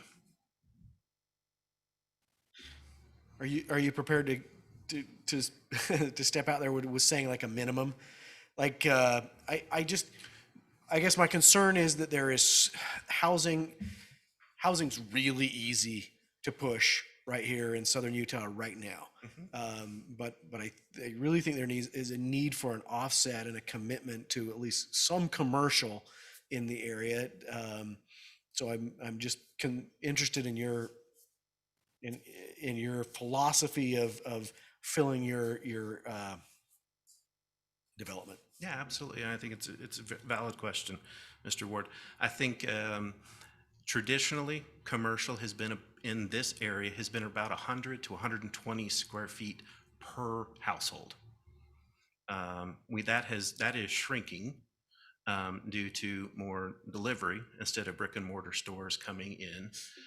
However, because of the high turnover and being centrally located in this area, what I mean by high turnover is of the nightly guests in the hotel and potentially in the resort village, as well as the surrounding density here. I think you could at a minimum have 25% that would be neighborhood support commercial. We're talking boutique type of commercial. We're not trying to reinvent and compete against Telegraph Street and the things that you have down there. Well, we're a little bit, I mean, there's sections of Telegraph that we've kind of hit on, but there's some misses as well. And I mean, just for traffic flow within the city, not even just pure revenue sources, it would really be beneficial if folks could do at least a portion of their shopping and absolutely. But I'm not sure a grocery store makes sense there. So well, maybe not. It's looking at more of what the neighborhood but support restaurants, and that's we've been hearing public outcry for more restaurants, and I think you're going to deliver that. As a matter of fact, I'm actually thinking that residents from other areas are going to come to you because of the quality of restaurants that you're putting in. So committing to a number, I know that we feel comfortable in the 25% to 50% range. But you would feel comfortable saying 25% is a floor. Minimum is a floor. Okay, and I would encourage more. I just think you could easily sell the housing, but I think as a long-term investment into the project and into the area, I agree with you. 50% or more would be, but it might take more effort. But I think you could get there, especially with the quality of product you're bringing, and you're bringing your own numbers for those, and you're bringing your own clientele. you're literally able to kind of tell people like, this is the kind of clientele we're going to surround you with. So it's a unique opportunity. I'm partially getting a floor for it and partially encouraging. I appreciate that. And the real thing is to create a there place or a destination Yeah. that we can all congregate to, whether we live in the community Yeah. for a night, for all year long, or Yeah, and if you I've live kind of said across this the before. I street. think the tourism part of Southern Utah has been sold, and it's possibly oversold. And it's one of the things I'm kind of most excited about your project, which is it's its own tourism, it's its own destination spot. Like you're not relying on these folks. Some of these folks are certainly going to go to Zions, but some of these folks are going to spend a majority of their time right in your development, because you're actually creating something, a place to actually be and do there. And I think we're at the point in the area where we kind of, if we're going to go more into tourism, we need to do that kind of very model. So I appreciate what you brought. And I think back to one of the comments that was made during the work sessions by Mr. Staley was trying to find the right balance. Yeah. And previously proposed, we had over 900 units proposed in this resort village area in or combination with the resort itself. And we've cut that back to the 249 and to the 200 plus the hotel rooms that you're seeing here. So almost in half of what we were proposing before, but feel like we still need a certain number of those in addition to the rest of the traditional residential and the surrounding community to support the type of commercial and the unique commercial that you're talking about. So tell me again, which part did you reduce in half? Go back up one more, please, if you would. So the blue area there. Yeah. We had originally proposed 912 units of potential vacation rental, and the desire was to reduce that number down and to provide a greater mix and a greater variety of housing product types, particularly on the attainable side. And so we took a lot of those units out of being nightly rental and put them into the yellow area, which is the residential, and also in the mixed use. So the 912 was the original proposal of the nightly rentals. And what's the total now? I know you said this before, and No, it's okay. It's 249. And then when you talk about the resort, which is a commercial enterprise, is another 160 rooms plus another 200 villas. 200 villas? Mm-hmm. Yeah. Okay. Councilman, I think you had a line of questions. No, this is right in line. I appreciate that. You've got a lot of density there in the mixed use village. Can you speak to parking a little bit? Yeah, and that's really going to be the controlling factor, not only for the residential, but it'll be the controlling factor for the commercial uses in there as well. So on the high street, it is what we're calling it, the street that's in front of the mixed use that really separates the mixed use from the residential village in the yellow that you'll see in the next slide. We've provided a lot of parking, additional parking along that road as well, to hopefully offset a lot of the quick serve of people either driving from outside the community to still have access to the shopping and to the dining and everything else that would be in this area. I believe that most of the parking would have to be structured parking or underneath of the buildings themselves to hit anywhere close to the densities that we're talking about here. Or if they're surface parked, they would be behind the buildings so that the front facade has a nice architectural character that is walkable and livable and enticing to be out there. As you can see in a lot of the pictures here, we're contemplating, we'd like to have more of an indoor and outdoor. The whole purpose of this development is to enjoy the outdoor space and enjoy the views and everything else. So a lot of those commercial uses would spill out into plazas in and around this space. Yeah, and Drew, I'm not. Let's stay on that resort village into the mixed use village for just a minute. So it looks like there's a lot of landscape and architecture design that draws them down to that mixed use area for their shopping. I mean, what do you envision in that transitional area, kind of on the bottom side of that blue area? What is that? Are they just gardens? Are they trails? What are those? Yeah, so if you don't mind zooming back out for just a second, there is a picture in here that I think depicts this really well for us. go down a little bit more to the mixed-use village that he was talking about. Go ahead, it's right there. So you can see in that lower right-hand picture, you can see the higher density stuff along the main street, and then there are public gathering areas and squares as well, right adjacent to it, that give you an opportunity to have public gathering and events and celebrate the public arts and some of those other things there, right next to where the highest density of people would be living, or the people that would be coming from out of the area that would want to come and be a part of. Yes, yes. Do you think a lot will be full-time residents in that mixed-use area, or are you anticipating second homes? I think a mix, but probably primarily full-time residents. That because of the attainability factor, having stacked condos for sale, where townhouses used to be the entry-level market, maybe stacked condos become the entry-level market. Councilman Staley, can I jump in right there? Please. You've used attainable. What is the price point that you would consider attainable housing to be? Because just because something's vertical, that doesn't mean it's attainable, right? So what is that price point that your target is, if it is indeed attainable? So in the vertical stack stuff, I think attainable is 350 to 400,000 starting. I know that's all relative.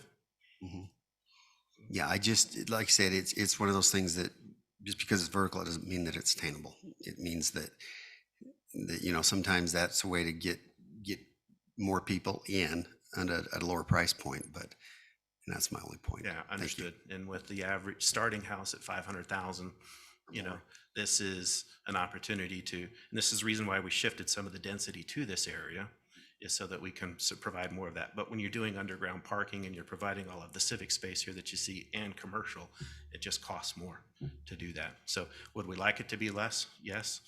But yes, we would. So these pictures depict, I think, a little bit of the flavor of the retail on the ground floor and the either office or residential up above. And then it transitions from there to this, just your residential village. Correct.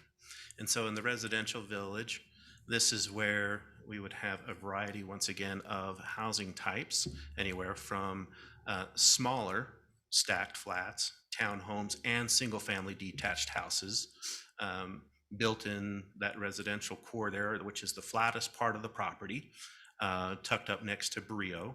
So it's conducive uses across the street from one another, as well as continuing the focal points of the gardens and the squares in that area as well. It's not just in the mixed-use residential area where you would have the public spaces and the gardens, but it's also filtered down into this area as well.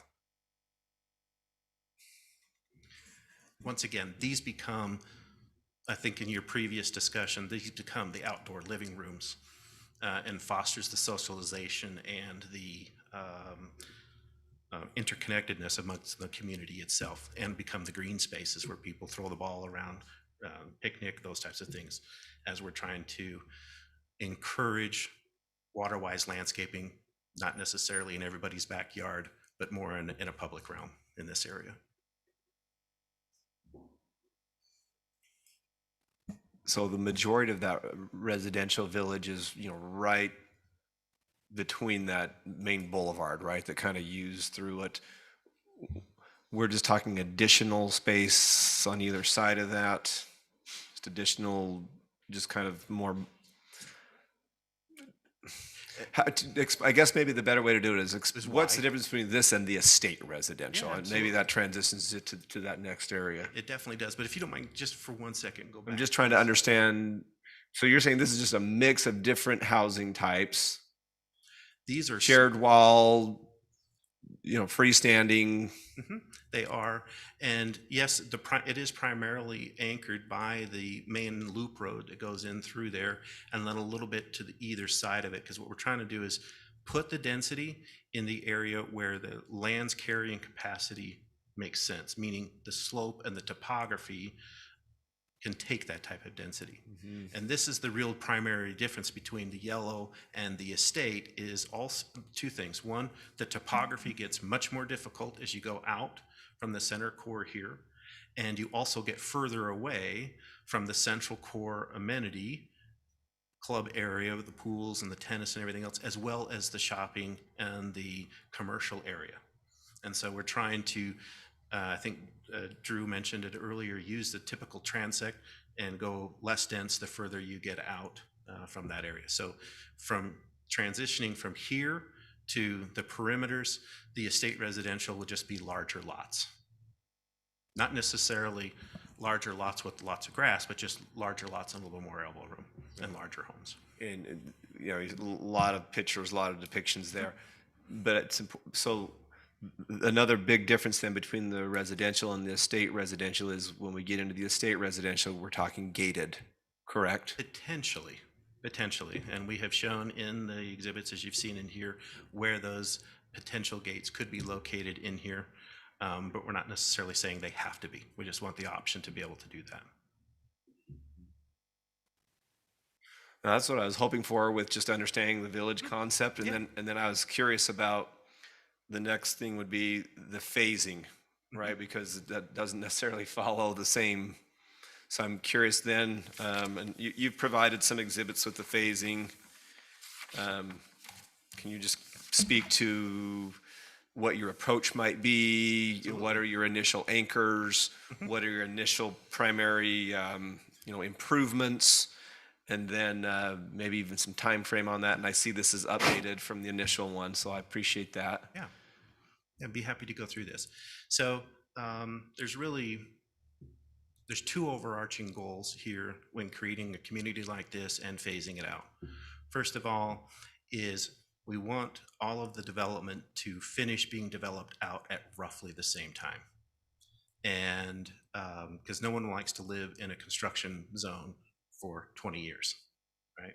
And so the product mix and the composition of that and the number of units in each type of product is such that it's absorbed roughly at the same pace. So if you have 20 townhouses, they may absorb at the same pace 20 a year as you would 50 single-family detached houses. And so the product mix would be developed to make sure that it's hitting the right absorption. So everything that you see here in green, you see that we're hitting on all 5 of the villages. We're bringing all of the product on at the same time, a little bit of all of it. We're bringing on the mixed use, we're bringing on the resort, we're bringing on the resort village, we're bringing on the residential, and we're bringing on some of the estate village as well.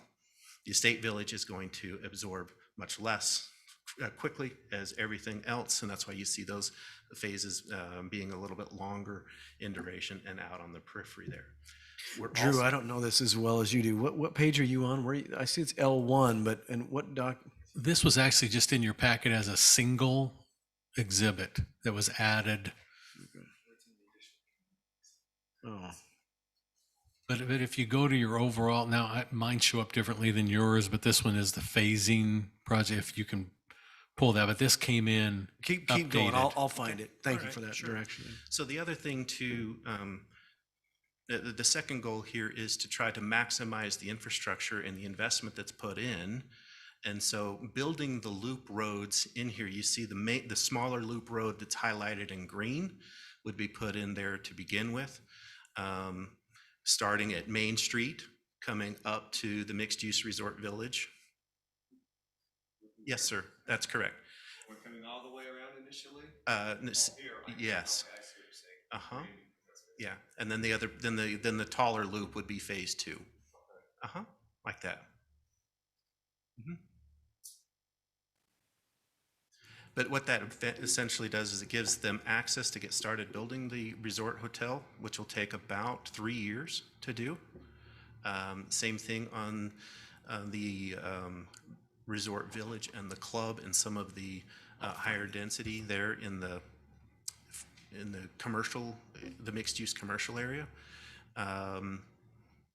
as well as while the rooftops are starting to come online. The goal is to build the amenities up front so that I think you guys talked about it before in some of your other discussions. It's no longer put a billboard out there and it will come when enough development comes. We build it first, and it's pretty standard in every development the GWC does is we front load the amenities and put them in and build them at the same times as phase one. So we would be doing that in this area as well to try to capture the value premium and set the sense of place and the style and the value premiums that we're trying to achieve. Maybe now is a good time to maybe mention some of the amenities in phase one. I'm not sure what this kind of triangular piece is here off the main road. Looks like in the resort village area. Where it calls out phase one right there. I'm not sure what this is. Yeah, absolutely. So that's the parking lot. Oh. That's a parking lot that all of the amenities and things are built around. If you'll go back up, Drew, there's a blow up of that whole area. Okay, I apologize. If you can go to the other one that you were just in and go to the resort village. I think this may answer your question, Mr. Shelley, and hopefully give a little bit better flavor of what's happening in this area. I believe it was in section A.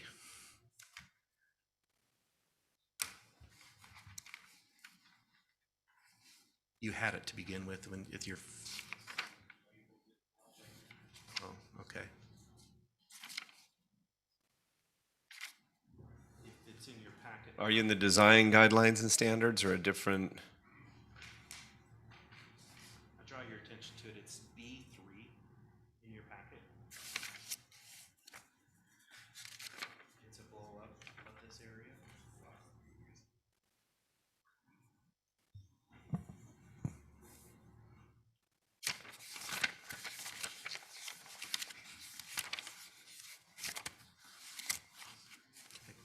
Keep going. Yes. You're almost there.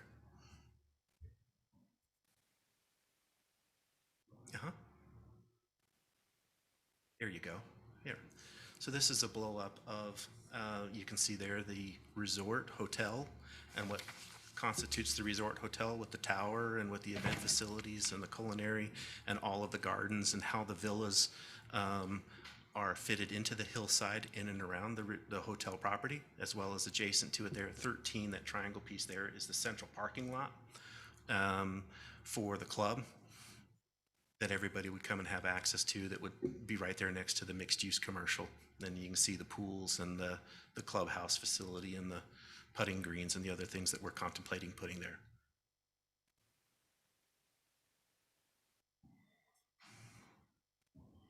Drew, can you zoom out just for a second?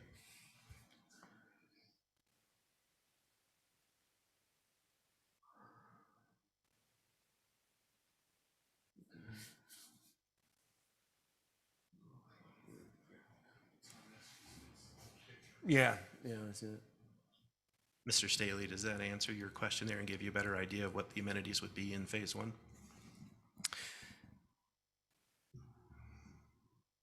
Yeah, there's just a lot. It is. Right. This is. There's just a lot. The upfront investment is significant. So in addition to this, if I may, the public access, like here on the Dino Crossing that was asked to be implemented in here, the Dino Crossing is part of the overall plan. You can see here we have parking for the Dino Crossing, trailhead there on 13 as well. Yeah, so obviously from our past interactions, you know that it's important. That's for me to see that there's clear public access and then adequate parking and signage and everything for the.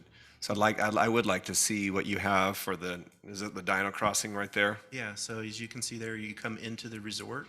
Everybody's welcome to come into the resort. Dino Cliffs. It's the Dino Cliffs trailhead, right? Yes. You are correct, not Dino Crossing, but Dino Cliffs. So you can see where it's highlighted there. Its parking would be right there adjacent to it.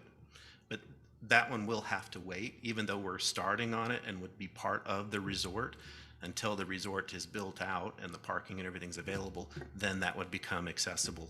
How much to the parking public. do you anticipate there? I mean, sometimes you go to areas and there's a resort and a hotel and, there's parking for those who are paying customers, but what about parking for those of us who just live in the community and want to access the reserve? Yeah, absolutely. So in all three of these locations, there's parking lots depending on the type of use that we anticipate being utilized from that location. In this area here, I presume probably 50 to 60 spaces would be available for the parking to access the Dino Cliffs component here.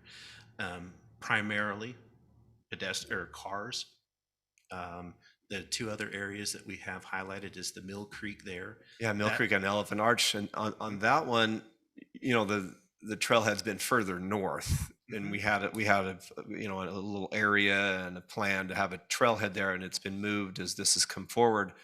I noticed that that's a little section of green, which tells me phase one. Are we still accessing it by dirt road like we do now, or how do we? Yeah, until we can get all of the utilities and things in, the answer is yes. I think one of the questions that the staff had is how do we get people to here safely while you're still constructing everything else around it? So the road will be graded up in there, but if we build the full road up and around, then it would be paved at that point in time as well. So the type of uses that are here are trailer, more bikes, those types of things. So the parking lot and the configuration of the design there would encompass. And those really, types of it's so sandy when you get up towards Elephant Arch that I wouldn't want to ride a bike up there. So that, if I could, just that access coming off from the main loop road there up to the Dino Cliffs, for example, tell us the nature of that road or the classification of that road that goes. It looks like it goes through some residential and, it's a little bit of a, where people are going to be going there. What is that street? So that's the public access road into the hotel. So, right, but going to the east, off from the main thoroughfare up to the Dino Cliffs trailhead. Is that the route that someone would take to get to the Dino Cliffs trailhead? Yeah, they would park right there in that parking lot, and then they the main parking lot? Yeah, they would park in the main parking lot there in an area that's designated for the trailhead, and then you can see the actual dashed lines. That's kind of showing the path that folks would take to get into that component, as well as get into the rest of the master trails plans that would be available to the public to use as well. So while still talking about trailheads then, the Mill Creek Elephant Arch trailhead. So we talked before, as you did a presentation before, but there would be some equestrian use. That would be the one that would be accommodate that. Yes, and then also the one down in Prospector is probably even a more heavily used one for equestrian. And which one's that? I'm sorry. It's down next to exit 13. Oh, okay. Clear over to the end. Yeah. Okay. Yeah, that's correct. And do I understand you're working with the property owner there to have adequate parking, design, trailhead, et cetera? That is correct. For Prospector, there are a number of trails that. That's not your property? No. Apologize. No. What I mean by the property owner, I mean Sitla. Yeah. And the reserve, The HCAC. essentially, the HCAC. Mm-hmm. Yeah. Sitla owns the property inside this development and actually inside the HCAC as well. Yes, we do. Yeah. Yeah. If you'd like to, I'm happy to if you would like. But yes, they are working. There's concept plans that have been prepared. Aaron from Sitla, Aaron Langston, has been working with them and their variety of committees to find the appropriate location and the sizing for that. So there'll be parking in the inside of the HCAC is being proposed, as well as outside as well, overflow parking too. Trying to accommodate as much parking as we can there, get everybody off of the street. And at that location, that is where you would have an opportunity for more trailers, bikes, and things like that as well. So we're trying to accommodate the types of trails that people use and how they access them with the facilities that would be in those trailheads. So as of right now, there's not really what would be your time frame on the Prospector trailhead? mean, right now, you end up having a lot of cars just park along that bend, right? Just, Sure. you're right off exit 13 north of the freeway, you're on the bend, and, there's a number of trails that go into the freeway and up. I guess you probably don't have a time frame on that yet. Yeah, I Well, think it kind of depends on some of the approvals and the timing and the need for the substation that's going to go in there as well. Substation would be there as well, correct? Yes, The correct. time frame that we've tried to mirror among staff and in the development agreement, which isn't before you tonight, but it's been mostly written at this point, would be, it would track the road expansion. Like, it would need to be done by or before the road is expanded, because of course, when that happens, the current trailhead parking will be Would go occupied. away. That's And correct, so Vince. that's kind of the cutoff point. So trailheads or amenities, can you take us through any other public amenities? absolutely, I absolutely. know So- there's some parks, there's some pickleball courts, Talked about trails. Fire station last, Oh, that was if you mentioned want. as well. Question I had, public facilities Yeah, that, absolutely. Let me address the rest of the stuff on site, and then we can address the things off site if you don't mind. So if you don't mind zooming out just a little bit, I think it's important to understand the context of the city park here in relationship to the Mill Creek and the Elephant Arch trailhead there. You can see where it's located here on the bench by the Mill Creek itself. There's just not enough room up there at the Mill Creek Elephant Arch for everybody who would potentially want to go and be at that location, especially with the enhancements that we're proposing to do and add in there. There's providing- also one more trail up there, Icebox. It goes up through the lava. Ice House. Ice House. That's accessed out of the top of Green Springs. There's actually a couple of parking locations up This there. would tie into it, doesn't it tie into it up north, or couldn't it tie into it? You could go directly from An arch. Mill Creek and go up in there. Yeah, those trails all connect in. Yes. Anyway. You hit Ice House and access it from Mustang Ridge or either way. The open space plan, which is just the open space village. No, it's just right here. so I heard you say something about the Mill Creek Elephant Arch.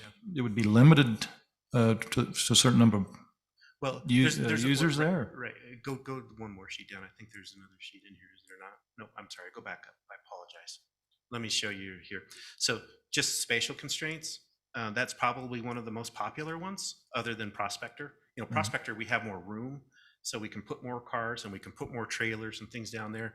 Up here in the Mill Creek, there's a limited area, so we'll max it out with as much cars as we can. I think there can be another 50 or 60 up in here and some additional trailer parking in that area. But you can see there's a trail that comes down and ties into the city park as well. And so if that trailhead is full, or if you just want to come and park at the city park here, then you would have ability to go through the public trail system, get to that trailhead, and also get into the location or the preserve, and to all of the other trails within inside the preserve. So Councilman Bundy, I think you make a good point though, is that's a concern that I have, is that these have always been so easily accessible by dirt roads, and to drive through a project to get to them, that's exactly what I'm afraid of, is limiting the accessibility of those. If there's parking lots are full on a busy day, then people will probably just turn around and drive back out.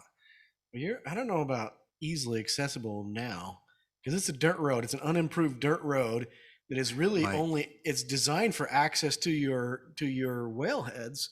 And so the city's pickup trucks is kind of the standard that they improve that to. Well, And maybe I've just seen there's areas- not many Less time. people.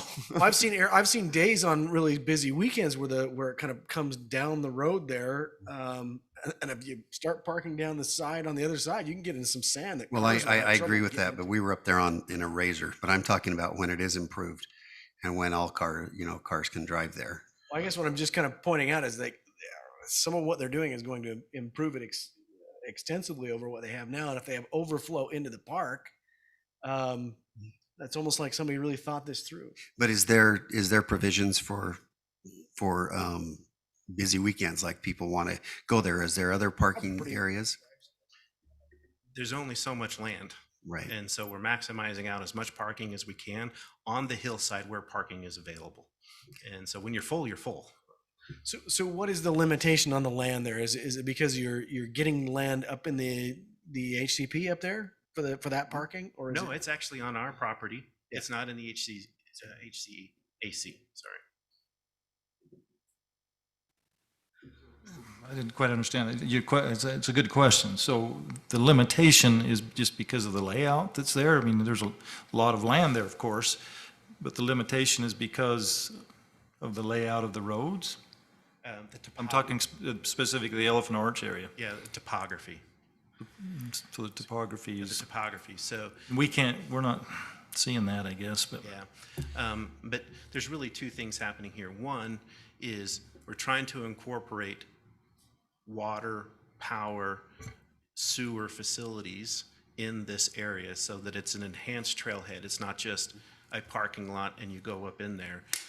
So being next to the main loop road, which is going to be a public road, and having direct access off of that, instead of being in somebody's neighborhood and parking in front of someone's house, that's the reason why it's located in this area, is because one, you have access to the utilities, and two, it can be its own standalone trailhead. And you're not interrupting and bothering neighbors that have a neighborhood up there. So how much parking how much is you're planning for now in that? I want to say it's 50 to 60 parking spaces plus some trailers up there in that area. We have an example. Maybe I can ask one of the guys to come up and find which page it is so that we can point it out for you. We did give an example of what an enhanced trailhead looks like, and the parking Councilman Ivey, specifically does this that 50 to 60? I mean, it's hard to guess how many of these folks that are in the new development are going to go there. I guess what my But concern I've never is- seen 50 or 60 up there now. I think there's that many razors there last week. But I know what you mean. I guess what my concern is that once this is developed, will that limit visitors to go there? And if we can help to make sure that that doesn't happen, then that's my interest. I don't want it to, I don't want it to turn into an area where, you've got hundreds of vehicles up parking in there all the time. It's not that large of a hikeable area that, if there's that many people up there, you're going to kind of you're going to reduce the desirability of even hiking up in there. So I don't So, know. yeah, but the question is, how do you control that? I mean, Well, once it's developed, it is going to make it more accessible No, that's than true. it I is mean, now. And so where do you draw the line? Well, That's- and I don't know the honestly, answer. Zion's is filling up. I met a guy up in there from Minnesota the other day. He says Zion's was full. I started driving around looking for places to come, and I found this on a map. So he was heading up the trail there. But I actually insure a company that their whole business is just overflow parking for Zions. They're full. It's just to drop your Yeah. payment in, and she picked up the property years ago. But so the point, I mean, it's interesting concept too. Yeah. And I guess they can probably gauge as they build this out. I mean, there's a lot of flexibility in a PCD, but there could be a lot of attraction. Councilman Staley, is there a number of parking spots that you are thinking is sufficient there? Because 56 is actually, what did I say? I did say Staley. I'm sorry. Yeah. Councilman Ivey, is there a number of parking spots that you're thinking is sufficient? I think my concern is more of just the idea of limiting the access to the trails, whether it be parking or that there is a project that really doesn't have an access to the trails other than finding your way through a project. And it's just that they're such jewels of our city. You know that. You have a very good knowledge of those, I can tell. But for me, this is an area that I just would want to make sure that we do all we can to not limit the amount of visitors that could go there if they wanted to. And once this is built out, parking could limit that. And that's my point. So one of the things to think about there is they have a great incentive to provide enough parking spaces so that people aren't parking all over the roads and wherever else they can find Yeah. a spot, right? They're trying to develop a high-end product that I don't think people appreciate if there's not enough parking for access to that trailhead because they'll be all over the interior streets, which could create a problem, but. You're thinking they may not go to the park and park. No, I think and they walk- will. I think Okay. they will, but this is different than a I see townhome what you're- project where people are gonna be parking all over because they're not gonna want people doing that. It'll ruin the aesthetic of the neighborhood. So I think there's a great incentive to make sure that that is adequate.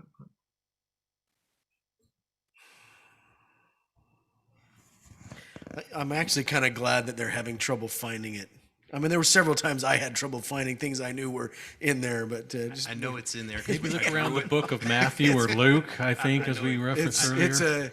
it's a sizable document for sure. Because when particularly with the Mill Creek, we worked with Barry and we worked with the city staff to say, look, instead of being isolated up in this corner on the easement area that was previously proposed, if we put it here, here's how it could look and here's how it could be function better and have more parking. Yeah, than where we've seen was. it. Can you talk more about what we might see throughout the city park, and also about the pickleball and maybe tennis courts there? Are those public use or are they private? So the city park there would be developed in collaboration with the city based on the master plan that the city has. So the different elements in there. And in collaboration, do you mean that As far as the programming goes. okay, you build it though? Yeah, we'll build it. We'll build okay. it, but And then we'll maintain it? That's correct. But Okay. there are certain programming elements that I assume. that But the you'll city work with wants. our staff to design it, and so it's a little bit of a blank slate still. That is correct. Yeah, Councilman, generally what happens is they'll do a design, Barry has to accept it. When he accepts it, then they build it, and then they turn it over to us, and then we maintain. So that's kind of how it's done in the past. I would imagine that's what we'd do here, is that it would go through staffs, specifically Barry's department. Maybe you guys might even get a chance to see that at a time before it's built and accepted. So as far as public amenities, city park and public trails? Yes. Is that the extent of public? Trailheads. And then trailheads? Trailheads and the trails and the city park, as well as we're proposing to have land set aside here as well for a secondary irrigation system to be storage. With if- the irrigation ponds? If the city decides to move forward Right. with that. And then, Is that different than the ponds that you're showing? no, those are the ponds. Those are the proposed elevations that work for really downstream, that facilitate the pressurization downstream. And then we'd have to put mechanical pumps here to do in and around this area here. But those are the flat enough areas at those specific elevations that are needed to get the volume of storage that's necessary. So those are the amenities on site, and those are the public facilities on site. The things that I know that the property owner, the underlying property owner, Sitla, is proposing to do is to work with the city and provide the fire station, and also to provide the substation. The substation site here as well. So when you indicate proposed irrigation pond, tell us a little bit about how that's going to come about. I mean, it is something that needs, it fits in with your development, right? I'll talk on this a little. The proposed is probably a generous description at this point, because it's really just, it's up to the city. The development agreement includes language where the applicant agrees to cooperate with the city's desire to build one up there if the city wants to. But there's nothing that requires or obligates the city to do so. And so they've located, the locations for the settling ponds and the pressurizing ponds, or whatever purpose they would maybe fulfill for a secondary system that staff would like, but the city hasn't decided to do that yet, as this board knows. There's been some studies to it and some discussion, but there's been nothing set in motion to make that, become a final decision yet. And so if the city were to choose not to do that, I don't think there's water to fill ponds at that location. And so you shouldn't expect that those ponds come into fruition regardless. It would be the city's secondary water that would produce the water to fill those locations. And so I would anticipate they would make a different use with it if the city doesn't use it for secondary.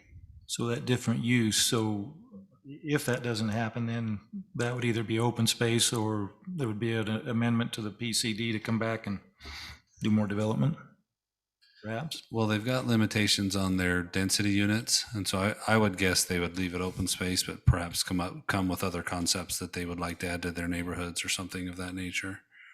They could very well be additional amenities in those locations. The one here to the right is a pretty significant height and an elevation and a lookout. So these are more, in our minds, they're more than just storage ponds. They're actually amenities for folks as they're hiking by them to use and to recreate around as well. So just for clarity on where we're at there, so the proposed pond there, just to the east of the water tank, the dinosaur tracks, as they're famously known, is just to the southerly in that open area. You're familiar with where the dinosaur tracks are? Nobody knows where the dinosaur tracks are? But you've Okay, got it okay, marked with the Dino Cliffs trailhead there virtually, right? No, are they? They're down near below that lower tank. Well, so it's just, I mean, most people park at the tank right there, and Yes. then they'll just come down a little bit, and there's a cut in the trail that you can go over the tortoise fence and drop down into that. So it's just a little bit lower than most people are parking now. I guess the only reason I point that out is those won't be disturbed. That's still going to be left open, right? But that's probably a better place to come in because where people are currently coming in is quite steep, and I expect there's some erosion issues with that current issue. Plus a lot of stone. Yeah. I mean, Oh, is it? Yeah, it's solid rock right below there. And stone. It's eroded to the rock. Be a good place to build a water tank then, wouldn't it? So tell me, Baby Elephant Arch, that's just indicating that's where that exists. There's not going to be anything happen there by way of, see the little black square? Yeah, it's just designated, that's just what. It's just trying to give a point of reference and showing that we're trying to preserve that as a natural element that trails could go in and through. Sorry, which one? The Baby Elephant Arch? Yeah, there's just an outcropping, rock outcropping there, I believe. And Yes, sir. That's correct. It's pretty significant and it's pretty fun to go in and climb around and be on. And so I think we've told you this before, one of the main things we're trying to do is enhance the experience when you're here on the property, not ruin the reason why that we all like it to begin with. So we're trying to preserve a lot of that. And that's the reason why 160 plus acres are left in open space here, is for that very reason.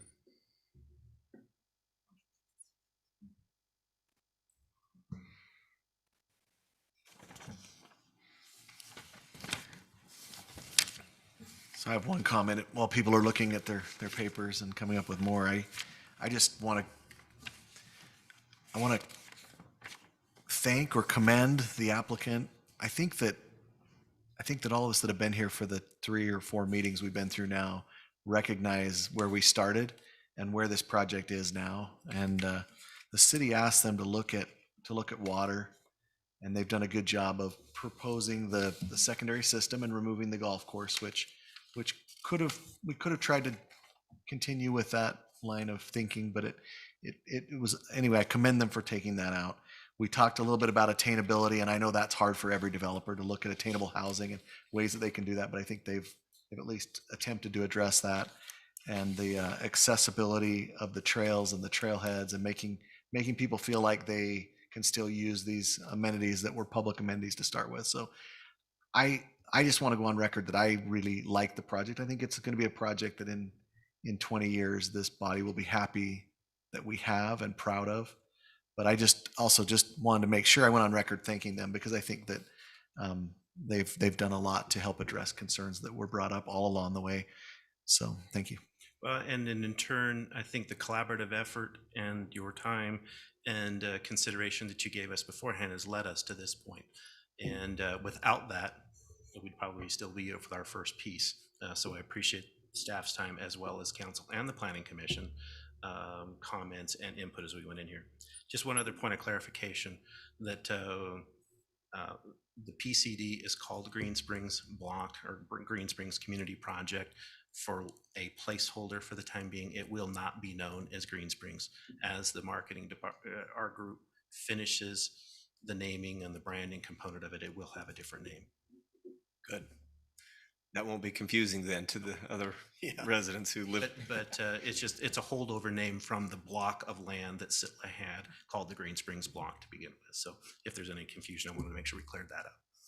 Let's talk road cross sections and setbacks in the village.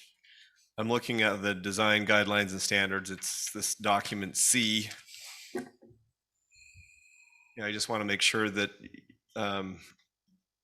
that we understand what those cross sections look like, and that we understand what those setbacks will be. Some of them are unique. I'm on page 52, 7.4.2 in document C. See if I can find that. And I need to clarify, average Bible is actually 1,200. It was is the Old Testament that's right around 990 to 1,000. Okay. So you're saying we're a little bit short. So you're 80% of the Old Testament, roughly. So it be said, so it be written. Is that the line? I can't. Flip that. So let it be written. So Hopefully the voluminous of it is depictive of what the intention here.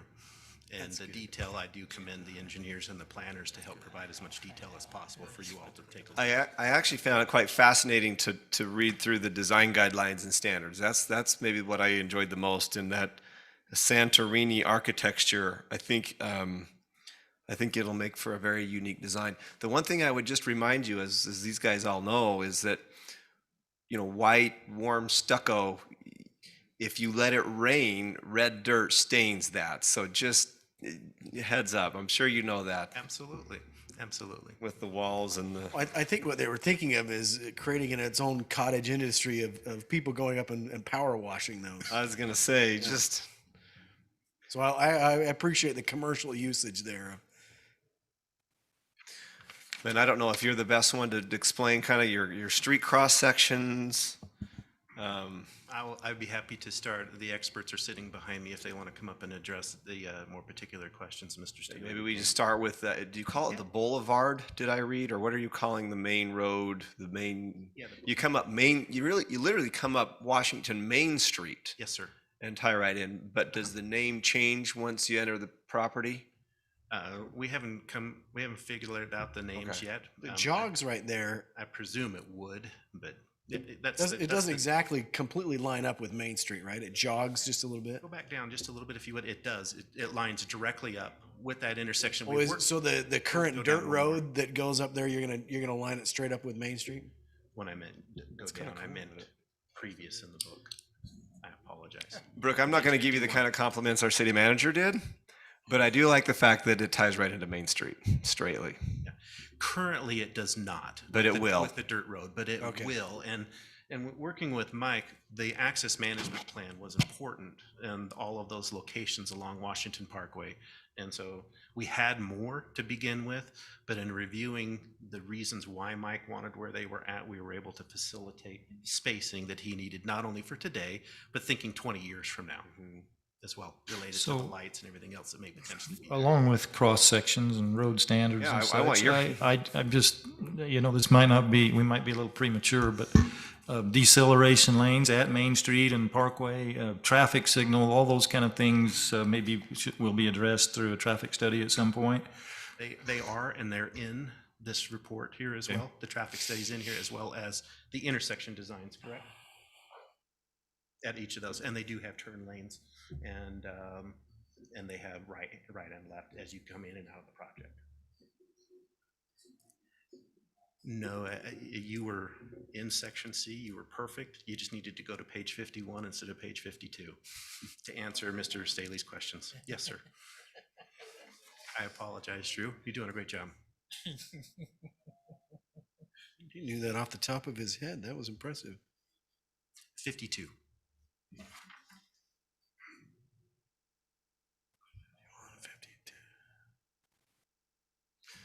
And I'm really not wanting to nitpick the cross sections. I just want to understand the concept and your approach to the cross sections and to the setbacks. Mhm. Up 52. There you go. more up. Mhm. And if you'll just go up to page 51, this will answer, I think, the other question that people had that we were trying to show right here. This is lining up with Main Street, so you can see that that orange road is the main loop road. Okay. So when we're talking about a boulevard road, all of these color codes match up in here, or should match up, right? Okay. Thank you. I just wanted to show, so when we're looking at context and you're looking at the cross sections now next, why and how they relate to the uses on either side of it. So if you want to go down now to page 52 to, thank you. So this is the main boulevard road here. Maybe I should have, Mike, could I ask you to come up and maybe address some of the questions that they may have in particular on this? As you can see here, we're trying to facilitate not only the main public traffic to and from the project as the major collector, but also the pedestrian as well. And so it'll have the major trail on one side or the other that connects to all of the trailheads we talked about that loop off of this, as well as the other public trails that are going through the project too. So it helps to create a backbone not only for vehicular, but for pedestrians as well. And I don't think this necessarily shows the setbacks on this component of it here, but maybe in a couple of the others that you may have questions on. So it's interesting.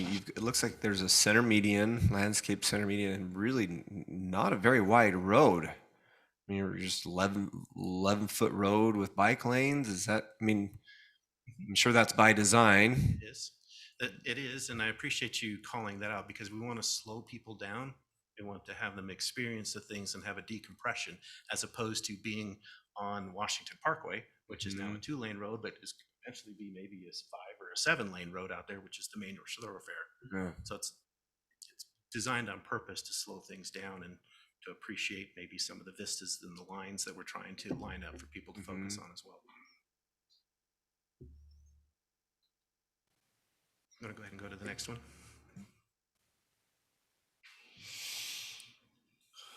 This cross section here is really in the mixed use area. This was the road we were talking about on the pink. Can we see that on the map just a couple pages up again so we know which one we're looking at? So this is the green one. Green, yeah, okay. So you can see this is facilitating a lot of on-street parking in front of the commercial area. You can see also that the village sidewalk in here is a lot deeper so that the uses can spill out onto that sidewalk. And this is where we're talking really the bulk of the high density and the but commercial not retail uses. Short term. This That's is kind of the okay. And bikes in this area? I'm sorry? Like a bike lane? Do you have any, like, what is the thinking with bicycles in this area? So now that you're off of the major loop road, you would be into the village sidewalk area if you had a bike or anything So like that. you'd be planning on them walking it through here? Or? I love that 20-foot sidewalk where that's really conducive to just a little cafe or a boutique. And, Exactly. And it's not a real long street, but it's enough that it's a draw. Yeah, absolutely. Absolutely. It's trying to become the central core that everybody can come to, whether you live here or you don't live here. So going back to the trails map, there's extensive trails to get everybody here walking. Now, I know there's some people who say, well, it's the heat. We're not going to want to walk in the heat, but we're trying to make the streets attractive enough and shaded enough that it is conducive. And if you have a close proximity and you have a destination you want to walk to, it's worth getting there. So the draws are the area itself, the trails, but also this culinary approach to grow it, cook it, whatever. In the hotel setting, yes, but in the other is the mix of uses that would be on that ground And just floor. the setting, the unique setting. Yeah. It all works together. And then, so that's the village main street, and then we have those residential roads that come off the village main street. Correct. And these are all the trees, they're all tree-lined streets, desert scaped, no mow strips, none of the non-functional turf. Correct. And then in the same village, if you have, sorry, go back up, please. Right here. In your village, this would be like your front of your house. And then if there are smaller product types where you don't want to have garage, then they'll be serviced by an alley. And that alley is the next one down that would be in that same village. That 24-foot alley, 5-foot setback on either side of the alley to where either the garage could start or the home could start, serviced off of an alley. So those go hand in hand there. And then in this alley here just shows, if you have parking, you either have enough room to park your car or you don't. What we don't want it to be is halfway in between. Yeah. Right? And so that's why you have either a 5-foot or you have an 18-foot. You don't have an in between as far as the setbacks go. At least that's what we would recommend. Go ahead. And then in the estate, the difference between the estate and the residential village is you can see that the sidewalks are pulled back to the curbs and you have trees and more native landscaping on the exterior, because this is now into the topography and into the hillside that putting an extra 6 feet in there would be considerable more scarring. And these are in the less dense areas as well. Could I interject here, Brooke? Please. So I hear you mention hillside multiple times, but as I understand, this is not in our hillside overlay zone, any of this, correct, Drew? Do we know? It's not. No. From our research. That's what I understood, but I just wanted to, if it were, that would be something to consider. Yep. But what we're trying to do is, once again, we're trying to conform, and that's why you see some of the roads meander and do things instead of straight lines. So we're trying to conform to the topography and put the homes in the estate village to more fit into that hillside itself. We don't plan to mass grade in those areas, but to leave them more natural and have the architects fitted in so that this feels like it's really part of the natural landscape in there as much as we can, as you get away from that center area. So I think as you're talking about the topography of the area, I was just trying to picture that, and I remember that there's an archaeological site. It's got signs up in there not to remove anything from that site, and I'm presuming that's closed out and it's done, and you're smiling, but.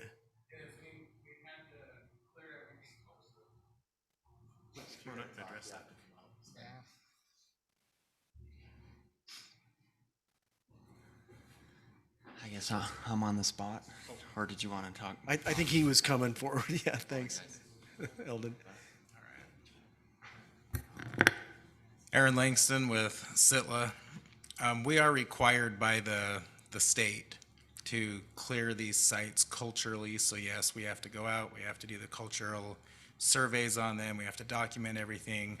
Once that work is done, then the reports are done and sent off to SHPO for final approval. So all of that has been done or is in the final processes of being done. Yeah. But yeah, we cannot leave just cultural resources as is. Do you know the history of that site? It looks like nothing's been done with it for some time. Most of it has been done. Yeah. So it was probably back in the 90s when the original surveys were done.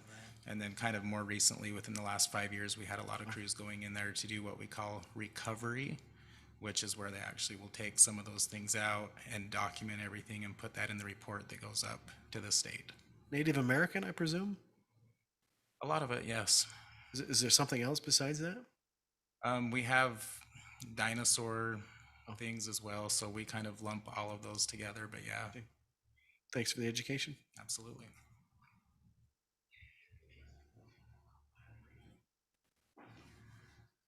Sorry to interrupt. Just wanted to, I pulled up the hillside. There are a few overlays, most of which look to be depressions on the hillside overlay zone. So, yeah, just. I'm not sure if I know what that means. Depressions on the hillside over. But they're actually in our hillside overlay. Well, it's only because the. No, I get that part, but I didn't realize we had a depressions. They show anything with a certain degree of topography change it shows up in the hillside because if you're standing at the bottom, it is going up. But in this case, over by the park, it's that drainage channel. Okay. So it's kind of hard to scar a gully or a gorge, I guess. I mean, you can, but that's not what the hillside's there to protect.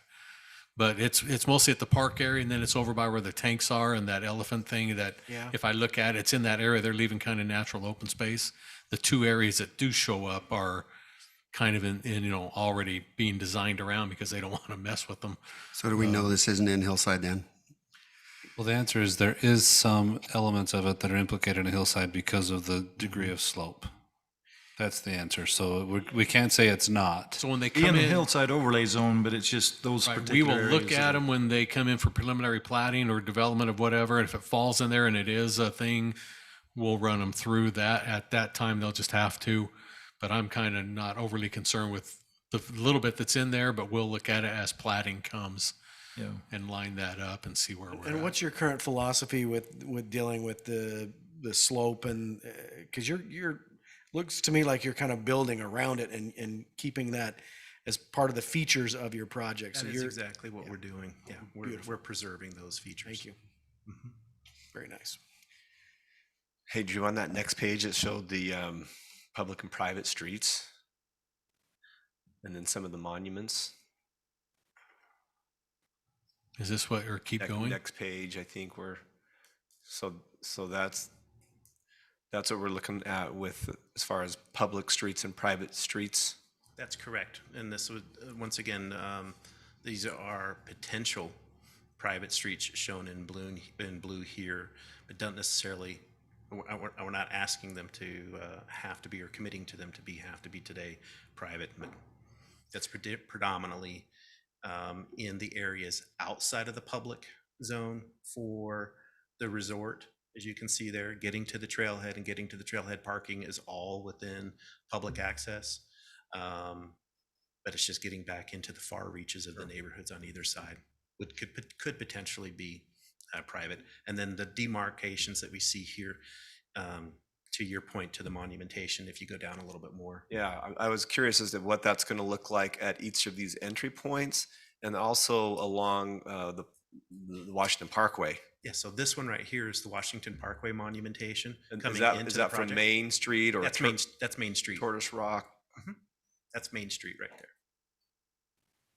there. And then how will it look along Washington Parkway? What do you anticipate along the road there? So along Washington Parkway, the whole length of the project, that we have that 28-foot landscape easement with the major trailway going along there. And so you can see there, we're holding the development back off of that street quite a bit.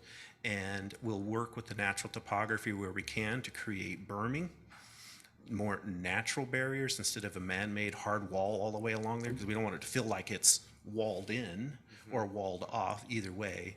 And we're just trying to provide some central monumentation in and around key entryways, and then we'll use more of a natural landscape, mounds, and or some of the areas actually have the gullies, like you see here where it says gateways, there's a big gully in through there.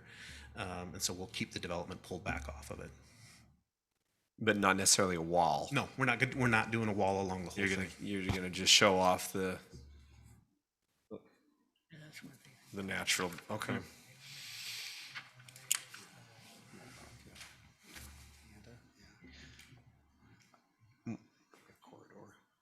There was a public comment that we read where it was sent to us. They had some questions about the lighting. Did you want to address that at all? I'd be happy to address that. I think Miss Wendy brought that comment in at the Planning Commission level. And so one of the keys for us is to, once again, preserve the reason why we're there. And what we'd like to do is have only the street lights along the main loop road, that one that was in orange that you saw there previously, and then do smaller bollard lighting, pedestrian lighting in all of the rest of the development. And we have met with the power department, and they've agreed to have us install everything. They'll maintain the street lights, but the bollard lights and everything else will be maintained by the development itself. Yeah, he had a little bit of an opinion about that, didn't he? He's. I like the bollard lighting, and I like what you're doing, but I didn't realize that there was a maintenance issue to those. So, but they'll be taken care of by the HOA. And Yeah, and I think that addressed the public comment from Wendy about the light pollution in the evening. Right now, they look up into nothing. It's dark. We'd like to try to preserve that as much as we can. Yeah, as the well, point's because- well taken, and so these are all what you would consider dark sky compatible Yeah. lighting. Is that an actual certification these days? You can become certified with that, but you can also do it and not have to be certified. And not it's just the fixture itself is downlit.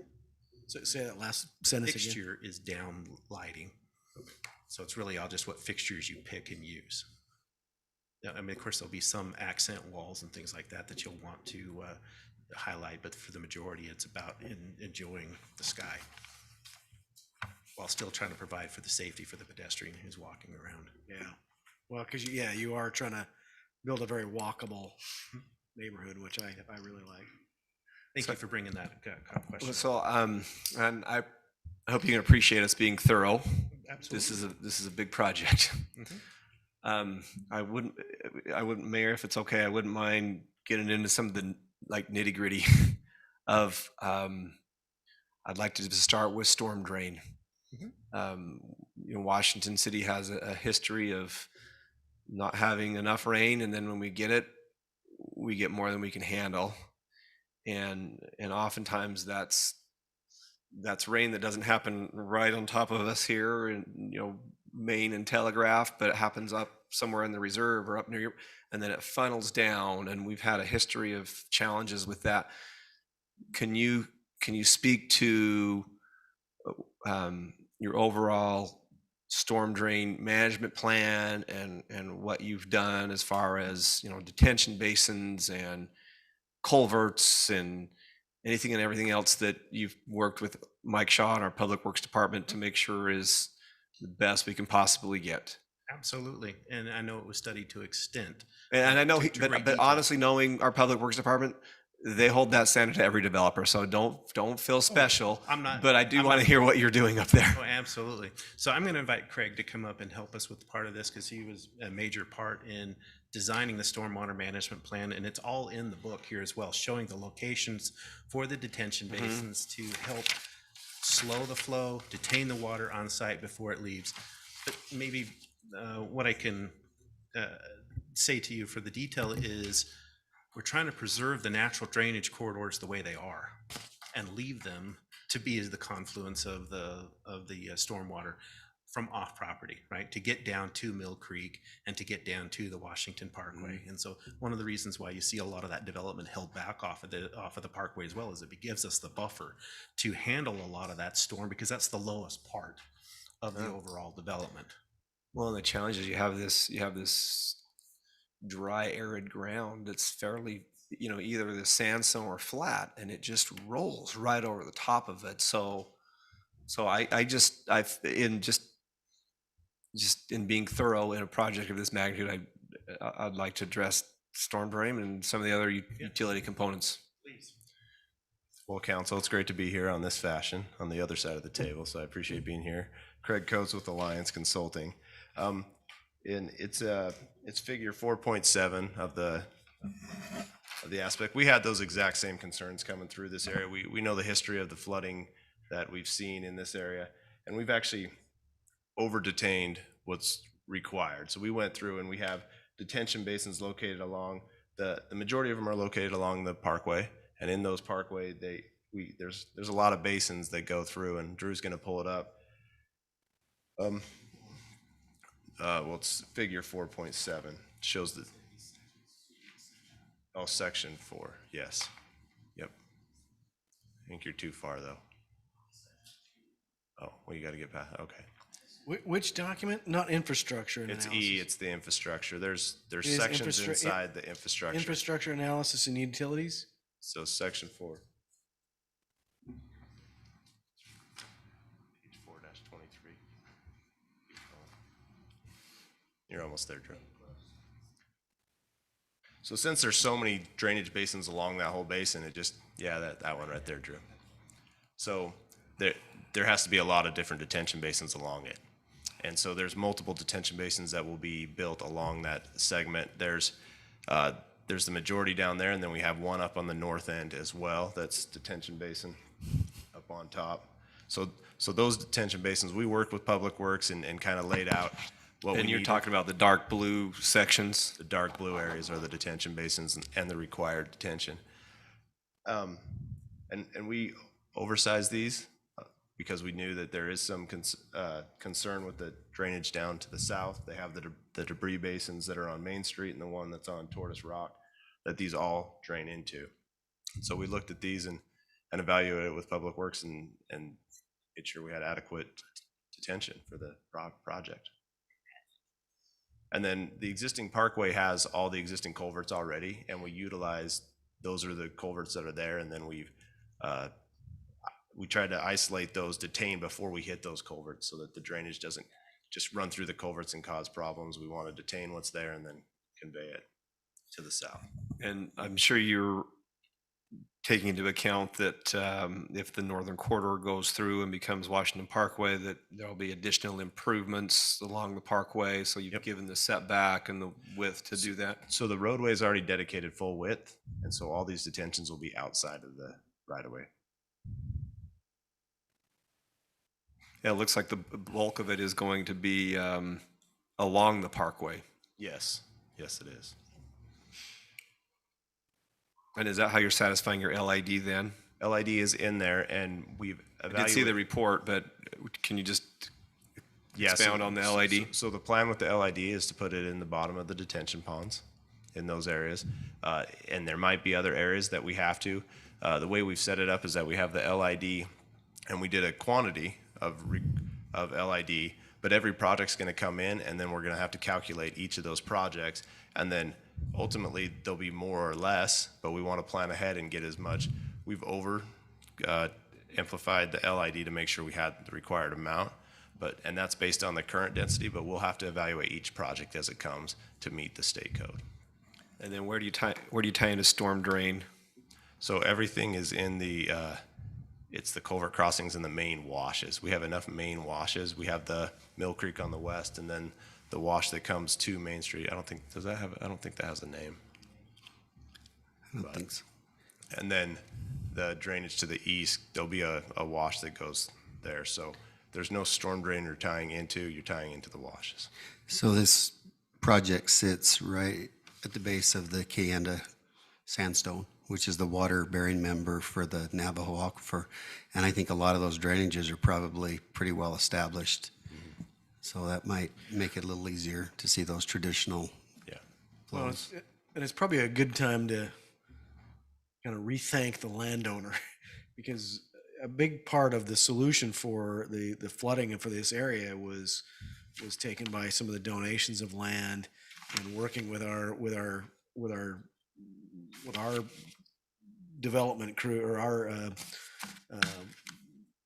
it's too late. I can't talk anymore. Public Works Department, thank you, in developing some retention ponds and 2 retention ponds and really modifying that situation for us. So yeah, very appreciated. Yeah, so Brooke just asked, there is the one detention pond that is a pre-detention up on the very north end. And you take your cursor, Drew. Can you see it? So say that again. What do we just, and one of them, it's called pre-detention. So the flow that's coming on, we detain that flow. So it's not our flow that we've increased, but we've pre-detained some of the flow that's coming on to us. Yeah. So that was a good spot to pre-detain and keep it more of a natural detention. So, but really, other than the pre-detention that you have there, your philosophy with this is to over-retain above and beyond the current standards, but really, I think we're kind of banking on the improvements that the city has made and some of those. It comes into effect with all of that. So we're working with Public Works. We've quantified like all that stuff is taking into account the pre-flows that are coming across the site. And so we've detained more than the required. After our post flows, we've held back more than the pre-flows in that segment. That's a lot of. And then while you're talking about that, do you want to give us your personal opinion on the LID requirements? Do you want to Well, we hear probably that? don't have Do you that. want to We hear that probably- again, we probably don't have Councilman Ward? time for Because that, yes. I can go all night if we want to stay here all night about LID requirements. I think we agree. I've carried the Bible a lot, but I've not read it in full very often. So yeah, we can just talk about the Bible, not read it. If we want to talk about the Bible, you might get a better reaction out of me than the LID.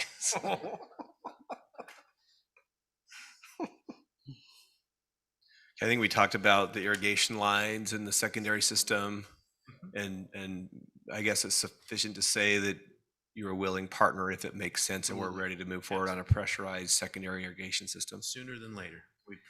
And you have the ponds ready, and we understand how that would.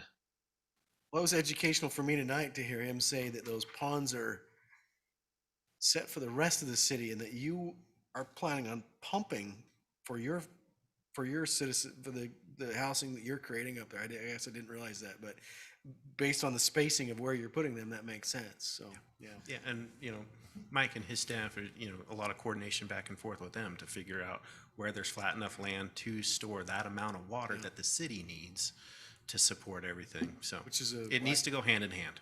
It does, but I also, still recognizing that you're helping build something for us that you're still having to add to for your own development. So, Yeah. And with that water, we do have the 2 tanks there on the property. We have 2 wells, and then 2 wells, I think, just to the north in the reserve. Are the 2 of the wells on your property? So there's, have to reflect there's a well exhibit, Drew, but there's 2 wells. There's one on the very, very north corner.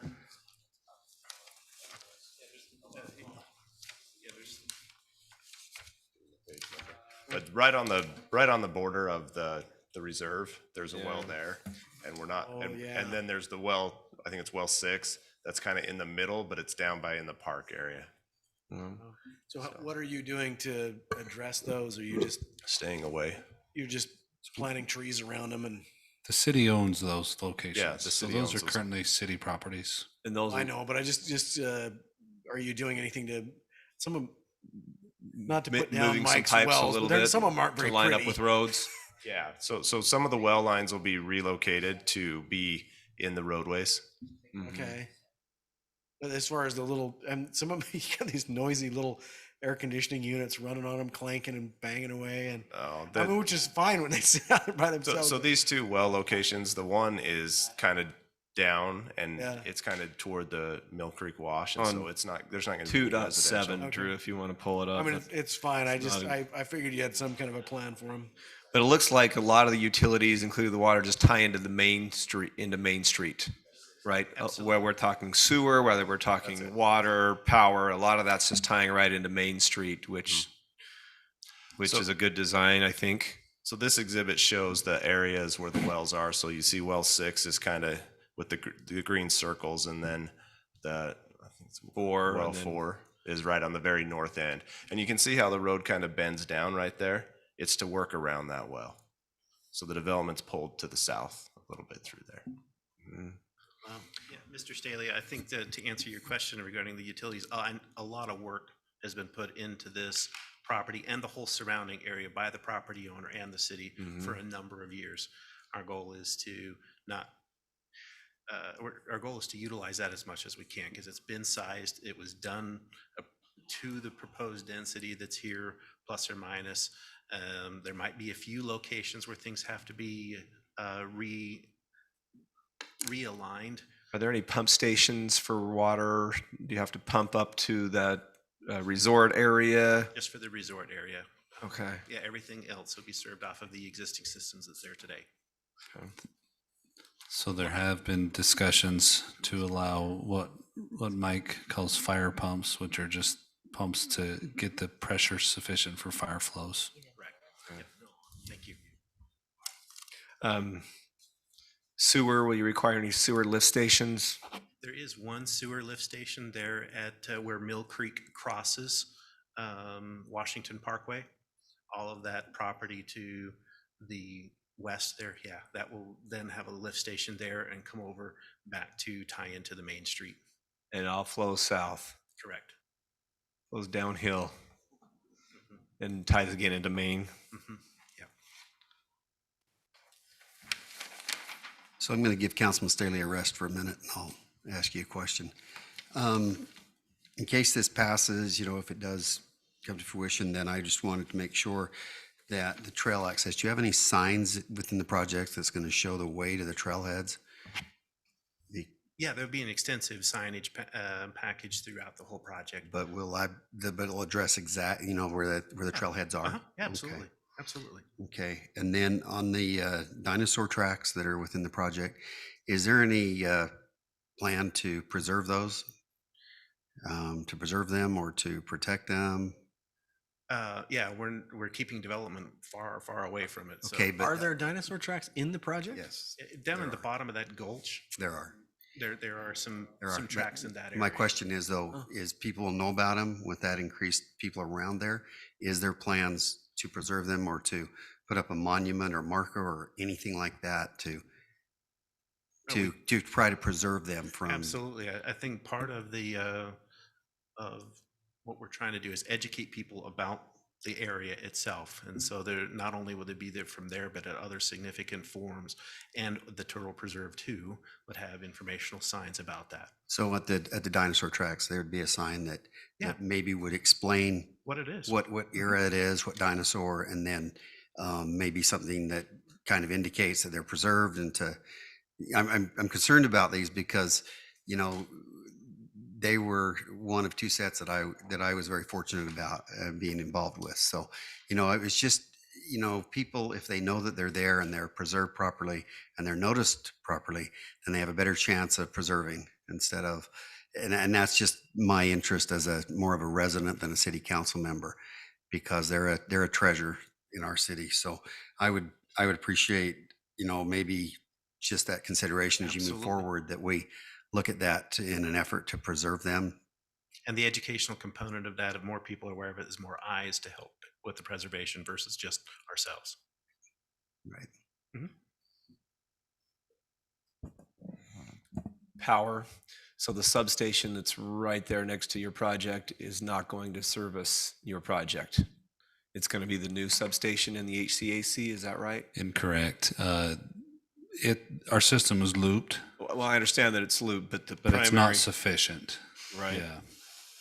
I'm going to defer to Craig on this. So working with Rick and the layout that he's doing with the ICP, the engineering group that he's worked with, is that it's kind of a backbone for all the area in there. It has to serve the hospital, it has to serve Sienna Hills, it has to serve this development, and it's kind of that. You're talking the existing substation or the new No, substation? the new substation.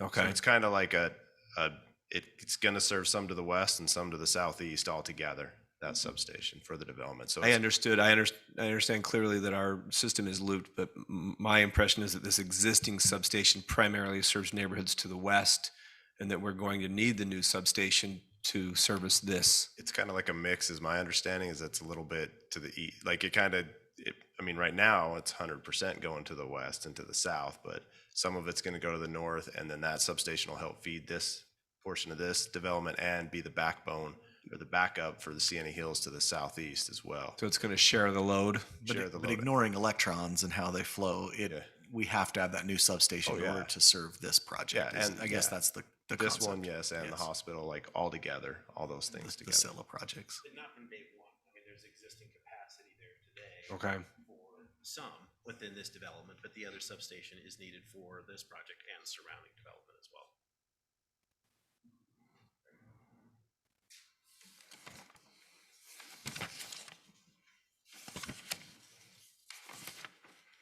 I know that our power director said that the new substation must exist for this development. So, I mean, it's absolutely a must-have for this project. But yeah, it'll loop and connect the whole city system.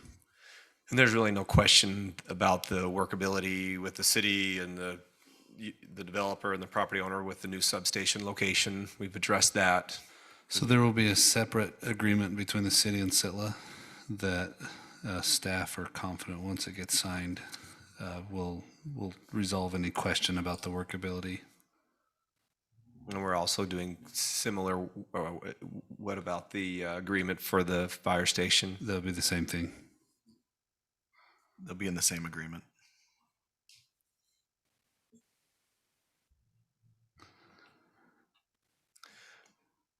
The agreement's not signed yet, so locations aren't permanent, but we anticipate that, I should say the goal at this point we're working towards is for them to be sited jointly there at the Prospector Trail space that's going to be created with the habitat. The fire station, I thought. They could be sited jointly, or another area that works well for the city as far as radius on the fire station. Okay, that's what I But I thought. think we've really zeroed in on that area, either inside or outside of the habitat for the substation. That's really the question is just where can it go inside or outside depending on what they'll allow. If it was inside, I guess we could handle the potential delay because that would all have to go through a lot more. So it's going through that process right now. So we've already handled much of the delay, but yes, we can handle some. I expect inside some stuff to additional take delay. like multi-year. No, it's not No? multi-year. Okay. No, we'll know. Aaron can tell us better, but it's not multi-year. It's multi-month. Okay. Just for the record, he said they anticipate being done this calendar year, and just because I know Tara's up there going, get him on. I said it correctly for you, Aaron? Yes. Okay. Oh, I just want to make sure it got on there. I appreciate letting us be thorough. I know it's taken some time, but I'm glad you looked at it. I really am. There's a lot of effort that went into this, Sure. not just ourselves, but once again, all of the staff here at the city who's worked with us since January when we started the process, as well as yourselves and the Planning Commission members as well. We appreciate your time and effort and investment to help us get it right. Yeah. Thank you. Mayor, you did call the item as a public hearing, so just a reminder to open that. Thank you. All right, again, this was a public hearing. Any of you out there in the audience have a comment, question, concern? We did have one, I believe everybody received it from Wendy Warren and Thomas Brown that has been recorded and noted. Were there any others, Tara? We did not receive any additional comments, Mayor. Okay. Then I will entertain a motion to close this public hearing. So moved, Mayor. Bundy, second. Thank you. Roll call vote. Bundy, aye. Ivy, aye. We're sorry, Mayor. Closed session. We're closing the the public closed hearing. public hearing. Aye. Staley, aye. Thank you.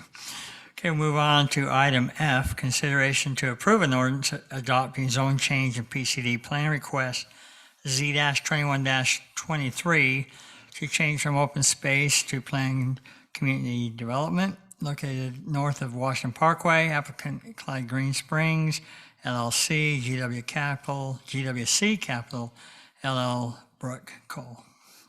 Mayor, last week I took the opportunity to ride my dirt bike up to this area, and I looked at it from the bottom up and the top down.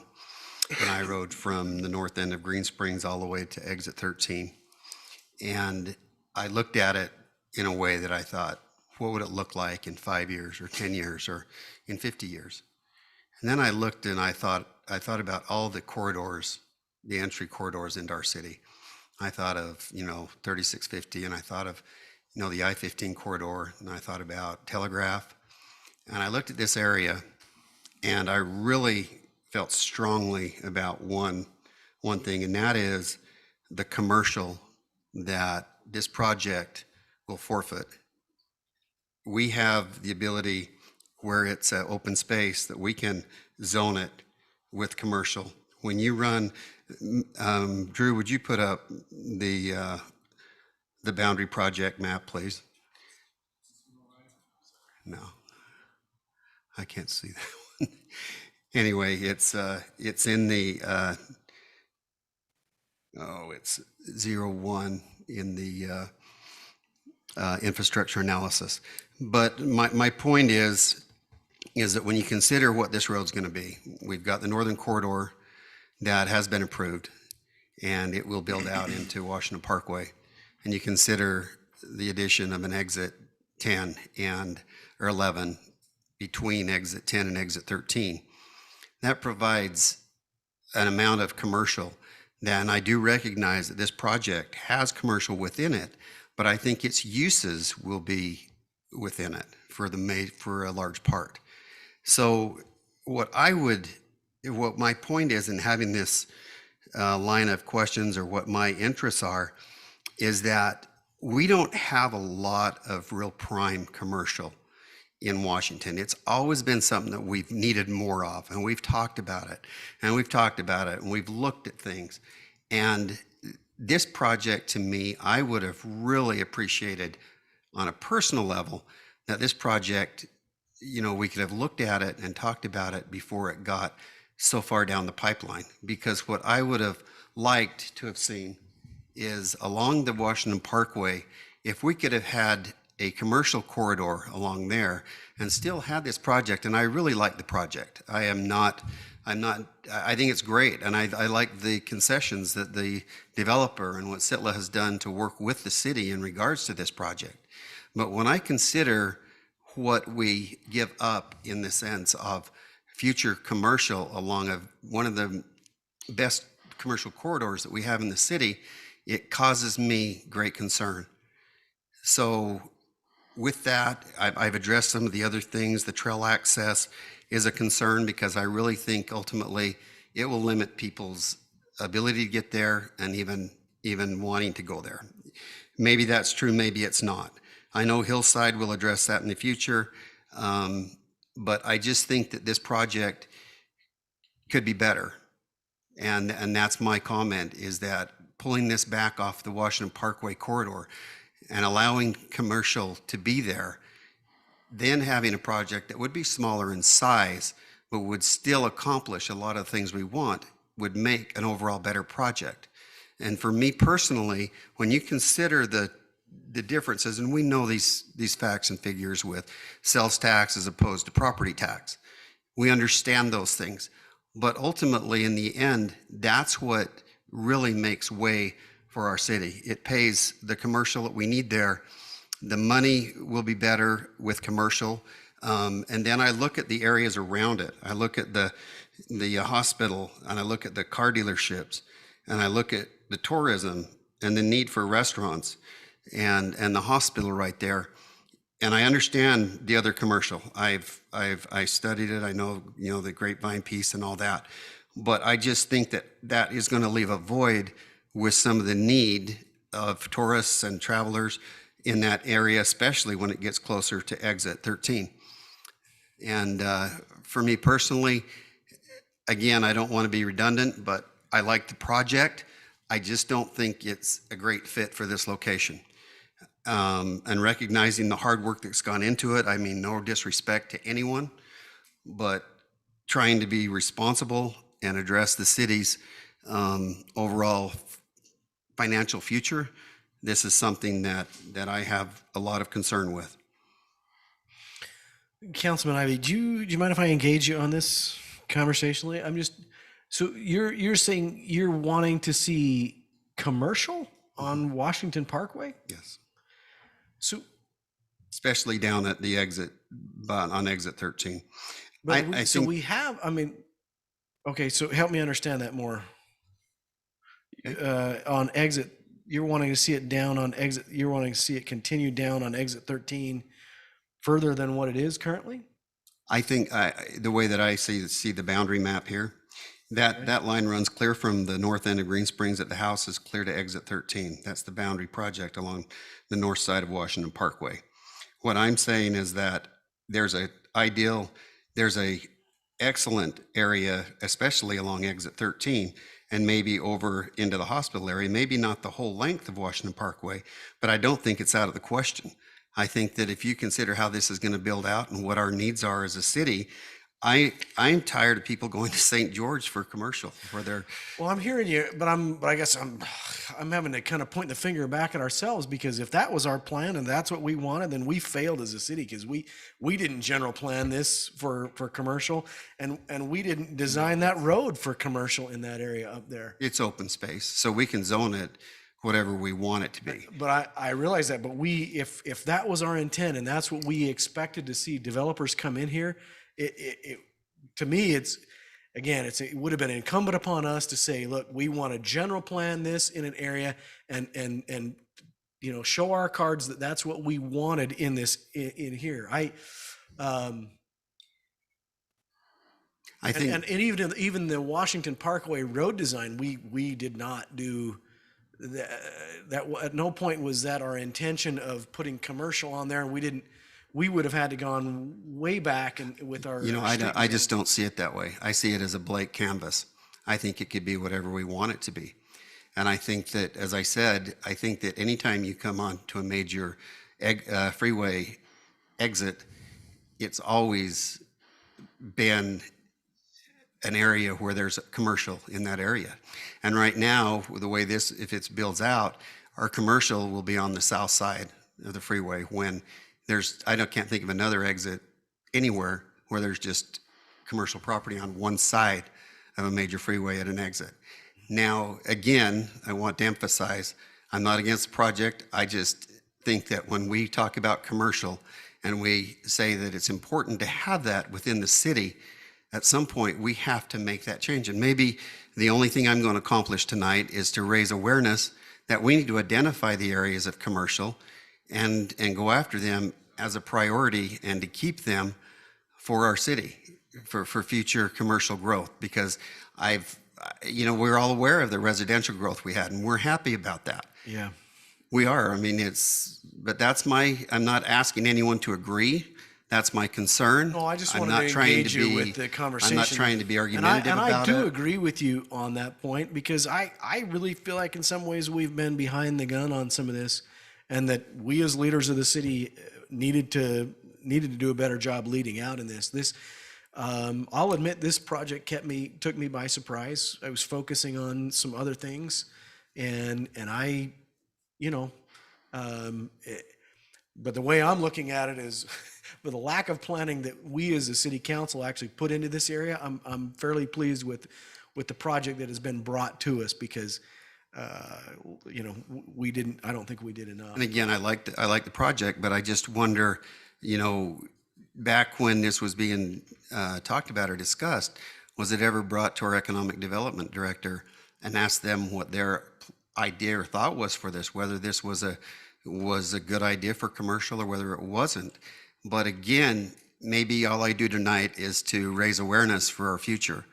But this project, to me, it wouldn't be diminished by having a certain section of it dedicated to commercial freeway traffic. And you got to consider too, with the northern corridor, that's going to create a northwest travel route that will go from Ivans clear to that exit. And so it may open up, some regional cells also. But with that, Mayor, that's my comments. I hope that you receive or take this the way I intend it, with respect, and I understand everyone's hard work. But as a city council member, I think that it's something that we all have to make a commitment to, because there's going to be enough houses. There's going to be houses everywhere if we don't make a commitment and try to double down on our commercial. So, thank you. Any additional comments, or would somebody want to entertain a motion?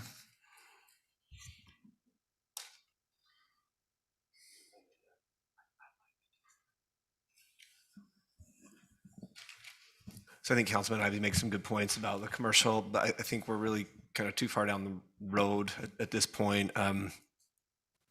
Just, knowing the property owner, and this is one project of several, and there are some areas. I mean, certainly this would be attractive commercial in spots, but this is attractive the way it is as well.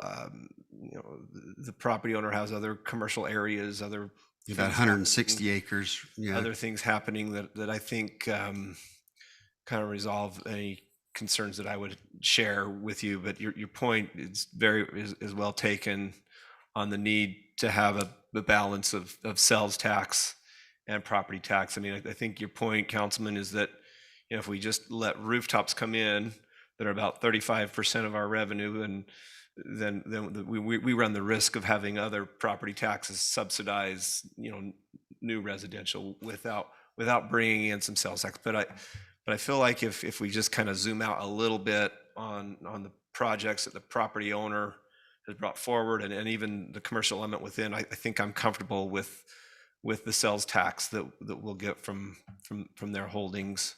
I'm And you know, and I don't deserve an explanation. I don't, because this is something that we all do this job by our conscience and what we feel is important. And I do recognize Sitla as a great partner, and I know that there's future commercial property across the street that will add to our coffers. But it's something that, again, I don't want to be redundant, but it's just something that I think would be important. You know, and I appreciate these are tough. These are all tough decisions, and it's interesting though, as we've gone through this process, and I've joked about the amount of information brought forward to us, but I felt probably more comfortable with this project than I have with projects of much smaller scale. This was a good formula for addressing this. I think we improved on our internal city formula for bringing in a project of this size, and also complement the project that they did. It's just been good open dialogue, with all parties. So I appreciate that. So I'm confident at this point, unless something changes, that this will go forward. My comfort level would be to approve this project in conjunction with the development agreement.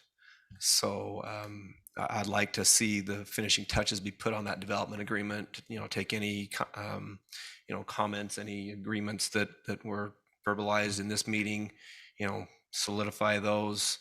And I would really appreciate the opportunity to just review that, and then have that vesting happen essentially simultaneously, as if the mayor and council agree to that. And you're absolutely correct. More than just review, without this body's approval, that development agreement cannot be signed by anybody else, and this project can't go forward. And so, yeah, it's a critical action of this board. Well, I think I'm confident with the relationships we've got there, and I know it's not ready tonight, but I'm confident with the work that the city has done. But if that's the way you feel, I respect that as well. So could I ask, and this is for staff, doing the plan before the development agreement, does that create any problems down the road as far as, what this plan is portraying and then what we have in the agreement? So the development agreement has been getting worked on throughout the process, but by not even a close margin, there's been way more hours put into the plan than the development agreement, just because of the voluminous nature of it.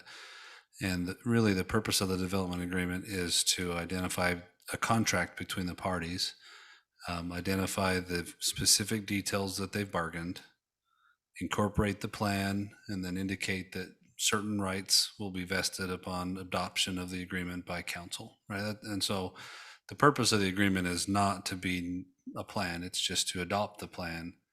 Most development agreements that I've reviewed and had interaction with, the plan is approved before the development agreement, and the development agreement within its recitals indicate, the planning commission reviewed and approved by this vote on this date, city council reviewed and approved on this date. And so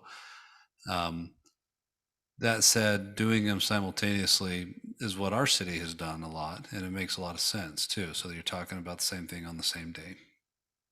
So, Councilman Saley, is that what I'm understanding, that you're suggesting that we do them simultaneously?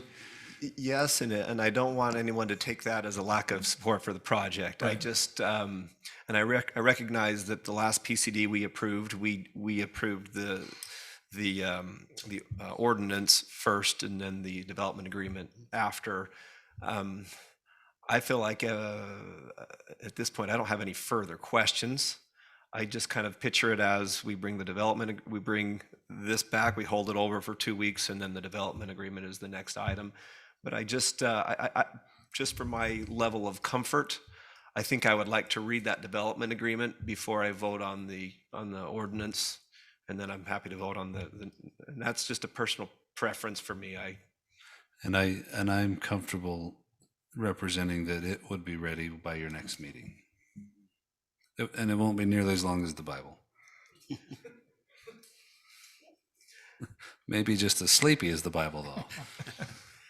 All right, so does somebody want to make that motion? Maybe Councilman Ward could make it.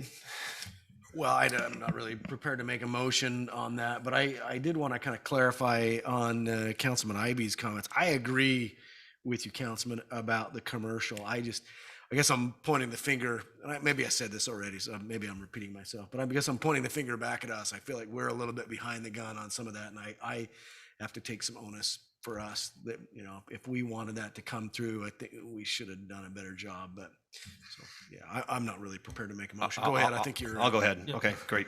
Are you ready, Mayor? Absolutely. Okay. I motion that this body council, is it a holdover or a table for 2 weeks? Yeah, just motion to table. You're just going to table the agenda item, not the public hearing. You've closed the public hearing. I think you've closed that. You're tabling the ordinance for consideration in 2 weeks. Okay. A motion that we table item 7F, which is a consideration to approve an ordinance adopting zone change and PCD plan request Z-21-23 to change from open space planned community development at the property located north of Washington Parkway. The applicant is Clyde Green Springs LLC, GWC Capital LLC, Brooke Cole, and that we look at that. We table that to the November 10th meeting, and then we also hope to have the development agreement to look at that same agenda item, and that's on that same agenda.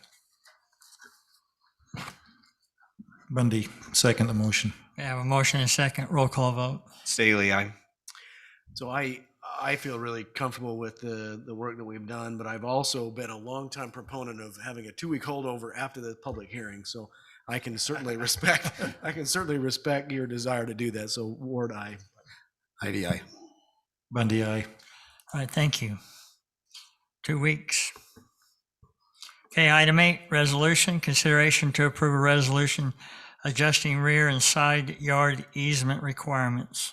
City Attorney. So Mayor, I'll take this, and if you don't mind, I'll stay seated, hoping that it's brief enough to not justify getting up to the pulpit. This is an item that we've talked about. We've counseled with council in the previous work session. The resolution before you was drafted with feedback from your city departments and staff. Essentially, it's removing the practice of requiring mandatory public utility and drainage easements on side and backyards with four criteria. And the criteria are the same within side yard or backyard. I'll just read those. Number one, if a side yard or backyard is parallel to a public or private road, then staff may require one, right? So if there's a public or private road at either a side yard or backyard, we're not removing the requirement for public utility easements. Point 2, if it's adjacent to or parallel with public or private trails or public or private rights of way. So another form of use that we think might sometimes be parallel to a side or backyard that would justify the city retaining a public utility or drainage easement. Point 3, adjacent to or parallel with planned or existing corridors for any other utility easement, drainage, public use, or other right of way. Just another catch-holder for the same concept. And point 4 is even a broader catch-holder which is necessary based on the particular circumstances presented by any new development application as determined in the sole discretion of the city department staff. And so those 4 points satisfy staff such that if there is a situation that requires a public utility easement, they can require it. But for the most part, the mandatory imposition of that requirement will be relaxed. And this is exactly what we've discussed before. We really haven't modified this or changed it. This is just the official action. This is just codifying it in a resolution. Correct. So just want to make the point clear that that does not preclude the city of any known need for an easement, that we don't just require that right along with a plat or Correct. road dedication, whatever it be.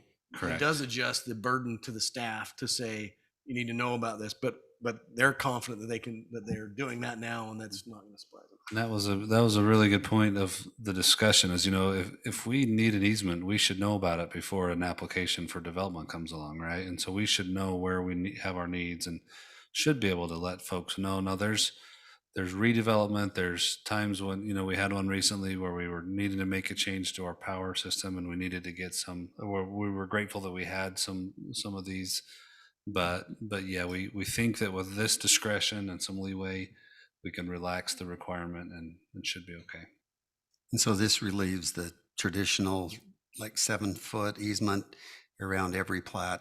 Yep. So on the plats you've seen up till today, every lot has 7 foot on each side and each back. And the reality is most of those never get used except to be vacated so that people can. Weren't they just an insurance policy in case that you needed to get in there? Yeah, and most of the work we do with them is to vacate them so people can adjust lot lines and things like that. And so, yeah, this will remove that mandatory requirement, but leave leeway for staff to still require easements at those locations if needed.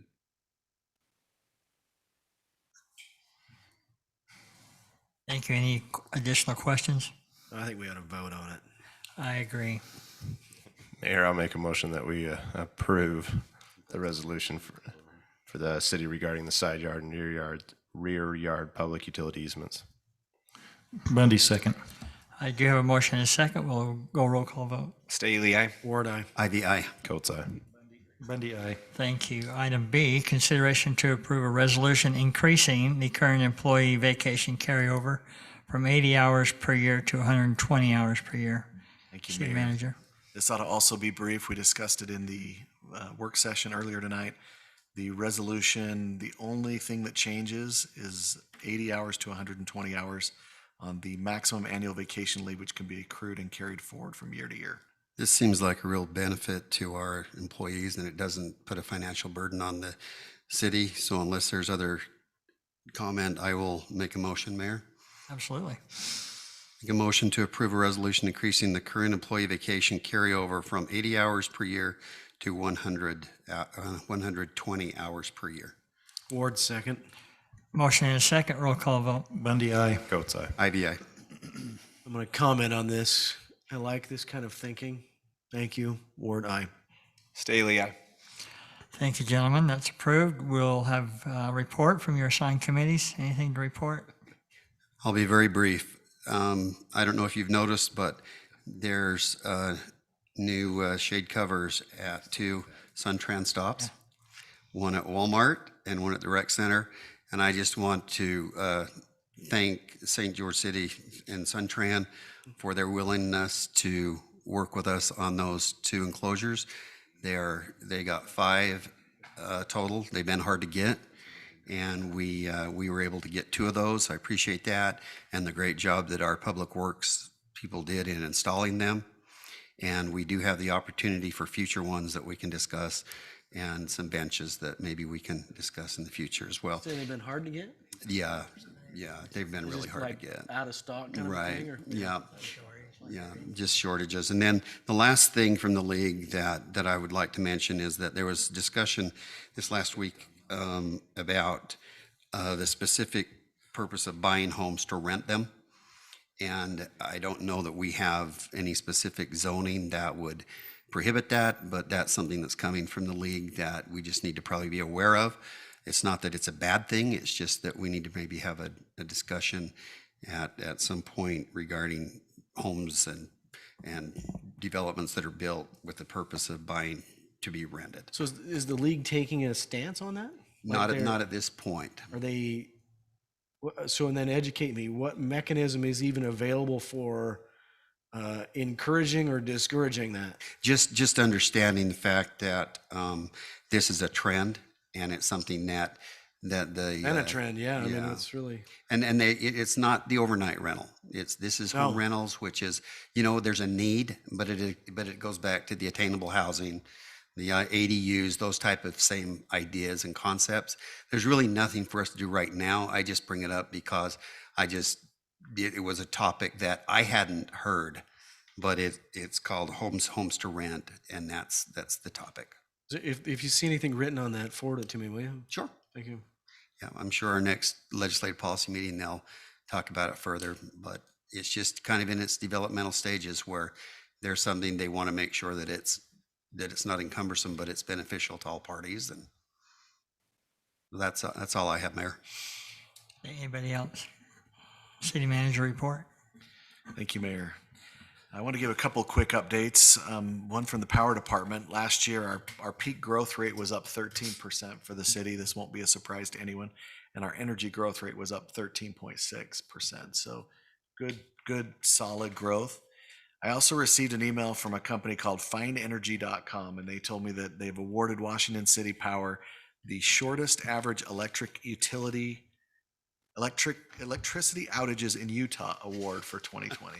I have no idea how they calculate that or how they know, but apparently we have the I'm not shortest gonna complain about that. That's all. electric outages of any power company in the state of Utah. So do we get a plaque or a trophy? I don't remember We one. can probably pay for one. That's Oh, maybe there was definitely a one. far Maybe there- cry from what it used to be 30 years ago. I can tell you that. I think it's high 30 years praise ago. for our power department and the reliability and the efforts that they put in, and it really Nice. I don't mean to joke about it. I don't know if it's 100% accurate, but we'll take it. We'll Sure. be happy with it. A couple of project status reports. The Grapevine Well contracts have been awarded for site work and downhole equipping. That site work will begin soon. They anticipate them production ready by February. The Main Street interchange, the consultant has started with the geotech work, and there will be a mid-November kickoff meeting for the design. So that project, contrary to something I heard this week from somebody that said, oh, they're not doing it anymore, that project is still moving forward, and that's exit 11, the Main Street interchange with the I-15. Washington Dam Road begins construction the first of next week after many, efforts to get there. We're finally there, and so that's a big kudos to Mike and others who worked really hard on that. The 3090 South Washington Fields signal is 75% designed, and it's under staff review now. We anticipate ordering materials at the end of the month with a 4-month lead time. So just keep you updated on that. And then I think everyone's aware of the Parks and Cemetery Maintenance Building. Landmark testing came and did test holes at the site. So they're finishing up final construction drawings. So you should see those soon. The Parks Cemetery Maintenance Building that we're building up at next to the parks, the current parks building. Eventually, yes. That's the plan. So Brandon's working with several engineering firms for prices on the project. We'd like to have bid documents completed by the end of this year. So it's just a couple of updates on projects that we haven't talked about for a few weeks. Great. That's all I have. Thank you. Move on to a closed session. We have 3 items to purchase, exchange, or lease of property, potential or pending litigation, and character or professional competence of an individual. So entertain a motion to adjourn. Mayor, can I make a motion that we adjourn to a closed session? Yes. Second. All in favor? Aye. Aye. Thank you. 5-minute break. Oh, that's twice as long as last.